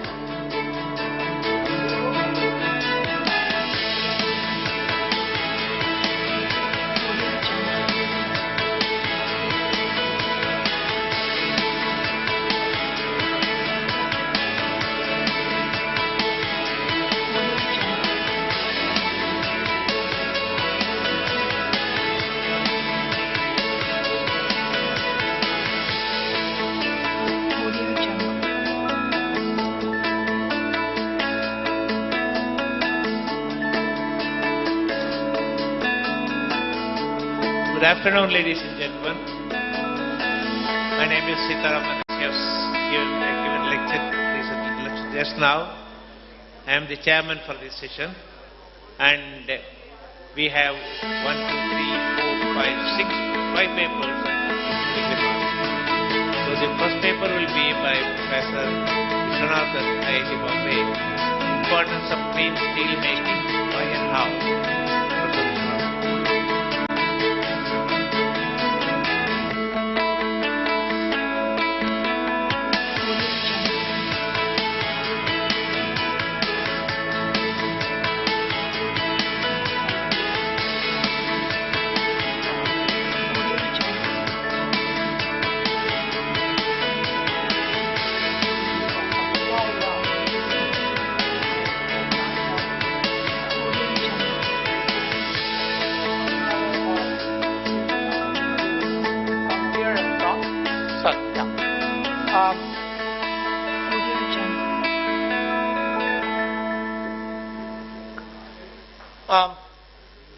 So this is my first time here among the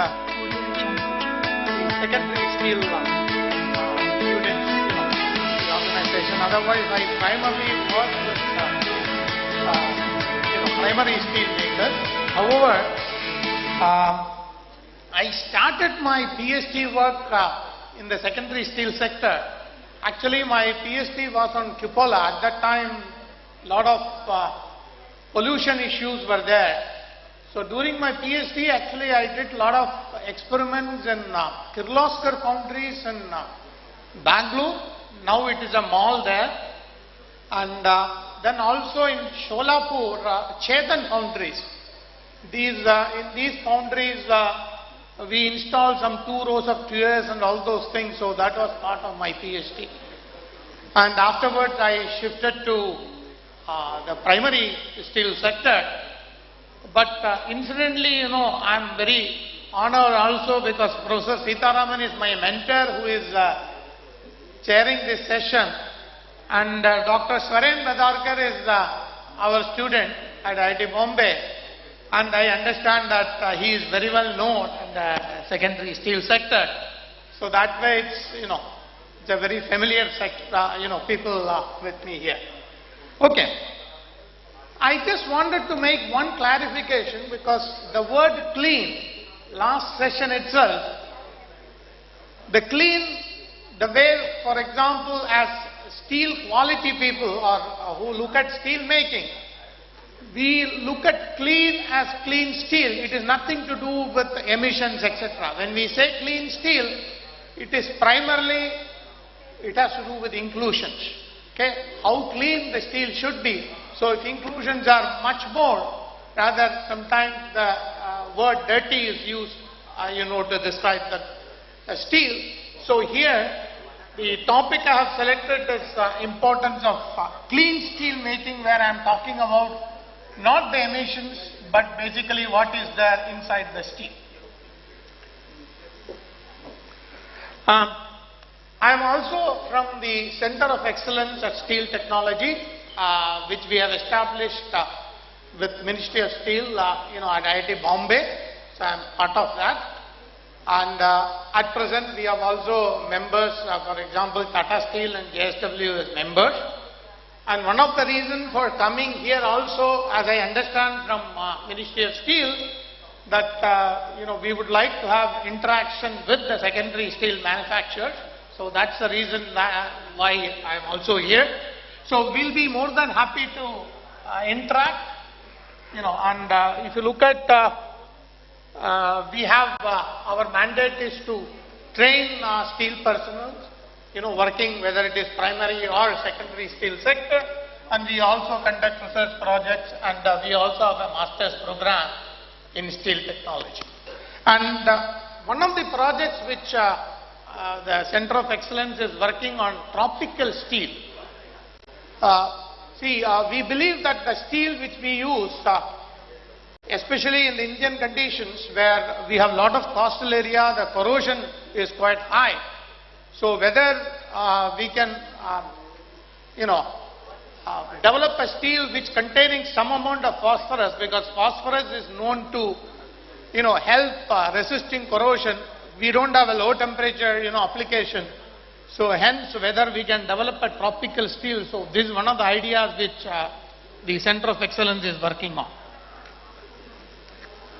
So let me come to, again, as I told you, my experience with the secondary steel sector is quite limited. So whatever I am talking is primarily from the primary steel sector. At IIT Bombay, we conduct laboratory experiments in a small induction furnace, 25 kg induction furnace, where all of our BTech students, they actually melt steel, pour into a mold, and then we tell them what you understand by deoxidation. Okay? So for example, this is one of the experiments which is conducted by our students, where they just melt the scrap and just pour it into a mold, and when we cut this one, you can see that a lot of holes are there.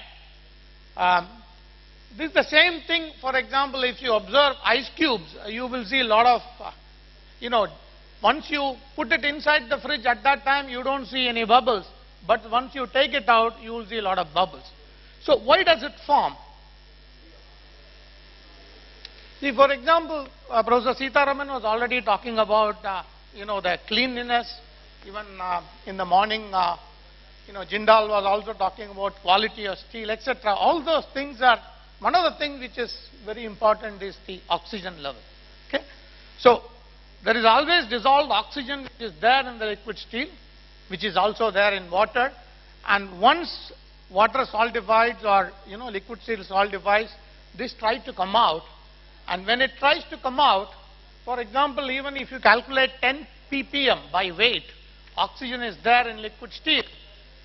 Just by, converting it to a volume fraction, you will be able to see that it will come to around 39%. So even small amount of dissolved oxygen is sufficient to make the whole steel so porous with a lot of blowholes. So hence, it is very important that we remove the oxygen from the steel before it solidifies, and that's why we do deoxidation.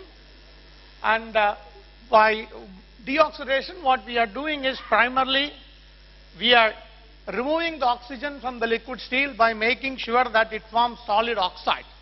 So we do silicon, aluminum, manganese, etc. Again, these forms complex inclusions or solid or liquid inclusions, and then if these inclusions are not allowed to float to the top, then this inclusion will get trapped, and that is what makes the steel dirty.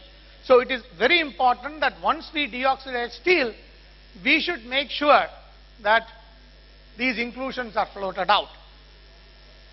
And if that is not being done, I will show you that is the difference which you will see. For example,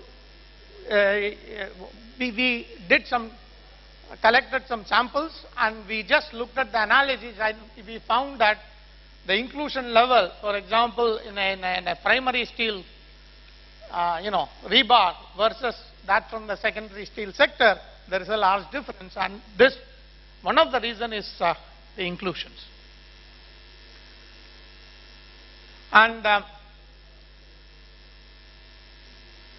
And also, once the oxygen is removed, it is also important that once it is deoxidized, the steel again should not come in contact, or as far as possible, it should not get contaminated with oxygen. Then Professor Sitaraman was talking that, for example, putting a lid, or there are many other places where the steel can come in contact with atmosphere and that can contaminate. So whatever has been done, more inclusion can get created within the steel. So hence it's very important to have a clean steel. One needs to follow, proper procedures by adopting, proper scientific practice which are well understood with proper analysis. It is actually possible to bring down this inclusion. And also, the way you put the deoxidants, for example, aluminum. Okay, aluminum is less density than steel. One wants to actually remove the oxygen which is dissolved in steel. But if one doesn't put the aluminum properly, instead of removing the oxygen from the liquid steel, it will just take the oxygen from the air and it will, all the aluminum get wasted. So one needs to make sure that how one needs to add aluminum or, manganese, silicon manganese, all those things has to be optimized so that the yield is maximized. So these things one has to carefully look at it, and the planned practices or whatever is the practice that needs to be optimized. Yeah. Oh, okay.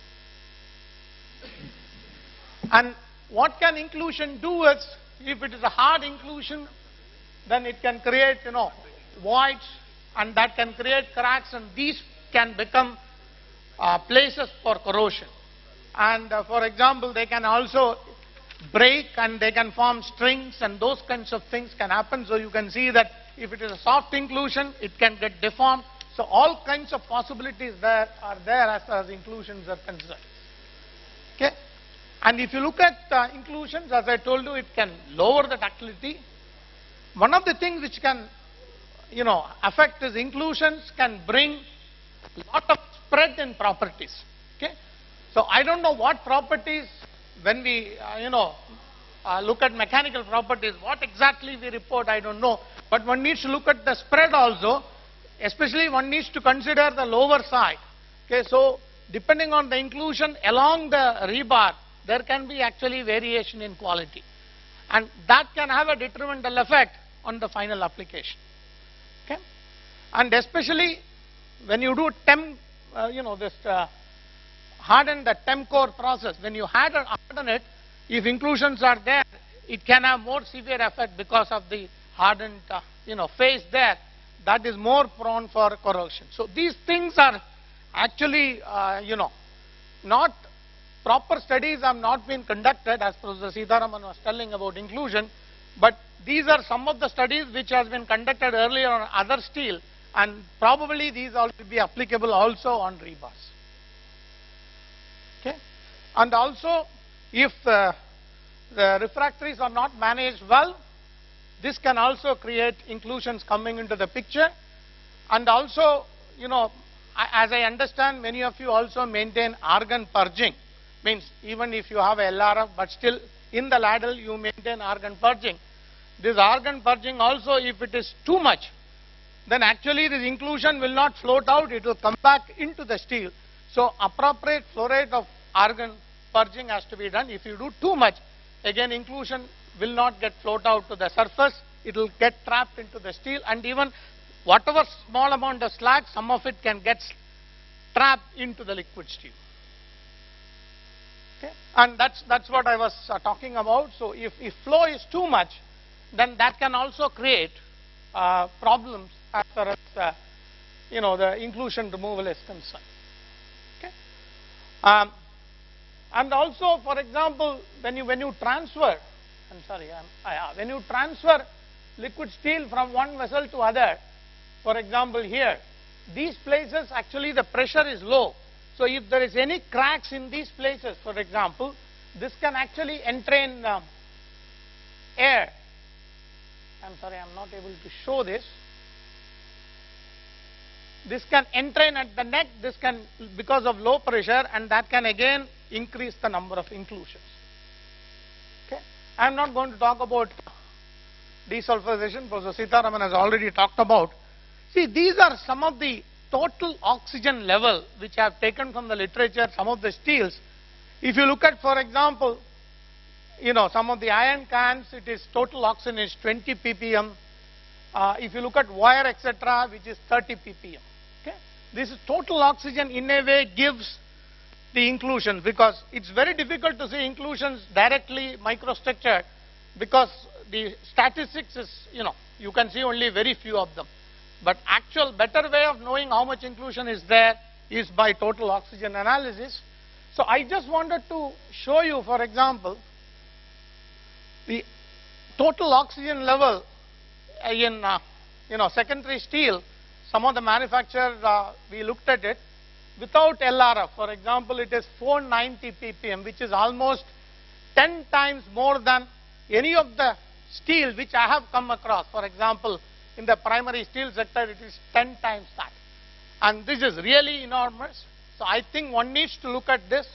And this can be addressed, because this is, I feel, this is one of the important quality consideration which secondary steel sector has to consider. That's why I said, we have to make the steel more cleaner. Okay? Possibly this can be done by more disciplined practice. Okay?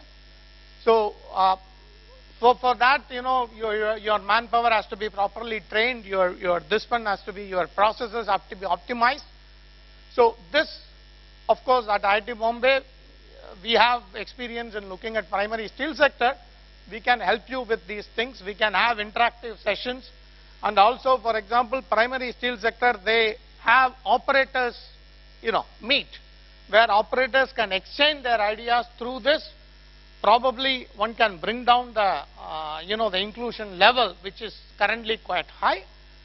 And the another way is, which again has been talked in the morning also, to use a ladle refining furnace, where desulfurization, dephosphorylation, as well as cleaner steel can be addressed more effectively. But of course, that will also bring in extra cost.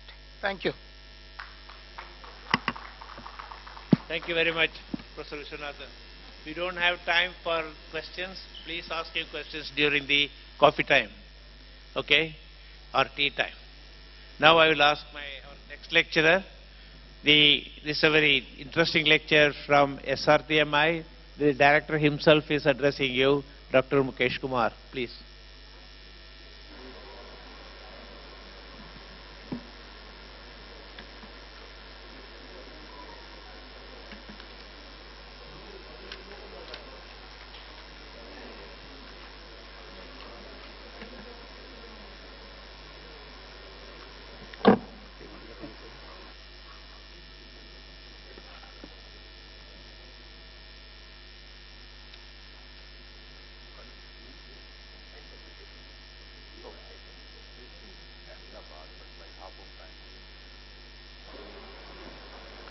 Good afternoon, everyone. Although I will be giving one small presentation, but the basic objective of making a presentation is to know about, to let this thing secondary sector know. Okay, this Steel Research Technology Mission of India, it has been formed, and now we are taking up all the research work which is required in the secondary sector with the support of the ministry, financial support from the ministry. Earlier it was mainly for the primary sector, but now we have decided to extend it up to the secondary sector also. So any research project which is there, or any pilot project is there, or any quality issue which you may be facing, so there is a website available on the Ministry of Steel website. So under Plan Fund or under Steel Development Fund, and we have another schemes also, you can apply for the project, and wherever any technical partner is required to help you and to address that problem, that can be done by this SRTMI. So, as you know that when we took out National Steel Policy, this thing was that we have to produce, make this industry globally competitive.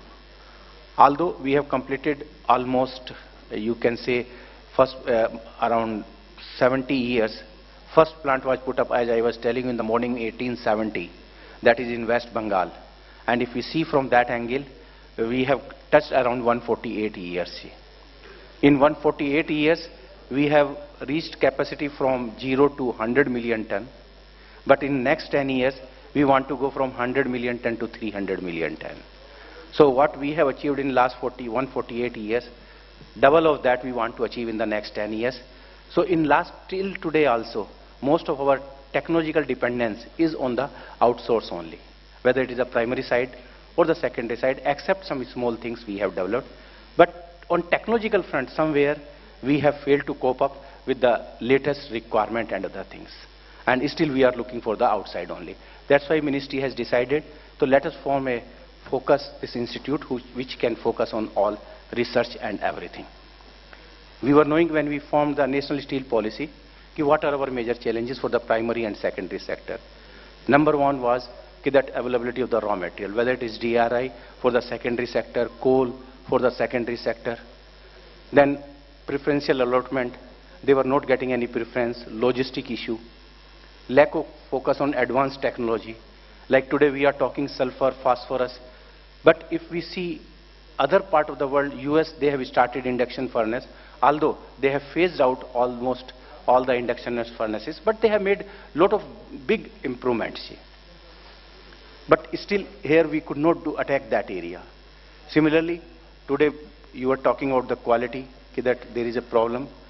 Professor Sitaraman also has told that what type of problems are there, and selection of the raw material is very, very important. Similarly, high operating cost, because our productivity, our consumptions, everything is very, very high. So these were some of the area challenges were there. So we thought, why not we look for some R&D? Because innovation, we say innovation can start from your home also. Just this slide, I am showing a small slide only, where if you see the two persons are sitting. One is using the umbrella for protecting himself, but second is using the umbrella for protecting also as well as for rainwater harvesting also. So this is a small innovation, and anybody can do anything. So innovation is nothing, but you have to think slightly out of box. Sometimes you fail, so don't think that failure is your last end. It may be a delay, but again it can pick up. So that's why we say that there is a need to have technology-driven development. If we are having a technology-driven development, we can ensure a sustainability in our approach also. So when SRTMI was formed, this was the vision, that we want to ensure that we should produce 2030 by around 300 million ton steel, but utilizing all the resources available in our country, whether in academic institute, whether in research laboratory, and that's why 4 centers have been created to support secondary as well as primary center at IIT Bombay, IIT Kharagpur, IIT Madras, and IIT BHU. We have already created 13 steel chair professorship in various metallurgical institute, and we are coming out with the new schemes where we will be encouraging industrialists also to join those things and give more opportunity there. So that whatever your issue is there, near to your place, that can be addressed through that institute. So that is also coming. So these mission we have taken, that we have to see today, lot of around more than 250 million ton of fines are lying in various pits. If you see the pelletization plant, we have 95 million ton pelletization plant, but 50% is lying idle. We have 116 million ton of mineral beneficiation plant, but 60% are lying closed. We have DRI furnace around 46 million ton, but 50% are closed. So today our operating efficiency, everything is very, very low, and that's why we say we are not in a position to become globally competitive or to meet the requirement. So that was another area. Like we are trying to bring green technology also. We are in discussion with some Australian institute and other things. They have developed polymer injections in electric arc furnace and induction furnace. So if we can go through a polymer injection route, yes, we can save a lot of energy and we can produce quality steel also. Like project we are sponsoring on the coal gasification also. Another thing is we have not benchmarked our performance with other classes. That is also one of the area. Then morning I told you we have taken out a resource efficiency document, because when we are talking resource efficiency means how to use scrap, how to use slag, how to bring energy efficiency. All these 3 documents are there. We have prepared a detailed roadmap, and we hope by from next month onwards, along with the Niti Aayog, we will come out with this thing. We have given some suggestion to the ministry also, where we have recommended some tax benefits, research support, and so many other things also we have recommended for the government for the secondary sector. Similarly, our zero discharge approach is there, as our Honorable Prime Minister is also saying that earlier it was a 3R, reduce, reuse, recycle, but he has added 3 more also, recover, redesign and remanufacture. So when like slag we are converting into fertilizers, Other things also we are doing. So that is also one approach we want to go ahead. See. And asset optimization, because most of our places we are finding our utilization is not more than 60%, 65%. That also we want to see so that we can become globally competitive by having this thing. Now, if you see the induction furnace, our steel making, I am coming to that. So this is a typical route where induction furnace people are using scrap also. They are using DRI also. And they are using other sources also as a raw material. But more and more DRI you used, your melting time goes on increasing. Your power requirement goes on increasing, and that's make you slightly non-competitive. So we have to see how we can do this thing. Then second, sulfur and phosphorus issues were there. So this was the first mandate we have given. Yes, we have looked into liquid LRF furnace also, other things, options also. Then we thought why not to look for other region also.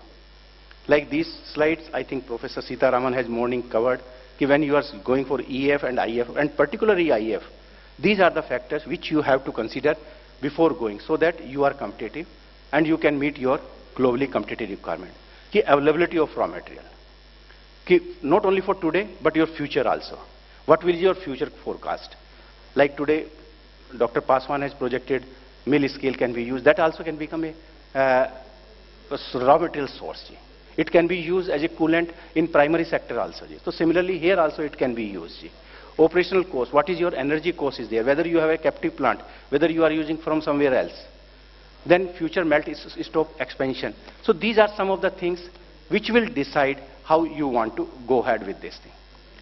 So I just collecting data from US and India. How much is the difference between induction furnace, whatever they are operating. And if you see these 3-4 data, it will show you that we are much behind. Yield, they are getting around 95%, ours is around 89 to 93. Power consumption, they are having around 525. Ours is around 650 to this. And tap to tap time also, a big difference is there. So, innovative practice, some best available technology have been recommended. So we thought, why don't we look into those also? So, today, most of our induction furnace, they are using DRI. And the DRI, this is the main route is here. And what are the problem? Number one is the cooling. When you are using cooling of the DRI, your most of the heat goes away from there. Means you are cooling from 1300 degree to room temperature, and then that cold DRI is put into the induction furnace. And because of that, your heating time and other thing is increasing. So can we do away with this thing? Can we utilize hot DRI itself to see that energy requirement goes down and we can consume this thing? So when we were looking into various technology, we came across one technology which is being used in Russia and China for making stainless steel and alloy steel as a replacement to AOD and COD. When we talked to them, they told yes, it can be effectively used for this process also. So that is called gas oxygen reformer. In a gas oxygen reformer, suppose we are having an induction furnace, whether you are having a hot DRI or whether you are having a cold DRI. Both the things you can have, you can put into the DRI. Whatever your induction furnace is, there around 50% charge you can take from there. Rest you can put cold DRI or hot DRI, and then you can convert into this thing. You can remove phosphorus, you can remove sulfur. Dr. Kumar, once time is up. Yeah, just within 5 minutes, 3 minutes. Sir. So with this, what you can do is, you can increase your productivity also. Suppose today you are operating at 25,000 ton. Once you are having this thing, your productivity can be doubled, nearly 2 to 2.5 times, as well as your issue of sulfur phosphorus also can be addressed by this method. So these are some of the issues are there.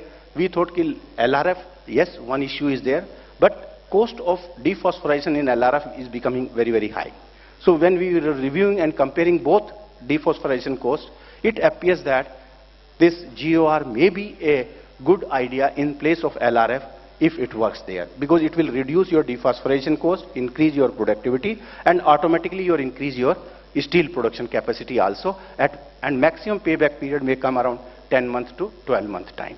So that study we have already sponsored 1 or 2 projects in some secondary sector, and I think in next 1 or 2 years we will come out with the result, and if it is successful then we can convert it. So these are some of the photographs of the GOR which is operating in Russia and China, and they have not used for DRI, but they are using for other sectors. Similarly for sulfur also, people were using lime, carbide, magnesium powder, carbide, but that is generating a lot of slag. So we thought, why don't we, because that is a pyrophoric material, and to kill pyrophoric nature, you add carbides and other things also. But other part of the world, people have started using magnesium granules.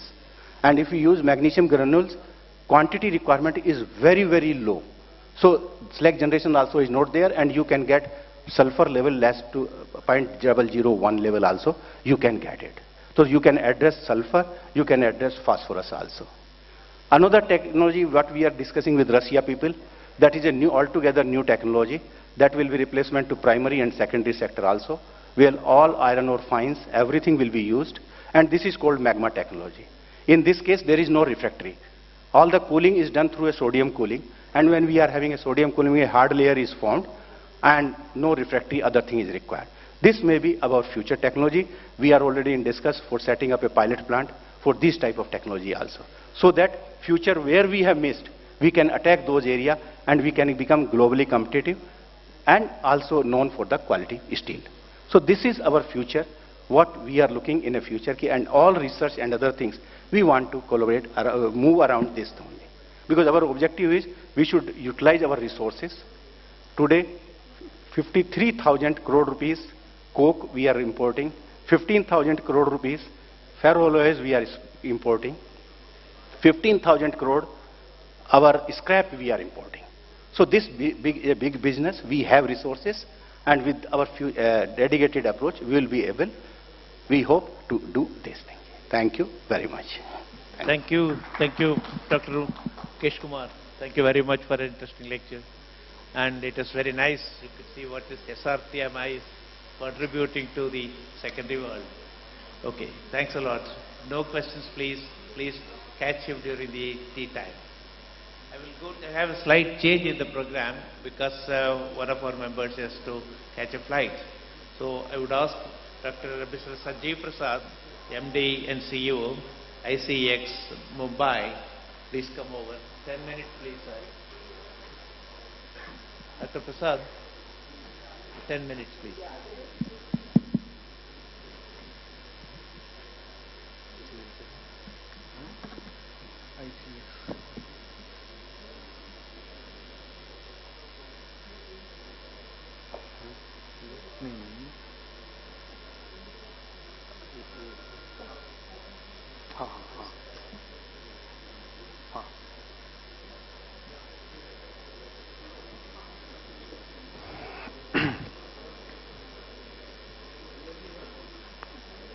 A very good afternoon to all of you.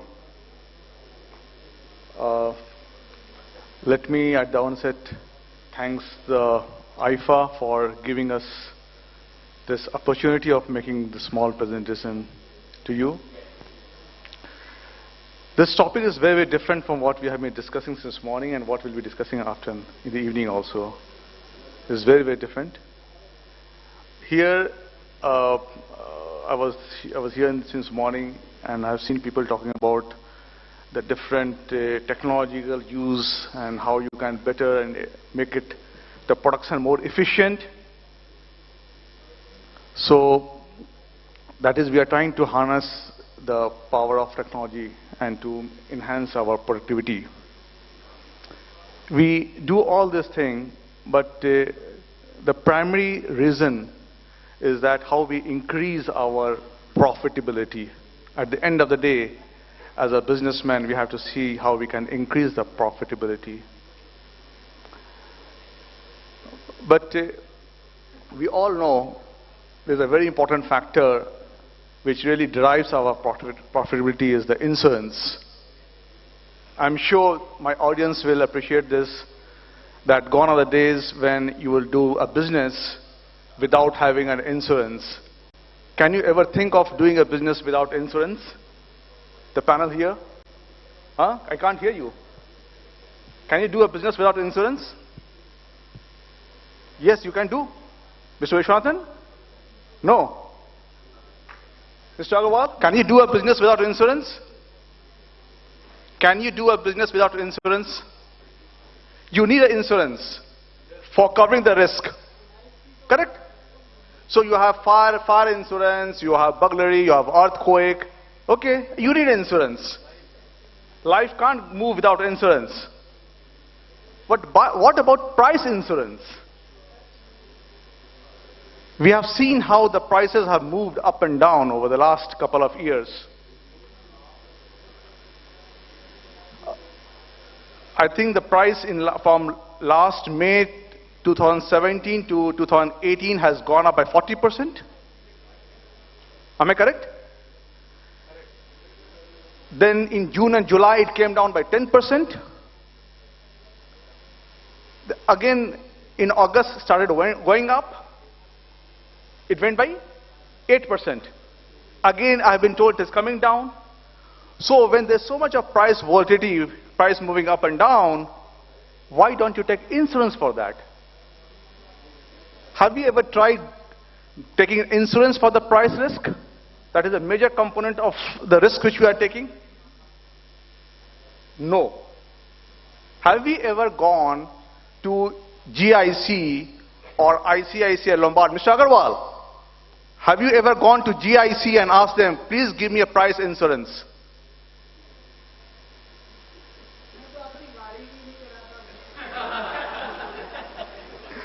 तो आप सट्टा करते हो फिर आप बैठ के सट्टा कर रहे हो फिर आप ये गलत है भाई you are doing speculation only. So it is imperative that how do we do insurance for the price risk? If we go to a ICICI Lombard or GIC asking for the price risk insurance, we don't get it. Because across the globe, commodity price risk insurance you can get only and only on the commodity exchange. So here we are a commodity derivatives exchange regulated by Securities and Exchange Board of India, SEBI. We have a very strong set of promoters. It is a public-private partnership. We have MMTC, we have India Bulls, Crepco, Reliance, IDFC, Bajaj, Punjab National Bank, CWC. What we offer a trading instrument. In last 5 years, we have seen how the prices have moved up and down. So this is a typical graph of mild steel ingots and billets and how the prices have moved up and down of different marketplace. I'm talking about Durgapur, Muzaffarnagar, Ghaziabad, Raigarh, Mandi Govindgarh, Raipur, Mumbai, Rourkela. So the prices have really danced over a period of time. That is number one. Second observation is that the prices of almost all the mandis have been moving in tandem. There's a very, very high price correlation. Close to 95-96% is the price correlation. Again, we have seen historically the prices of different input, like we are talking about ingots, scrap, sponges, rebar, they have almost moved in tandem. So these are all historical data over the last couple of years, 4 or 5 years. I'm sure you are a market participant and these numbers would be there at the back of your hand. So we see there's a very high price correlation between all the intermediates. This is where we pitch in, where people can take a derivatives position on the exchange platform and hedge the price risk. We have seen in the blue graph, it is the ICX, Indian Commodity Exchange. We launched derivatives, futures on ingots and billets on 29th of August this year. This baby is about a month and a half. And we are clocking more than 9,000 tons of volume on every day. We have an open interest of close to 3,000 metric tons. Ghaziabad is a delivery center where more than 500 metric tons of ingots and billets have arrived at my delivery center at Ghaziabad. for the purpose of delivery. So we have 3 contracts running concurrently. So at this point of time, we have November, December, and January. 3 contracts are running concurrently, so people can do a hedge. You can do a hedging on the derivatives. So if you see the price correlation, we have done since the launch of the exchange till date, still we have a week to 10 days to the expiry. So the expiry of the contract, the first contract that expires in the month of November, happens on the 1st of November, from the 1st of November till 5th of November. That is more than enough. So, from the 1st to 5th of the month, we have the expiry.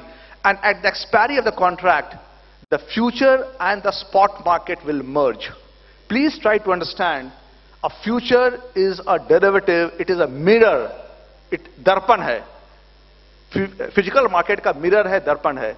If the physical market moves up, the future will also move up. If the physical market comes down, the future will also come down. That is why its name is derivative. It is deriving its strength from the physical market, and at the expiry of the contract, the future and the spot market will merge. So we have seen that if you see the blue graph, that is the closing price of ICX since its launch on a daily basis. And then you have the spot rate of Mandi Govindgarh. So look how the spot and the future is moving in lockstep. They are dancing in lockstep. The price correlation, if I do a price correlation, the price correlation is 0.93. If I take another Mandi, say Ahmedabad, so we see the spot rate in red for Ahmedabad and our closing price of ICAX over a month and a half. Here again we are seeing the prices are moving in tandem. The price correlation is 0.92%, 92%, 0.92. Durgapur, again we are seeing the price of spot market and the future market moving in tandem. Ghaziabad, the spot market and the future market again moving in tandem. The price correlation is 0.91. Hyderabad, again we are seeing the price correlation very, very high. Jaipur, the same thing. Kolkata, same price correlation. So in short, what we are saying, we are seeing Mandis after Mandis, Mandi after Mandis, there is a very, very high price correlation. So if we are a producer of ingots and billets, and we fear, there are 2 ways in which we can do business. Either we do speculation, we do satta, like Mr. Agarwal said. I don't care what will be the future price, but I'm saddled with the inventory. Okay, the prices comes down and I take the price risk. Instead of that, is it possible I know my production, what is going to be my production over a period of time, and can I come on the exchange platform for hedging purpose? Can I sell on the exchange platform? If I have got an inventory, can I sell on the exchange platform and de-risk myself and cover the price risk? Because we have seen the prices are moving up and down. And ICX has got the benefit of income tax also. This is a Gazette notification from CBDT, Central Board for Direct Taxes. I'm talking about section 43(5) of Income Tax Act, wherein you are getting a business income and a business loss.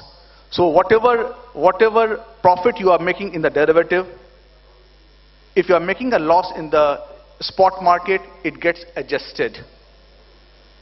Or if you are making a loss in the derivative and you are making a profit in the physical market, or vice versa, it gets adjusted because it's treated as business income, business loss, as per Income Tax Act 43(5) of CBDT. Okay? Yeah, so I've just, I think the time is over. So we have a beautiful stall here where the prices, the market is from 10 in the morning till 11:30. And you can visit the stall, you can get an idea. So it is just because in 10 minutes it's very difficult to really explain the whole concept when you have a panel of speakers waiting for the turn. So it's just an introductory concept. You can visit our stall, my colleagues are there, you can get in touch with us so that we can have a detailed discussion on this. Thank you very much. Thanks. Thank you very much, Dr. Sanjit Prasad. You kept the time really. Thank you. And the next speaker is Dr. G.L. Grover, Chairman, Mozab Karan IR Limited, and his topic is productivity improvement and energy saving opportunities. You have 10 minutes, please, sir.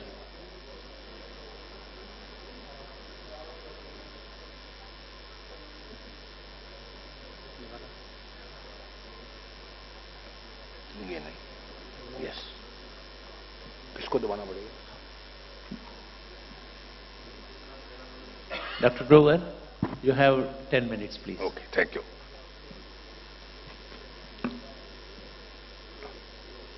I'm Dr. G.L. Grover. Fortunately, I'm with the induction furnaces from last 50 years. I started my career in 1968 particularly with induction furnace.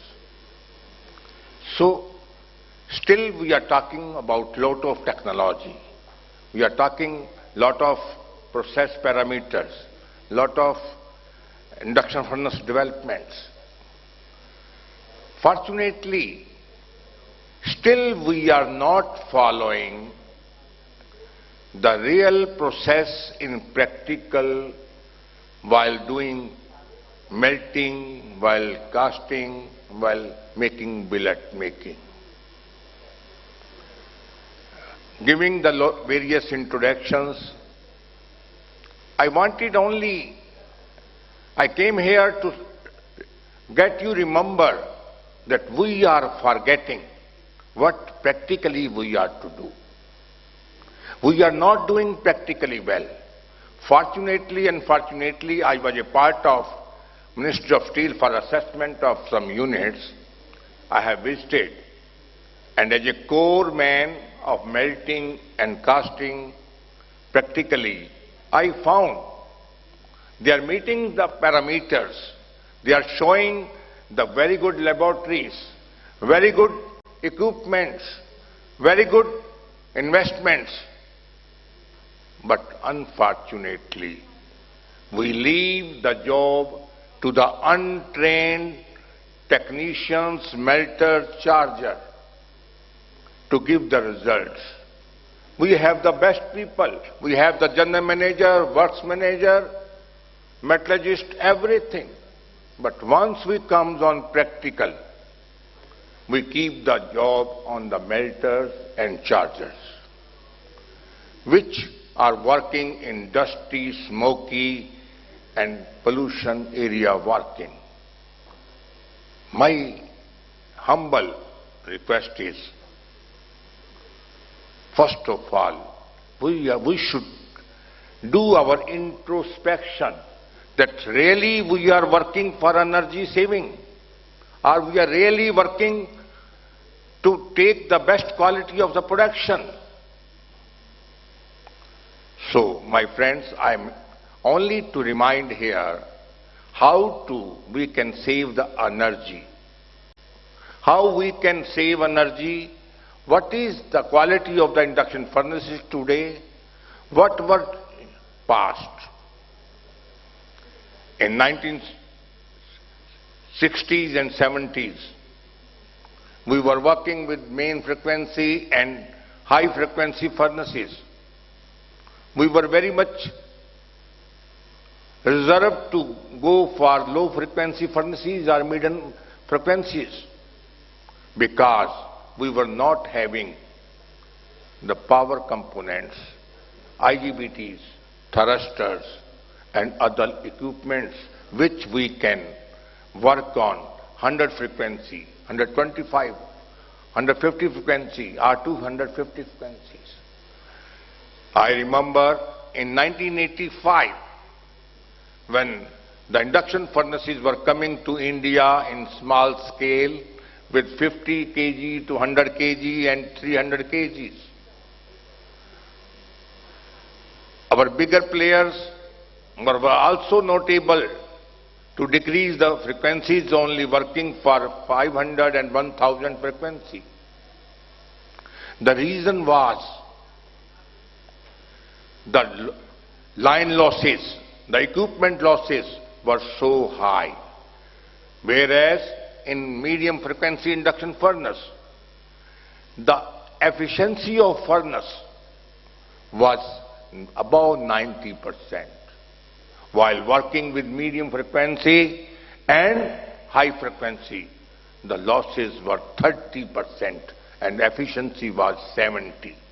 That was the region of high energy consumption. And second was the region, the training. There was no training provider. I appreciate that uneducated people, business people who invested money in 80s and 90s were taking work from unilliterate peoples and still working better because they were careful, they were attentive personally to take the better production with the lower losses, to take care of the quality of the scrap, the composition. We are talking now, for mild steel, sulfur, phos, and other impurities, it is very correct. But if you remember, in 80s, we were making stainless steel from 100 kg and 200 kg furnaces. And that was very well rollable, making utensils and for chemical plants. However, I am really very happy. Now, the technology is improved. Induction furnace manufacturer working very hard. They have brought the low frequency with digital controls, with power boosters, and with the low frequency, which has increased the efficiency of the furnaces. Now, power consumption can be achieved very easily to 540 units. Even some people are claiming for 480 kilowatt per ton. It is possible. Sometimes we measure the energy that it's a melting pot, induction furnace. Sometimes we include the auxiliary equipment. Sometimes we include the cooling system. Sometimes we say scrap processing. My friends, my one request is, first of all, we should take care of the power saving in our auxiliary equipments. I think I have not even gone for the slides. But I wanted to convey, my motive is how you can save energy. With the auxiliary equipments, we are satisfied by putting capacitors with the board meter, near power is coming. But still, the line losses are there. You can save 10 to 15% of power with your auxiliary equipments by putting capacitors near the load point where the load is there, so that you can decrease the power losses, your line losses. Similarly, the cooling system. We may take oversize of the cooling system. We may take the higher capacity of the compressors. Still they consume more energy. We are careless of the small things and particular for the bigger things. My friends, my suggestion, put your attention to these small things. You will save energy. Then I will come to the induction furnace. We have the very good quality induction furnaces, and now almost every induction furnace manufacturer, they have brought the big change in design. Their coil ratio, their voltage, their high frequencies, everything has come in the control. And you can achieve the better power consumptions. But we are not caring for lining. What is the thickness of lining? What is the how we have done the lining. If you take care of the method of lining, that you are doing lining with the vibrator, you are doing the monolithic lining, your thickness is uniform, really you can have the uniform lining life, as well as your power consumption comes lower. Similarly,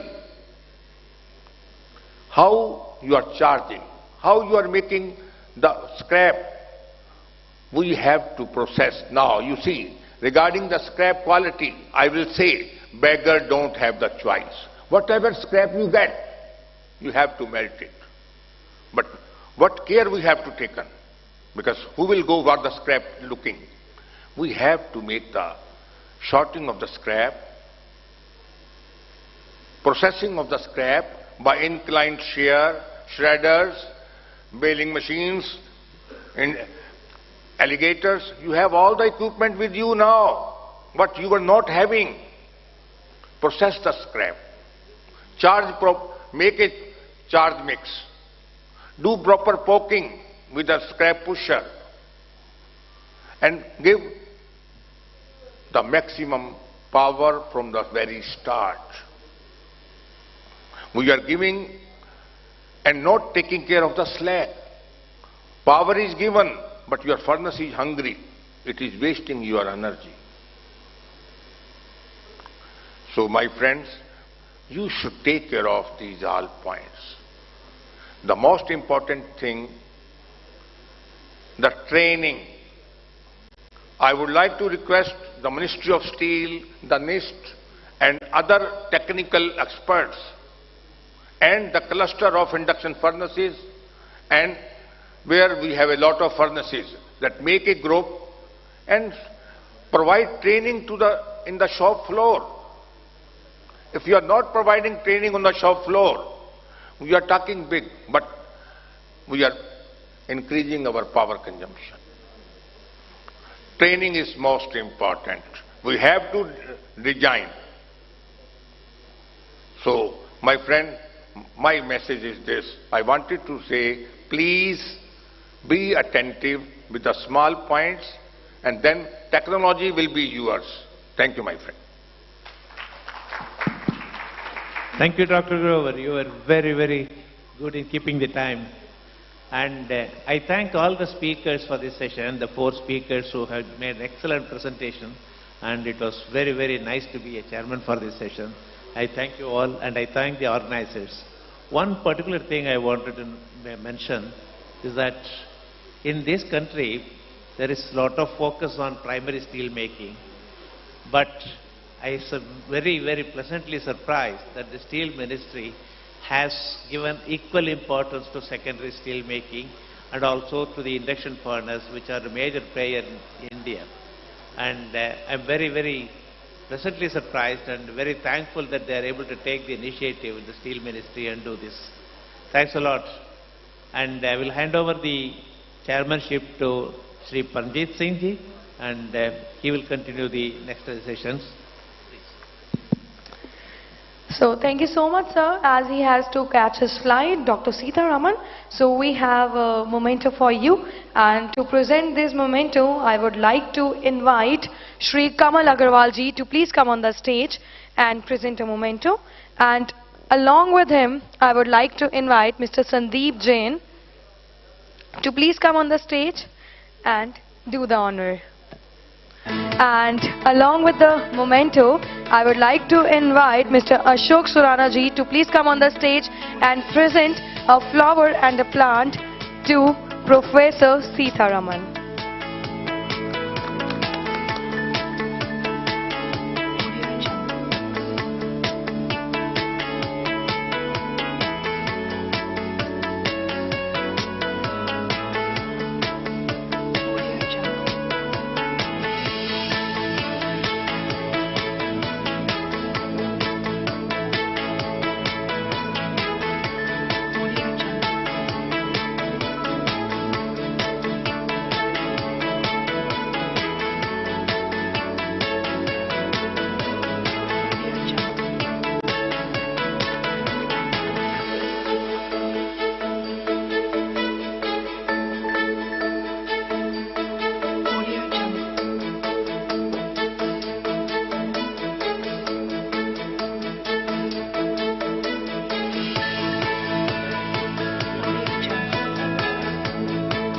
Thank you so much, sir. And as Dr. Vishwanathan Nurni from IIT Bombay, he also has to catch his flight. And to present a memento, I would like to invite Mr. Sandeep Jain to please come on the stage and do the honor.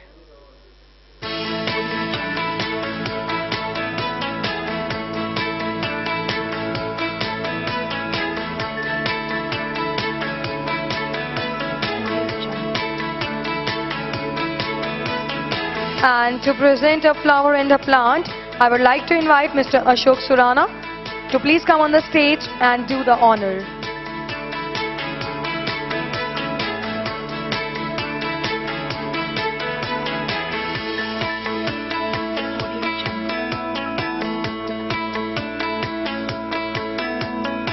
Thank you so much, sir, for such a great session.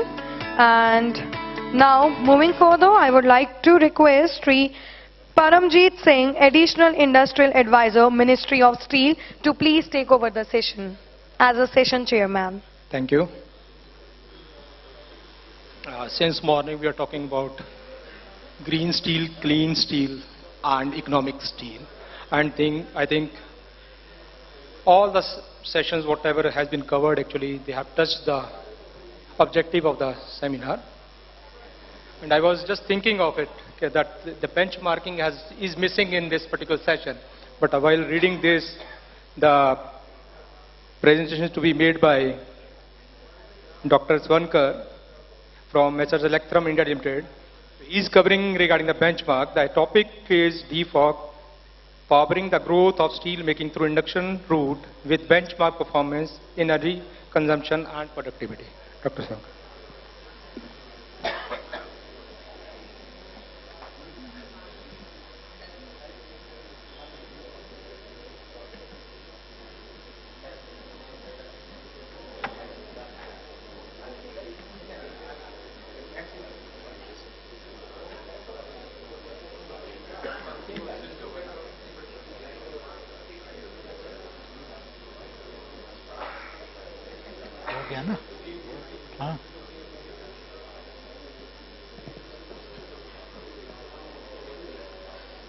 Thank you, Chairman. Good evening, everybody. The presentation is about DIFOC technology induction furnace, which is digital inverter fiber optic control, and how this furnace will help to improve productivity, lower energy consumption for steel making by induction furnace route. We will see in the presentation. I am not going into the details. This is just the introduction which has been discussed continuously since morning. But we will just try to understand that induction furnace is producing about 1/3 of India's steel production. And by 2030, India has to produce 300 million ton. So if we see the ratio, then induction furnace route, the steel that will be produced, it will also be 3 times. We can say about 100 million ton will be produced by induction furnace route, not 3 times, at least 70-80 million ton will be produced by induction furnace route, which is also not a small quantity, and hence the steel has to be quality steel. It should meet the standards. Now, when we see so much amount of steel, what are the drivers for this? So first driver is obviously it is discussed that per capita steel consumption, which is almost 68 to 70 kg per ton, and world average is say 200 per capita steel consumption 68 to 70, world average is 200. If we see developing countries per capita steel consumption, then it is 300 to 500 kg. Now, as India will be producing, or India has to produce more and more steel, then there has to be consumption of the steel, high consumption of the steel, and the consumption will come through various projects where the government has already announced these projects. 25 sectors they have focused on, which are roads and highways, defense manufacturing, construction, automobile, etc. Rural development is also there. By 2019, 1 crore houses for poor. This is also under Make in India, government has announced, and also housing for all by 2022. So all these sectors, they will consume steel, and that is why when India will produce these 300 million tons of steel, the consumption will definitely be there. Now, we will see the opportunity as it has been discussed in the morning. If we consider primary steel making, compared to that secondary steel making or the steel making through induction furnace route, 1 million ton steel plant capacity if we consider, then the steel that will be made by induction furnace route, that requires capex almost 1/3. Of course, the routes will be different, because if we consider primary steel making, then the routes will be coke oven plant, blast furnace, there will be sinter plant, there will be basic oxygen furnace, continuous casting machine and rolling mill. Compared to that, if we consider the induction furnace steel plants, then it consumes, then it requires almost pelletization plant, a rotary kiln, then induction furnace, then continuous casting machine and then rolling mill. So for 1 million ton primary steel making equipments are different, induction furnace steel making equipments are different, and that is why if we consider induction furnace steel plants, the cost capex involved is almost 1/3. Now next, one can use sponge iron or DRI in induction furnace. It has flexibility using sponge iron in induction furnace, also flexibility in terms of availability of raw materials. Say, normally the ratios are decided by the rates of the sponge iron and scrap in particular region. So suppose if the difference is very large between sponge iron and scrap, then one can use high amount of sponge iron in induction furnace and less amount of scrap in induction furnace. Or if the difference between these two decreases, one can shift easily to scrap and one can use less sponge iron. So this is the flexibility that is there in induction furnace. Again, capacity utilization that has been discussed since morning, that if you want to run only in the night, you can operate the furnace for night hours because power tariffs are less. This flexibility is there for induction furnace. Along with that, yes, air pollution is less, water consumption is less, low total energy consumption, and the steel that is produced by induction furnace, mainly long products are being used. So when we say TMT bars, so even if you make 500D or 500 or 550D by induction furnace route or by arc furnace route or by BF-BOF route, the quality remains same. When we use their BF-BOF LRF, here induction furnace LRF, everywhere when we are meeting the norms of FE 500D or FE 550D, then there is no difference in qualities. We also have our own steel plant in Kutch region where we are giving tough competition to Tata's or say SAIL or to Jindal's, because their steel has to come to Gujarat from very far where we are in the Gujarat. So, and we are using sponge iron, maximum amount of sponge iron. So we have also got the approval as a primary steel maker, because we have blast furnace, we use hot metal, we use sponge iron, so the scrap is not involved in steel making. So we have got approval for the supply of steel in big projects, and that is how we give tough competition to these primary steel makers. Now this is the path of induction electrotherm. How we have developed. We started supplying induction furnaces in way back 1984, where induction furnaces used mainly in the foundries, but we gave the biggest induction furnace for steel making and promoted and successfully commissioned in that time, whether it is 3 ton in 1984, 15 ton in 1995. In 2000 we supplied biggest induction furnace of that time, which is 20 ton capacity, and along with that we also developed AOD converter, metal refining converter, ladle refining converter. In 2008-2010 we did R&D for dephosphorization and desulfurization in LRF, and that is how we supplied LDFOS technology for refining of steel. And we also launched the digital technology 2016, which is DIFOC technology. So we will see the main features of DIFOC technology or DT490i.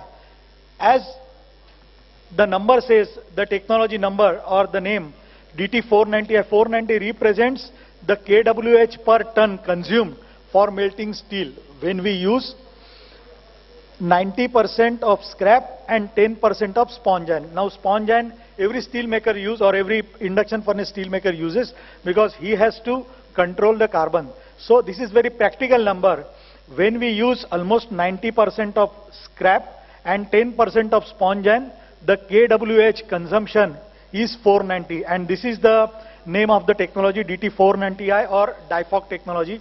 It has microprocessor based controls. That is, if you see in old induction furnace, you will see number of cards, 3-4 cards are there, but here only microprocessor based single card is there. Now we have equipped this furnace with fiber optics, which reduces the delay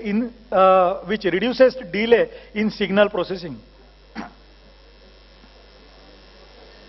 Now, another main feature of this technology is automatic control for melt cycle evaluator. Now, if you are regularly melting, you know, suppose 10-ton induction furnace is there, then you are Dr. consuming... Belkar, you have 3 minutes now. Pardon me? 3 minutes left for your presentation. Okay, sufficient. So, you know the number, how much, say 800, 900 kWh, or say number that what is kWh per ton you are consuming, say 550, then for 10 tons of it, almost 550, almost 5,000 kWh per ton. So, you know how much kWh per ton your furnace is consuming, so that number you can feed into the system and accordingly you can keep the watch. Another important advantage is it is equipped with SCADA. You can also connect this furnace with LAN, and there is any problem, then before service engineer comes to your station from head office, we can repair the furnace or we can resolve the furnace. Another important advantage is if there is a problem of thyristor blows on, then furnace does not shut down completely. It isolates particular circuit and furnace runs on low power. So by the time we diagnose the furnace, your furnace does not go down. The productivity does not hamper to that much. So uptime is more than 95%. These are some screenshots. You can have a real-time graph that at what time you did deslagging, at what time you tapped the steel from induction furnace and everything. These are various signals. This is the melt cycle evaluator. You can see here the number set is 17,160 and your reading is showing 17,425. So that much kWh furnace has consumed extra. So you have said next time you can, or in the next hit you can ask the melter that why it is consuming more. kWh per ton also you can see that it has consumed XX 265 per kWh per ton. It has consumed 8 kWh per ton. So the manager understands that how much kWh per ton furnace has consumed and why it has consumed. So that process, it becomes easy to control the induction furnace. These are various equipments, PDLM we call it, programmable dynamic load managers, that you have power from grid, you have captive power plant, and consumption is SMS load, rolling mill load. So how to distribute power efficiently, you can control by PDLM. You can also have power optimizer. With the use of power optimizer, you can reduce this 10 to 20 kWh per ton. Next is hot rolling, which is very popular, that instead of cooling down the billet, the billet when comes by continuous casting, you does not allow it to cool down completely. You cut it and directly send it to the rolling mill. Thereby, you are saving the energy of 0.8 gigajoule per ton. And now, if we consider that what is the induction furnace steel making, and if you even 25% of the induction furnace steel makers adopt this direct rolling, then almost 10 million gigajoule of energy can be saved. Now, for direct rolling to become successful, one needs to look at the speed of the caster, because the conventional caster speed is almost 2.5 to 2 meters per minute.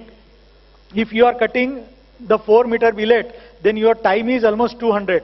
And after that it goes to roughing stand, time is 10 seconds. So maximum time 200 seconds that is consumed at casters, and hence there is a need for high-speed caster. And considering the same, Electrotherm has developed these bullet casters or high-speed casters where one can take the throughput of 30 tons per hour, or you can achieve the speed of 5.5 meters per minute by using bullet casters.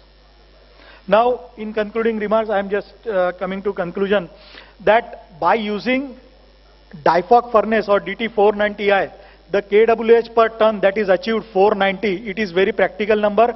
Number of places our furnaces are running, we can take anybody for the observation of DIFOC furnace. It has really reduced power consumption, because few years back we used to talk about 560, 590 kWh per ton, but that number has come down to 490 kWh per ton.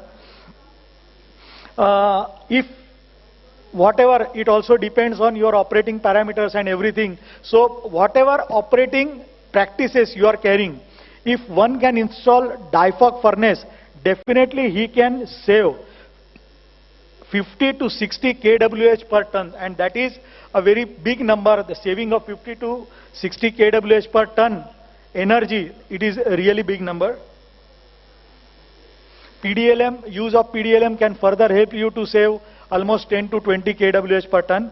Direct rolling is very novel concept, and it is helping to reduce the gas emission into the that is there in rolling mills.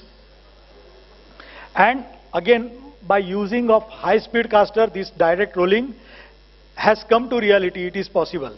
So thank you very much. Thank you for the patience here. Thank you, Dr. Bedkar. I think the concept is quite lucrative, that if you see that cost of production, major portion is your power. If you can reduce the power consumption per ton, you can reduce the cost of production also. And you can generate the data for your regular analysis also. And this can help you, you can say, continual improvement of your plant and your working and your process. Thank you, Dr. Bedkar. Our next speaker is Mr. Chandranath Bhattacharya, DGM, in charge work sale. He will talk on operation of induction furnace from melter point of view.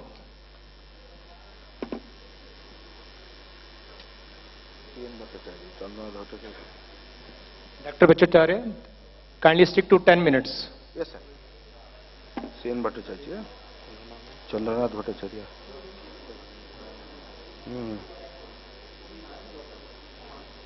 Yes, last one. Take it. Okay.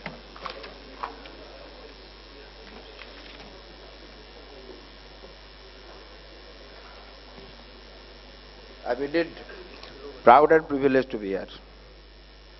I am Chandranath Bhattacharya. Basically, I am a metallurgical engineer,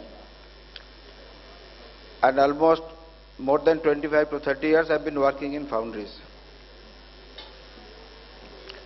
Obviously, in foundries, we operate. Basically, in foundries, we consider furnace is just one of the activity like others. Because founding is something different, but obviously hot metal is required, liquid metal is a must.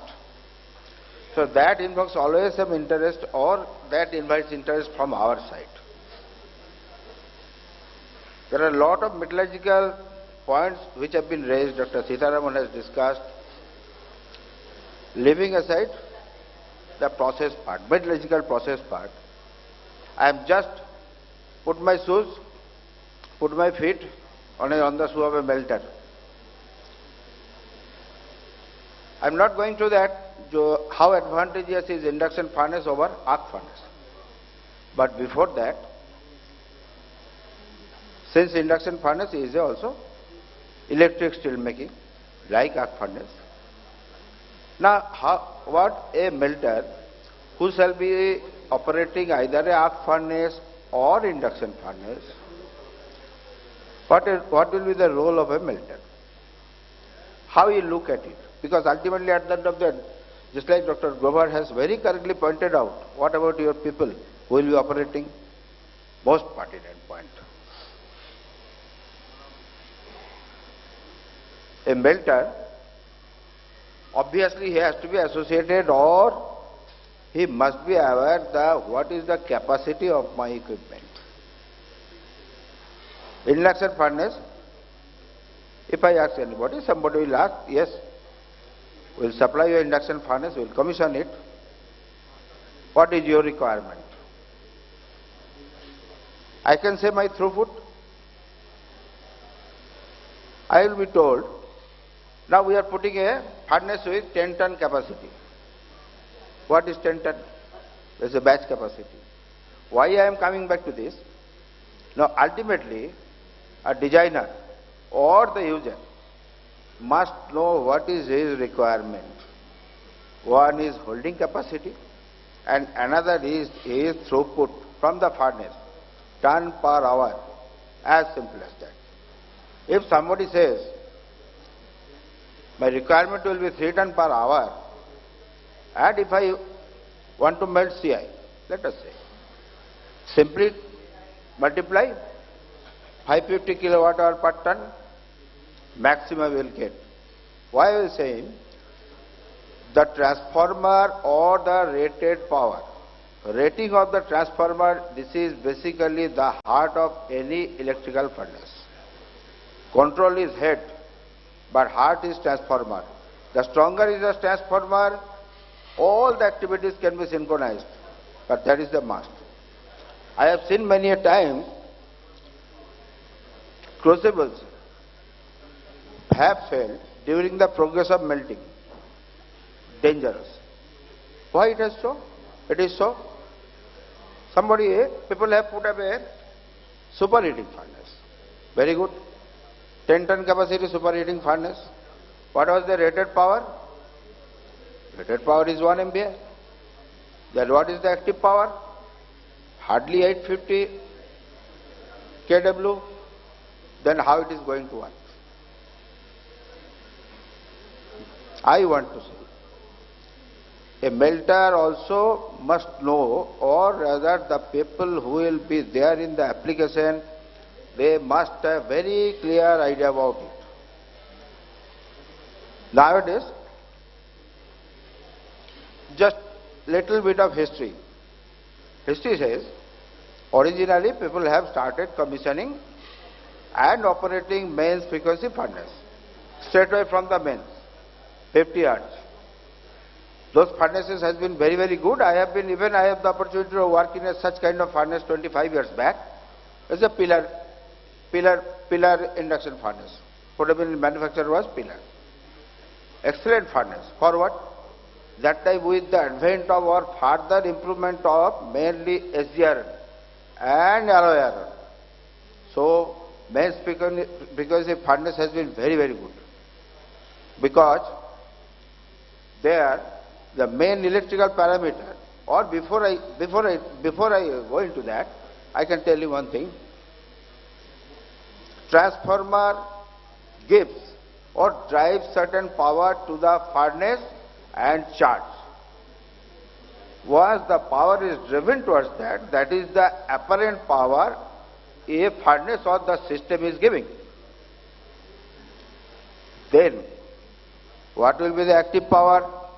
That all forms of resistance in the terms of charge load to other electrical parameters, means including the coil, lining thickness, everything. This will give some sort of resistance. So that is the active power. Naturally, power factor or more specifically a reactance has got something to contribute here. Nowadays those furnaces they are coming electrically 100% controlled. It can reset by itself automatic, mostly the phase, because normally there is a phase shift. When the induction furnace is operated, always there will be a phase shift, and mainly in the form of self-inductance, people call it. Whenever there is any self-inductance, there will be a positive phase shift, that is current lagging voltage, if I am not wrong.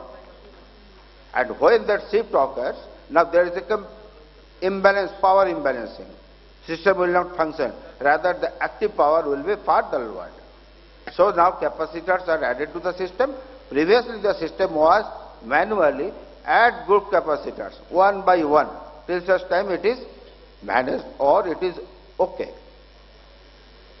A melter then must have the knowledge. Now Mr. Bhattacharya, 3 minutes left. 3 minutes. Just 2 minutes. The melter must have the knowledge. Everything is automatic. Okay. The compensation is automatic. Power compensation, no doubt about it. Suppose there is a total abnormality of phase. Whatever way somebody cannot manage it. But that, so first doubt goes. Look at the furnace lining, there may be something wrong with the lining. Suppose there is a power failure. The metal, molten metal, it is within the crucible and there is a power failure for 3 hours. Those electrical parameters, that cannot help.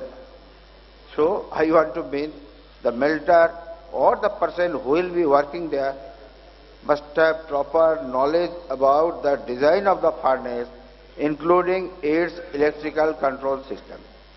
Otherwise, it is always difficult. I want to conclude here because there is time limited, but obviously the metallurgical process, what is required, is very pertinent and that is the route only. Only as I have worked in foundry, so induction furnace has been an application of induction furnace always very advantageous because temperature control, excellent, the consistency of the metal, cleanliness, induction metal is 100% clean, 100%. Much better than arc furnace, is homogeneous, there is no heterogeneity. So from the foundry perspective, because so many chemistry we used to handle, is wonderful workable. But obviously under today's scenario, I don't say secondary, as Susmita madam has said, yes, there is the electric steel making, I also repeat, is the electric steel making, also it is in the mainstream. There is no backlash. Thank you everybody.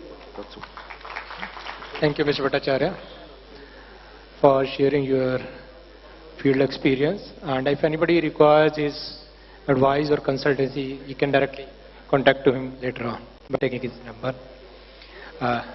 If we make the steel, we need to know what is the quality of the steel. And to discuss that the role of spectrometer for quality steel production, its profitability and role in profit and profitability. The presentation will be made by Mr. C.R. Sheshadri. He is Global President, Sales Marketing from Metal Power Analytical India Private Limited.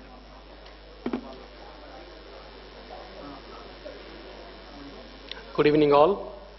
It's always a challenge to be the last speaker, especially when you see so many people have already left for the day. But anyway, thanks AIIFA for giving us this opportunity, and thanks to my co-speakers on the dais and also to the chairman. So this will be something different from what we have heard since morning. My focus will be on how to help the foundries improve the quality as well as improve the productivity at the same time in the profitability. So we are a company that is existing since 1987. We are in the field of manufacturing spectrometers, and over the last few decades we have made rapid strides. As we stand in 2018, we have installed more than 1,800 spectrometers in the country. So we are proud to be number one, first in Bharat to start manufacturing in 2004, largest in Bharat with over 50% market share in spectrometers, fastest growing, already 1,800 installations, and we also are the first in Asia to manufacture certified reference material standards. On an average, we have got patents, innovation patents, 1 per year, so about 12 patents are already to our credit. All this has been possible because our truly focus to end-to-end quality. Our company is ISO 9001, 2015, which includes the spectrometer, lab, CRMs. Our lab is NABL accredited. And our also R&D is recognized by Department of Science and Industrial Research, Government of India. We have more than 30 personnel in R&D. Some of them are PhDs from Indian Institute of Science. So quality is our foremost and most critical driver for profits. We define quality in simple terms as price minus cost. So price is something which is actually priceless. Price is basically your reputation, the actual quality, the customer experience and the price. And cost is of course the material cost, labor, machinery, overheads and productivity. So spectrometer plays a part in quality, in material cost and also in productivity. Some of the bigger names who have churned from quality into bigger revenues are companies like Sterlite, Tata Steel, Mahindra, Godrej, Ashok Leyland, Bharat Forge and so on. So these companies automatically command greater volumes and prices based on the strength of the product quality. And these are some of the companies that use our spectrometers too. So basically how does the spectrometer or OES as we call it in short form enable, and why is it important? So it enables basically rapid in-process testing, therefore there is no holding time and the cost associated with the holding time. It gives immediate granular results, ability to change the melt at your will, no need to wait for the results to come from a third-party testing lab. It allows you to do trace analysis, therefore it helps you to improve the compliance. It gives you high precision and resolution, which are very important if you are in R&D or microalloying. It gives ultra-low limits of detection, which are very important for high purity applications. It gives sol-in-sol, which was touched upon by Professor Vishwanathan in his lecture, and some of the gaseous elements. So therefore, high quality is guaranteed. Because when he spoke about clean steel, he mentioned about the interferences coming from the after the oxidation. So that is basically, he wants to remove that. So if the traces of oxygen and the oxides, which are called as sol-in-sol, all can be measured very accurately. So customers that have bought from us after losing our business, so primarily it's the regulations that are moving towards mandating this, and there are many norms that satisfy. That means if your competitors have an OES, you have a competitive disadvantage. So it's not enough to manufacture the product. It's basically you need to drive beyond that, beyond what your competitors are having. So cost we spoke earlier, it includes material cost, labor, machinery, overheads and productivity. So material cost, the best firms reduce raw material cost by optimizing the alloying elements. So this is something basically a hidden truth. Many people don't realize this. They think that spectrometer is a luxury. But actually the real truth is that you can optimize your cost by optimizing the alloying elements. And likewise the productivity can be increased by eliminating the rejections. And rejections can be eliminated by getting to know the results at a higher throughput per hour, per person, per instrument. So here is an example which will be a good case study. We basically saw there was one small cast iron foundry that was manufacturing approximately 300 tons per annum, and it had set its limits for nickel as 1 to 1.5% and copper as 1 to 1.5%. Now in the days when it didn't have a spectrometer, it was measuring nickel and copper at 1.3, which meant it was passing because it was within 1.15. And later on, when it bought spectrometer, it discovered that actually the nickel measured using a spectrometer was 1.15.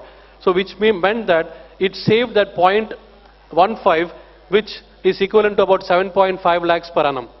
Because nickel is approximately 1,175 per kg and copper is 450 per kg. So these are some of the costs which are associated. If you have a spectrometer, you will know that you can go down to that limits. Similarly, failing quality checks has significant downsides. Lots could be rejected in-house or by customers. Now customer rejections carry massive costs because basically people think logistics, rework, penalties, etc. But what about the reputational damage? The damage it can do by rejection is causing very harm to your reputation, and that is extremely bad for the company. So in-house rejections, however, are extremely expensive because you're losing on manpower, energy, time duplication. In fact, I think Professor Sitaraman mentioned about energy waste. So this comes under that energy waste. So all this also leads to opportunity, loss of opportunity cost, because you wouldn't know how much you have lost by way of opportunity cost. So in the metal industries, the percentage of margin is already very thin. So it is therefore imperative to maximize the output per hour and output per person. So you should avoid rejection at work, reputation loss, duplicate energy cost, loss of manufacturing time. These are all the base cycles which you can eliminate if you have a spectrometer. Then there is tremendous boost for an optical emission spectrometer for the R&D, because R&D needs the best composition for a specific or a new application. It's basically a developmental product. What is the impact of varying concentrations of key elements? Are we meeting the lab's theory to make the alloys solve the market? And what is the root cause of a part's mechanical failure? So these studies can be very well done by the R&D. So therefore, you can say that the biggest impact of all them is reputation and brand value. And all that comes down to the quality. So in short, spectrometers help to boost your profits directly, driving revenues, price and margin. So quality isn't a cost, but it's an investment. The best companies invest a lot in quality than the laggards. They also earn a lot more in revenue and make far more profits, not just overall, but on every sale. So it is a quality that enables them to reduce overall cost levels while increasing the revenues too. So let's have a look at the some of the key applications that spectrometer can help to solve. Like in the ferrous application, kill steel. Now, Professor Viswanathan mentioned about this. So there is a need to measure oxygen, and the limits are typically 20 ppm. If it is more than 20 ppm, that means you have a problem. So to measure oxygen below 20 ppm, you need a spectrometer. Similarly, microalloys and ultrafine grade differentiation. Here you need to control the elements at a very low ppm. Some of them are differing only by 5 ppm. And what about sol-insol analysis? So this is typically, you need to ensure that the solubles and insolubles are totally differentiated when you measure total aluminium. So similarly, pure elements like copper, you need to measure the trace elements. So we come to the kind of spectrometers that we manufacture. These are the high-end spectrometers, 10,008X and 1008 iCube. These instruments are used by Godrej & Boys, Tata Steel, CMERI, Durgapur, Sterlite, Chennai Radha, Northern Railways, Hyderabad Castings and so on. These are the routine instruments, 1008I and 108NN+. Even our routine instruments can do nitrogen. Nitrogen is a very important element to be determined under 50 ppm for steel. Now, the most important thing is we have launched a very new product, especially for entry-level foundries or small micro foundries, and this is the MOS. MOS is launched just about 45 days back, and what we have achieved by MOS is exceedingly good features. Now the maintenance cost, 2000 burns per cylinder. This is something unheard of. One cylinder of argon gas normally comes to 1000 burns. So here we have got 2000 burns, ultra high level of accuracy and precision, fully digital current control source, multi-base capability. That means you have ferrous, aluminum, copper, zinc. Upgradability on the field, you can add nitrogen later on. Capability of nitrogen, silver, beryllium, lead, chromium, cadmium and so on. And so we call MOS the absolute boss because it's a path breaking. For the first time, a spectrometer is available now under 6 lakhs. Okay? So those customers who have a need for a spectrometer but feel that they are not able to afford a spectrometer, or they are basically sending it to third-party lab, can now think of a spectrometer too by going for MOS. So we give full analytical suite. Every single critical element can be determined.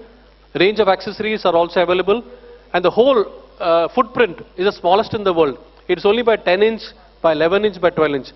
Now I have to state here, MOS was launched on August 24th. So we are just about 2 months since the launch of MOS. Already 45 systems have been sold. Out of that, about 10 overseas countries, because last month I was in Dubai for the Global Steel arranged by Steel Via. There, in the exhibition itself, MOS was a hit. People came and they said, we want to just pick it up from here. And already we closed 4 in the exhibition itself. Then we got a few orders from Pakistan, Bangladesh, Nepal and so on. India, we closed approximately 30 MOS orders over the last 1 month. So MOS is very good. Of course, we are very clear in positioning MOS. If you are interested in ultra high purity metals, then we have got higher models. Ultra low detection limits like ppm and sub ppm, then there are higher models. So on and so forth. So metal power offers a truly advantage in several, our value proposition is we are the pioneers in the CCD, that is charge coupled device spectrometer. We have got over 20 years experience CCD spectrometers. In fact, most of the German spectrometers which were earlier offering PMT based spectrometers are now switching over to CCD because CCD is the future. Commitment to quality. I spoke about the end-to-end quality, right from raw material to finished goods. Mr. Shah, please. I'm done. And then customer centricity, that's very important. We offer a free software upgrade suite for 2 years and trusted by leading firms with over 35 countries and 1,800 customers around the world. So here is our complete suite of products from the entry level to the high-end products. And that's our research and development that offers a lot of innovative products year after year. And then there are some patents, analytical methods. We also offer developments for master alloys. Now this is something very rare. Normally spectrometer companies, when it comes to master alloys, they raise their hands. They said this is a prescribed method, take it or leave it. We develop methods for Godrej and Boys. We have given them a ready-made developmental method for master alloys. We can do wires down to 0.1 millimeter. We can do thin foils down to 0.05 millimeter. This is our complete network across India. We are present in more than 14 cities.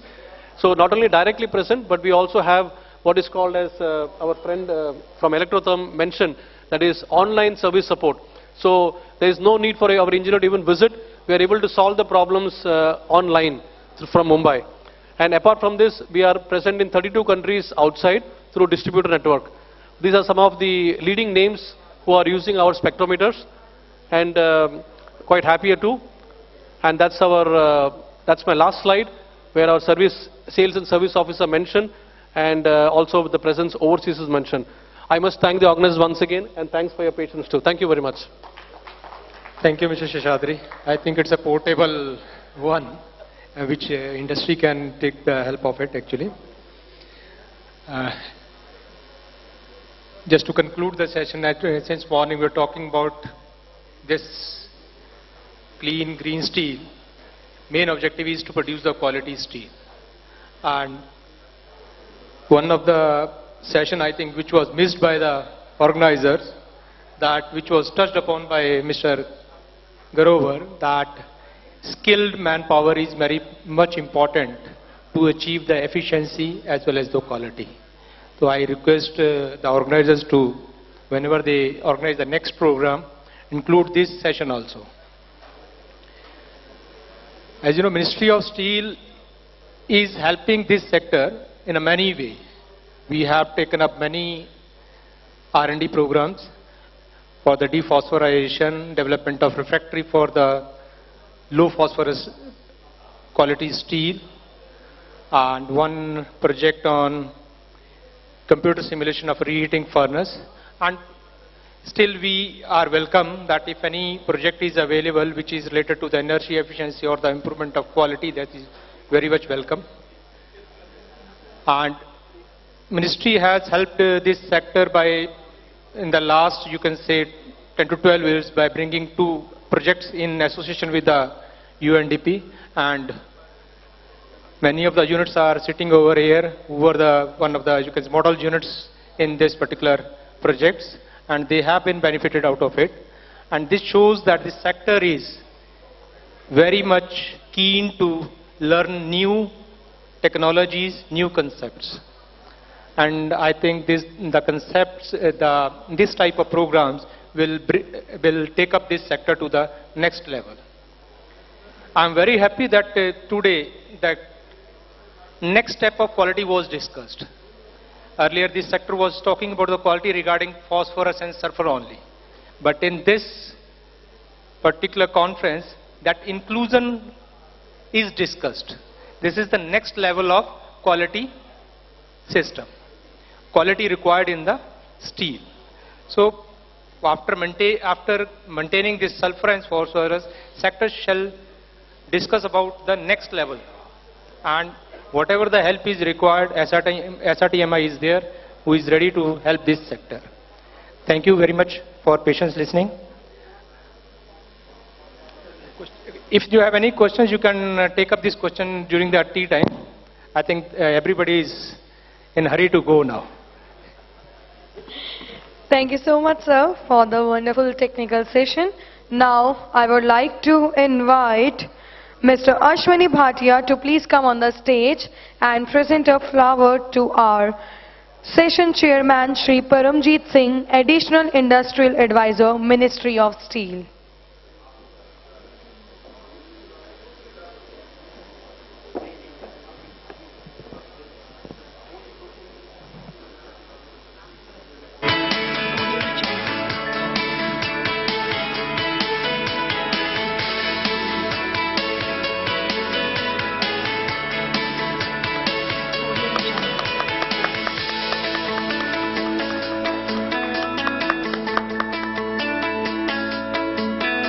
Thank you so much, sir. And for the memento, I would like to invite Mr. Ganesh Tiwari to please come on the stage and do the honor.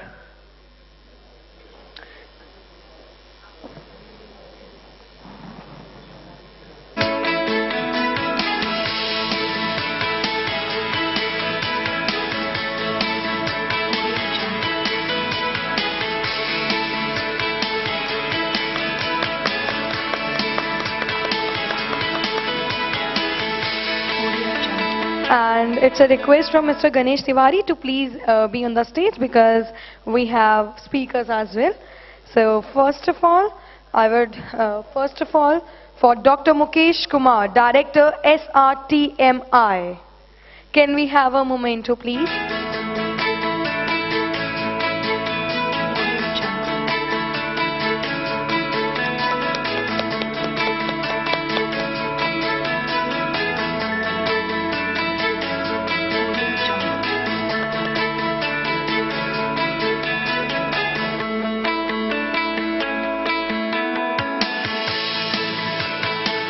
Thank you so much. Dr. G.L. Grover, Chairman, Mozab Karan Arha Limited, Tehran.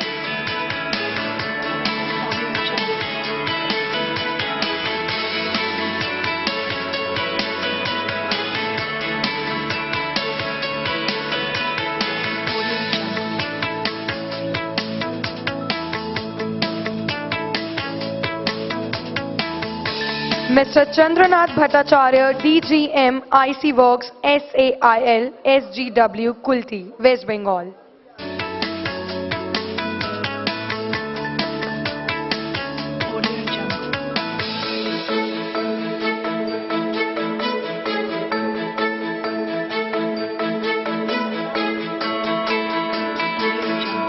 Mr. Sanjeet Prasad, MD and CEO, ICEX, Mumbai.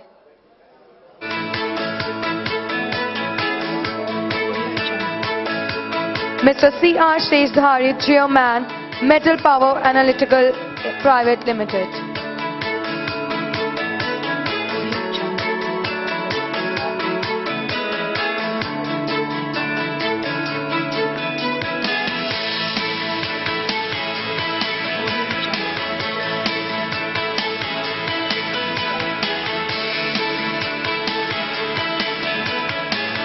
And Shravan. And next we have Dr. Swan Bedkar from Electrotherm India Private Limited.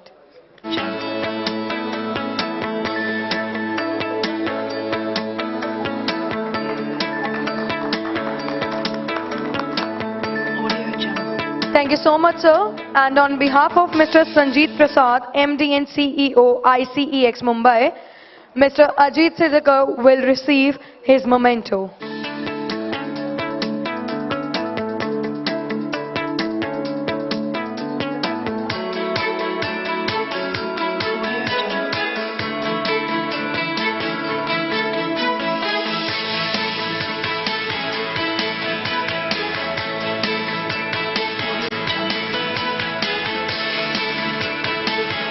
Thank you so much everyone for this wonderful technical session.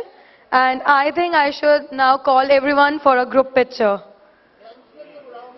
Okay, first of all then we will have a group picture. Okay. So now I would like to invite Mr. Ashok Surana to please come on the stage and do the vote of thanks to everyone.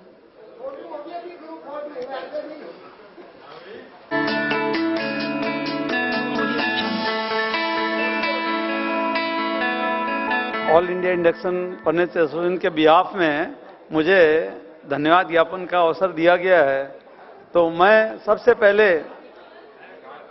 इस DISE से ministry of steel को सबसे पहले धन्यवाद देना चाहूँगा कि उन्होंने जो इतना बड़ा एक सपोर्ट किया, तो उसकी वजह से आज ये आईफा का प्रोग्राम इंटरनेशनल लेवल पे या इंटरनेशनल जो नाम है वो सार्थक हुआ। उसके लिए पर्टिकुलर मैं भटनागर साहब का नाम लेना चाहूँगा, जिन्होंने आज आईफा को जितनी भी एक कोऑपरेशन होनी चाहिए उससे आगे बढ़कर जो सहयोग दिया, उसके वजह से ही ये प्रोग्राम आज इतना सक्सेसफुल हुआ। हाँ, उसके बाद जो बाहर से हमारे पधारे हुए लोग यहाँ उपस्थित हैं और जो जा चुके हैं, मंत्री महोदय के अलावा भी बाकी सभी लोग, उनको धन्यवाद करना चाहूँगा कि आईफा को उन्होंने जितने प्रेम से यहाँ पधार कर अपना समय दिया और यहाँ पे एक कार्यक्रम को सार्थक पहल की।